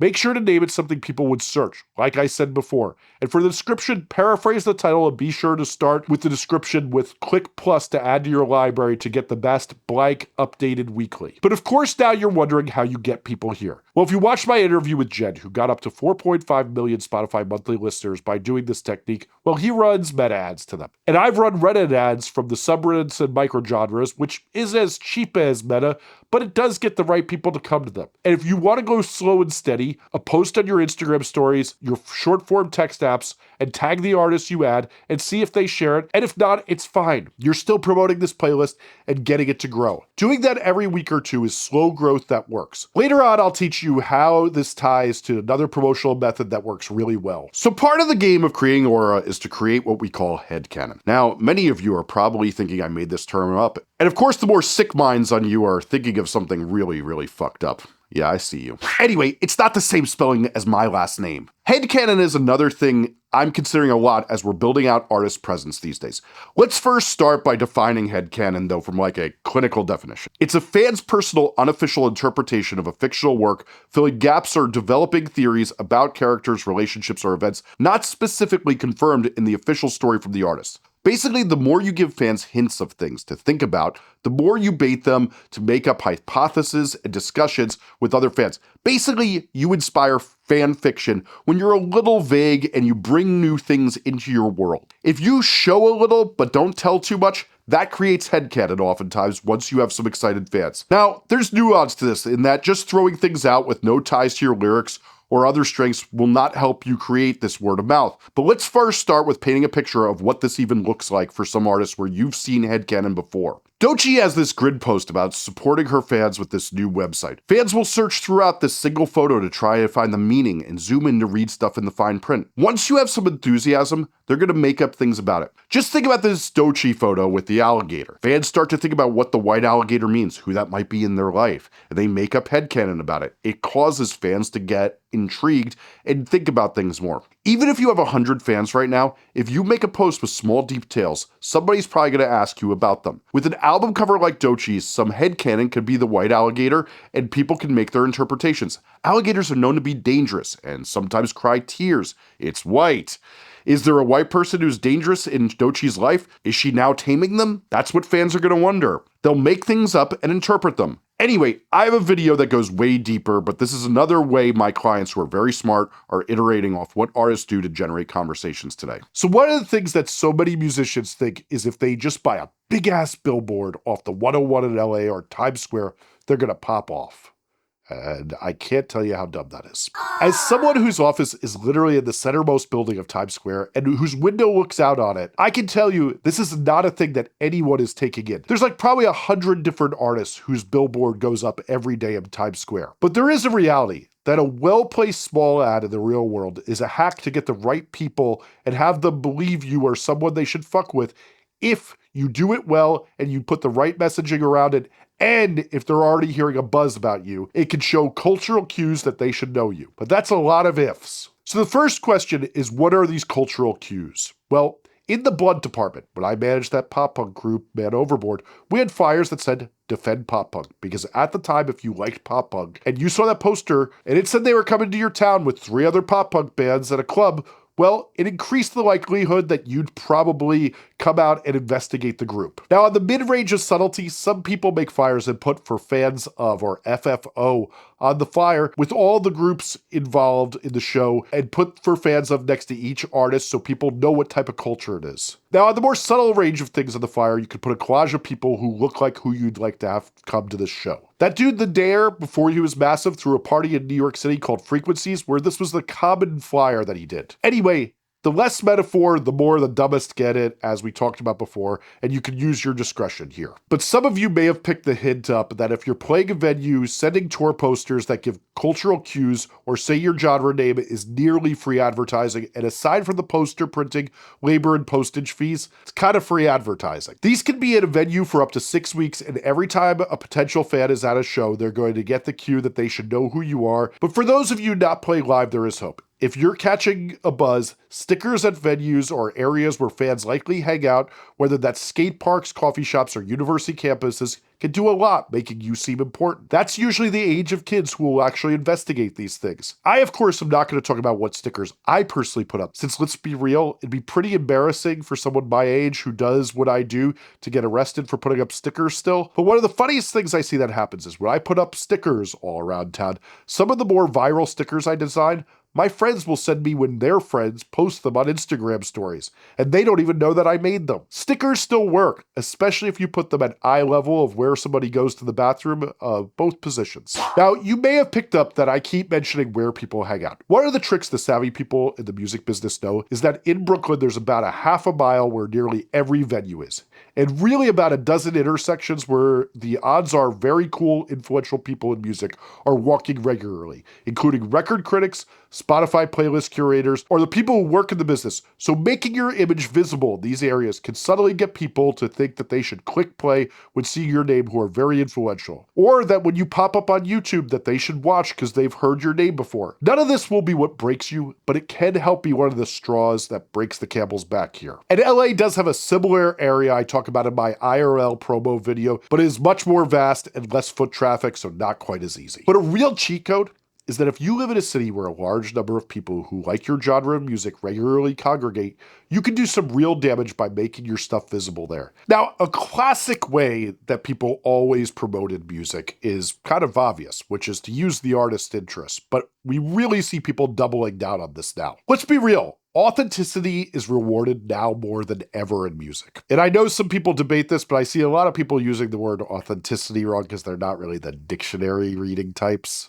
Take, for example, we all know Dua Lipa positions herself as the world-traveling pop star compared to all the others in her field, and she's popping around the world all over, eating at the finest restaurants and dancing at the best clubs. Well, because of this, she has a newsletter where she talks about these things as well as the best-smelling soaps or something, and she sends it out to deepen fans' relationships with the type of people she wants to identify with her. This keeps her fans allegiant to her and on top of mind as it hits their inbox every week. But she doesn't stop there. This girl loves reading on the beach, and I shit you not, because this is actually real. I produce interviews with many of the top authors while they're on their book tours, and occasionally at my podcast studio we'll be in the lounge and they will say, "Man, that really was a great interview, but you know who's the best interviewer about books right now?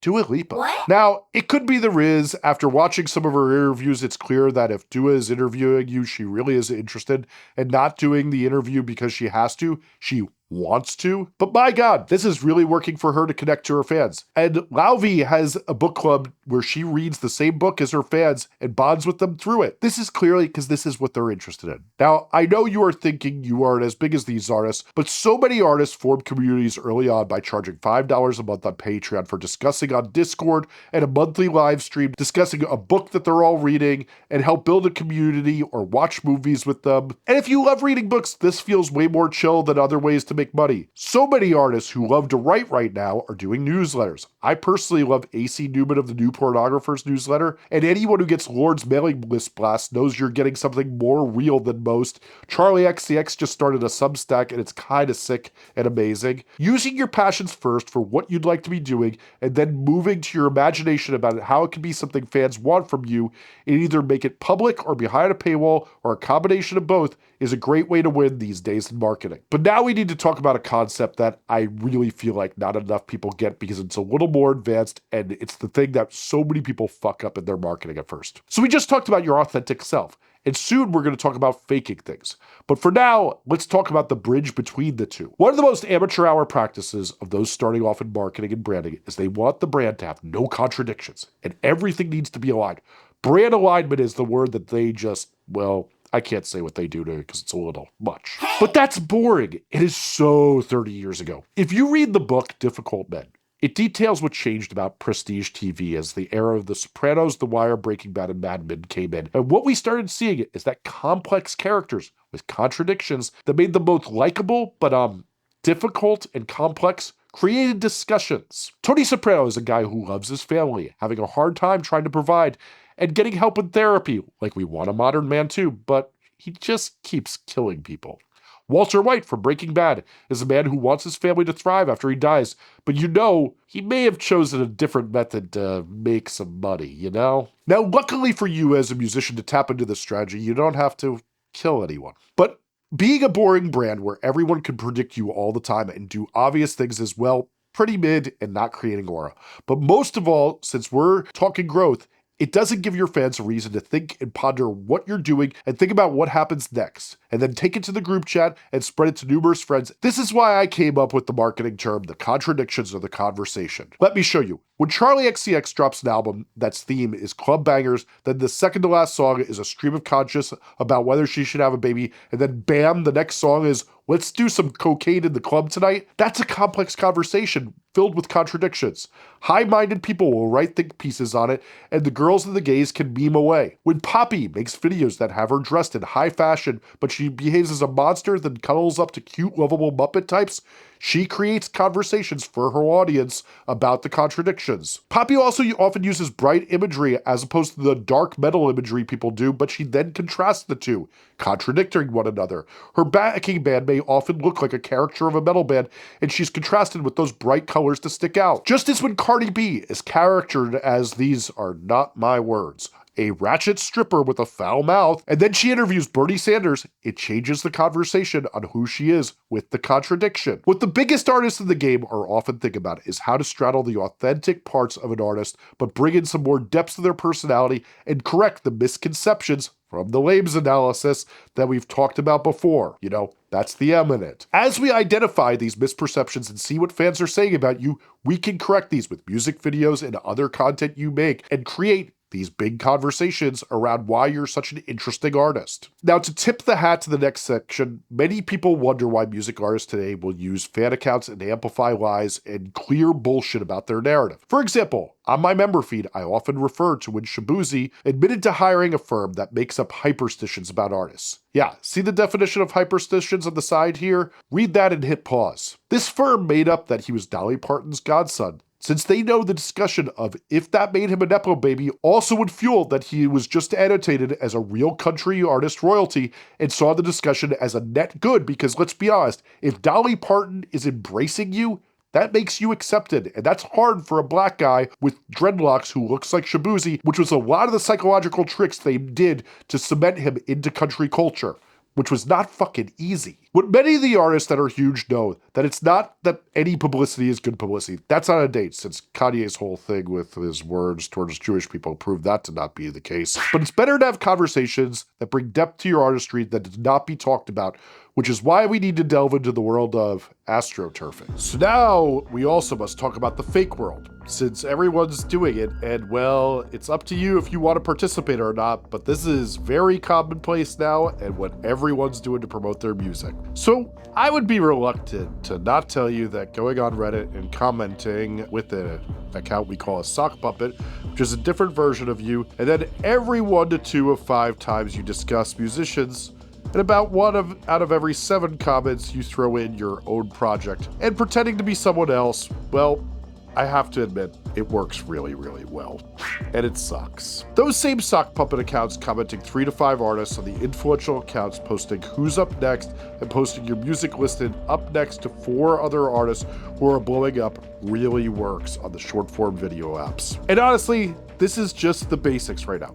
Interns, managers, and music artists are all doing this these days, and there's way more. But let's first talk about what I'm not talking about, which is bots. Now, I know so many of you like to focus on botted streams, but playing with this world right now is playing with fire. One of the fastest growing industries in music now is bot detection. Since the major labels have the biggest artists and bot farm AI artists, and others are trying to game the system, and Spotify knows if they can detect this fraud, this is the only way they can keep their major labels from demanding a raise. Now, if we were having this conversation 10 years ago, I'd tell you to do a bot farm and go crazy. But right now, you risk burning down your music when the cord gets pulled, as Spotify has done to tons of artists. But the real way people are really faking things and doing a lot of work is these fan accounts. So if you haven't got the memo or seen my video on it, when you go to sign to a major label these days, one of the main features they will brag about to you is they will use 50 to 60 fan accounts to basically flood the zone with accounts that have followings and get people talking about you. Since then, a bunch of my clients have asked me to design minimal versions of this that work for their artists. I've come up with 4 models that seem to be working. And if I'm being real, I'm really seeing this stuff work well right now. I don't know if it will in a year, but the thing I would say to everybody is, if you're like, Jesus Christ, I don't want to be doing this forever. I believe that for a lot of you, if your songs are actually good, about 3 months of grinding on this can change your life. It's a really good hack, and there's a reason that nearly every one of the managers and labels I work with that have bigger artists have hired me to consult on their strategy around this, to the point I'm starting to get a little bored of it, and to be honest with you, now they keep calling me to keep expanding upon it because it works so well. And that's kind of sad. But let's first talk about fan accounts, since they're the most common thing you see these accounts doing. Fan accounts are some of those ones where you see if you stand any artist and spend time on social media and get shared videos from friends who obsess over an artist. It can be something like Gracie Abrams Nation that posts every 3 seconds about Gracie and the really strange way she pronounces words that she sings. Okay, they probably don't do it. Or it could be for Two Hollis, a fan account called Too Horned Up for Two Hollis 24/7. And it posts every single time a fan catches Hollis serving a look in Japan or at some hypebeast clothing shop or whatever the fuck he does. Or they could be those accounts that do a ton of the work for artists who refuse to do social media or interviews. So if you're like one of those like McGee, it'll be called something like I Want McGee. That reposts the little content he makes and like news about him when he's making that record with Justin Bieber or he shows up on stage with Dijon. So I'm sure a lot of you want me to make this make sense right now and go into why this can be worth your time. A lot of the music promotion that's happening today is that these accounts are present on Instagram, Twitter, TikTok, Threads, Blue Sky, Snapchat, and posting them numerous times about their favorite artists or whatever subject they're trying to influence conversation around. They know even if something isn't true or isn't the least bit controversial, like when Chapel Roan simply says she doesn't want to talk about politics, or the biggest one this year, which was like Morgan Wallen walking off of SNL early. Well, all of this will get traction with the fans as people fight with each other over whether it was okay or not. And frankly, it's fucking stupid. And listen, when this stuff picks up, it's easy to write it off as something cooked up by a teenage girl in her bedroom or some fan deep in the internet brain rot. And yeah, it usually does start there. But then someone on the artist team sees that somebody's offended by it, and that little spark gets a whole ton of gasoline poured on it as they aggregate this to a bunch of people who get mad, and the next thing you know, all these controversies happen and everyone's talking about this artist all of a sudden. Fan account armies catch wind, pour gasoline and some more, and blast it to their followers. Then everyone starts copying the same inauthentic behavior, and suddenly we're all stuck talking about the dumbest shit imaginable. In fact, this week, Twitter did a really hilarious thing where it shows which country a account is posting from, and boy, a lot of people are hiring Indian companies to do this. But a lot of this activity is being paid for by the management labels to interns and low-level influencers and other marketing companies that don't need to disclose this, which is a thing that's been slowly growing for years now and is starting to get really out of hand in my opinion. But this is how the music internet sausage gets made. Truly, so much of this is just letting the broken brains of the internet generate an idea and then watching it spiral. So you know how I said all these mean things about Lil Mabu all through the video? Well, for all you know, I'm on Lil Mabu's team and I'm just rage baiting and trying to create some controversy in the comments so more people know about him. Maybe I'm on the take. Maybe I'm not. You're never gonna know. And that's the problem we have today, and that's the world we've built. Hell, you don't even know if he's gonna be in my Spotify Wrapped, because I may Photoshop it later. Now, you may have noticed I have a tattoo that says "Lost in a Fake World" on my arm. And while that's actually a quote about how it's important to do what I'm doing now and explain the world to people that they don't understand, and it's from an Adam Curtis documentary, the sentiment on my arm is easy to feel when you watch all this stuff go down. The point is, there's a secret weapon of music promotion today, and something being used by the buzziest weird indie bands on up to the top pop artists. Honestly, I even see like weird art rock groups doing this stuff. Because the real fact of the matter is, their teams know when they have a great record, this is the only way they're going to get eyes on it if they're bad at social media, is by doing it themselves. And this keeps fans talking and music spreading. But next up, we got to talk about what I was saying about making a multiple account strategy. This is the nimble way artists are often getting a lot of juice from the squeeze to compete with the way major labels are promoting. And I should say, this is the weapons grade level section of this step. This is the type of stuff I often find works better than nearly anything right now. It just takes time rather than a lot of money. So I'd pay attention if I were you. So when I talk about running 3 accounts, what many people think is this is going to become 5 people's jobs, when really a lot of this is low effort and just doing the work you do in a day in a much smarter way. Let's crack in. So method one I call outside influence. This one is ideal for artists who either, one, don't want to post much on their artist account because they want to be high aura, mysterious, or just don't like it, or two, artists with very few fans looking to get their first fans. Account number one in every one of these examples is the artist account. So you have your artist account and it's the same thing that you've been doing forever. It's going to post high quality curated content, the type of stuff you're proud of. It's where you disseminate information from. And if you're worried about not posting lip sync, cringe, and dances, whatever it is that makes you uncomfortable, you don't need to post that type of stuff here. You just post what you like here. But account two is what I call an influence account. So for those of you who are not hip to this, I'm going to show you a great example from TikTok. All it basically does is curate, much like those Spotify artist playlists we talked about earlier. Remember when I said we'd come back to those? Here we are. What you basically do is make videos like best shoegaze groups, but it keeps getting more niche, and you go down in the monthly listeners, and your song plays in most videos,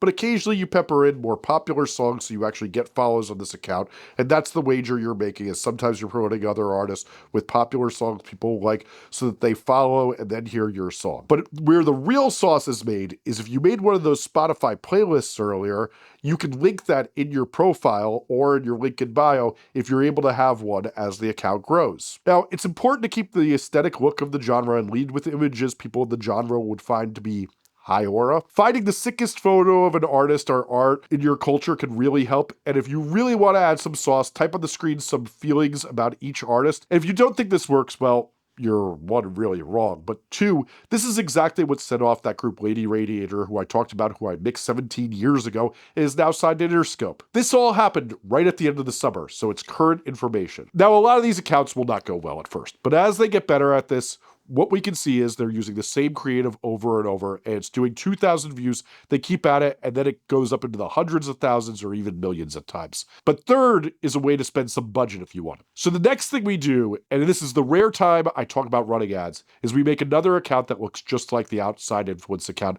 and we do a simple rebrand. Let's say this account is called, like the example, Alt Rock Now, and makes another account that looks just like that and makes the same style videos, but you make it a capital I for the alt, replacing the L. It looks the same, and then from another device, you're gonna run ads on it. Frankly, if you target the artists that are on this playlist and you target the original account, you're gonna be getting a lot of traction on this, and it'll be a very good spend.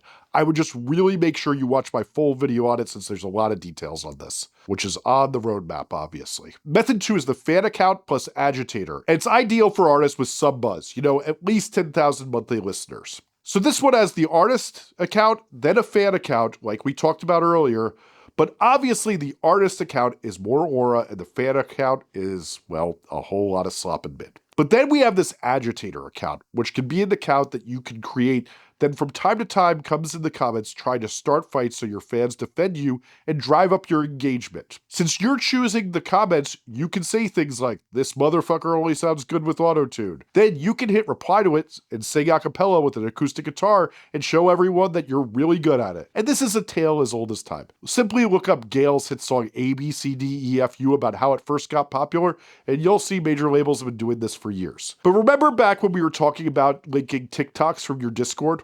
One of the best things you can do with an agitator account is to then run back to Discord with sock puppets and complain about the hater in the comments, which will incite fans to come over, comment, stimulate the algorithm, and run your post up in the algorithm. Method 3 is artists, edits, and culture, and it's ideal for artists of any size. So what this method relies on, instead of any of this, is inserting yourself into culture. For example, you can do an edits account where you make trap and it's just replays of up-and-coming college sport players' best plays. It can be edits of Drewski making ridiculous faces in a video. Whatever culture of people is likely to like your music, that's what you can put here. And then we're going to take a whole other cultural style for that other account and do the same thing. Really, for that last account, or what I like to call is the cultural account, I either go more macro or micro. So let's say this edits account is all horror movies for your Cub Metal band. Then the culture account, which is your third account, may be just girls who are dressed up to go to Cub Metal shows and you show off the baddest fits and tag them. You insert yourself into the culture by posting your songs there while people are looking at something else. They hear the song and they're like, oh, she's looking kind of hot while listening to this song. I wonder if I know this song, if I'll feel kind of cool around her and be able to talk to her at the show. All right, but method 4 is artists, influence, and culture, and it's ideal for artists of any size. All right, this is our last method, and this is very simple. Instead of having the paid account on the influence model like in method 1, you're doing one of those cultural accounts. Basically, we're mixing up method 3 and method 1. With the influence account, you're targeting similar artists. With the cultural account, you're trying to do something broader. You're bringing more people into what they may like. You can go more specific with culture, but you're using both culture and your music style to try to get people into it. This might be things that are very fashion-based, since that's ideally one of the easiest ways to signify to people that you're in a culture. And we're getting close to the end here, and I do have to plug that this is what we talk about on my members feed and in my newsletter, because let's be real, the YouTube algorithm really doesn't surface videos of this style. So be sure to lock in there and become a member and turn on notifications for this channel since you're already here. Now, one of the dark arts for promotion today is clipping. Now, you may be asking yourself, what the fuck is clipping? And if you guessed a cool experimental hip hop group, 2 Hollis's favorite synth production tool, or Microsoft Clippy's cousin, well, you'd actually be correct, but that's not what we're talking about here today. If you've ever seen on TikTok, Reels, hell, even Twitter, Threads, or Blue Skies, clips of controversial videos or interesting portions of interviews passed around in short little TikToks, this is called clipping. What the job of many fan accounts is to do is to take interviews or vlogs or behind the scenes or any other press an artist gets and throw it into this AI clipping app called Opus. Then put some captions on it and post it. These often serve as the lightly viral moments that spread an artist's face. This is all to say that when you do interviews or press, even if the interviewer doesn't clip it, what many artists do is take the YouTube video they post and clip it themselves. They film it themselves and then make clips of it too. The key is, interviewers, even if they are in print, often get taped by a spare iPhone laying around for content, since the moments where artists really drop facts or bars, as the kids say, can go mega viral.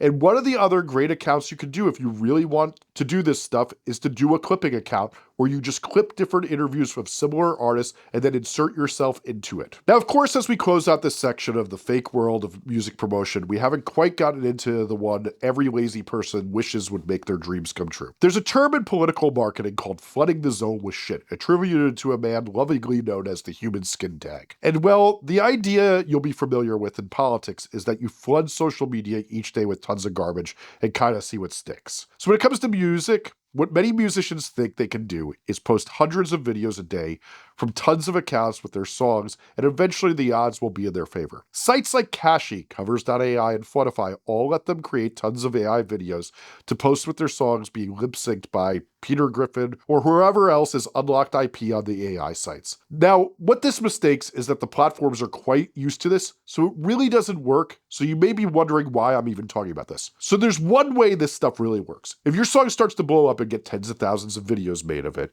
you can go to these sites and make accounts on new devices and post your song to it and take the best of them and post it to your fan accounts and outside influence accounts. And what it does is it gives more options for what the algorithms can surface to people depending on what they've engaged with. But basically, when a song has momentum, these can help so that users get served the song again. But me and my friends have tried this enough to see that if a song doesn't already have that momentum, Prime Minister Modi singing Italian brain rot to your song ain't gonna be what takes it over the edge, and your effort is better spent elsewhere. I don't know what to tell you, but I'm happy to be out of this world. Now, when I've made much shorter versions of this video in the past, I've always ended it with the advice that's super important, and that every genre and micro-genre has different cheat codes. The advice I've given throughout this video largely works in nearly every genre, but in some genres, some things work way better than others. Like, it's crazy how many metal acts or Midwest emo acts will have doing playthroughs on guitar be a massive growth mechanism, but try that in folk music and you're going to enjoy 4 views on the video. I have a whole section in the roadmap on the genres I know well, where I see the cheat codes and what I see there. Since many people are shocked when I recommend radio promotion in 2025 to heavy metal acts, while telling a pop act to avoid it at all costs, like I said before. I go into insane details on different genres, and the main cheat code video has a lot of them for different genres if you don't see it listed on the roadmap. But to get out of self-promotion land and give you actual advice, this is one of those skills you really learn by going all the way back to our second step, which is to find community. That's really where you will learn a lot of the cutting-edge cheat codes, just like we discussed all through this step. When you're talking to the musicians and the players in the game, be it promoters, labels, you really learn the cheat codes. I may know some genres really well, but they're always evolving. And you can learn that, for example, some DJ has become very influential and they have an open submission policy. I think a lot about an interview I did with Ramon Pang on my podcast, My Point 4 Cents, about how he got a huge break doing beat battles on Bauer's Twitch stream. Tapping in with your community is how you find so much of the cutting edge things that are happening right in the present before they're past tense and out of vogue and no one is having them work anymore. That's why it's so important to find your music community and pushing through when people ghost you or aren't interested until you find your people.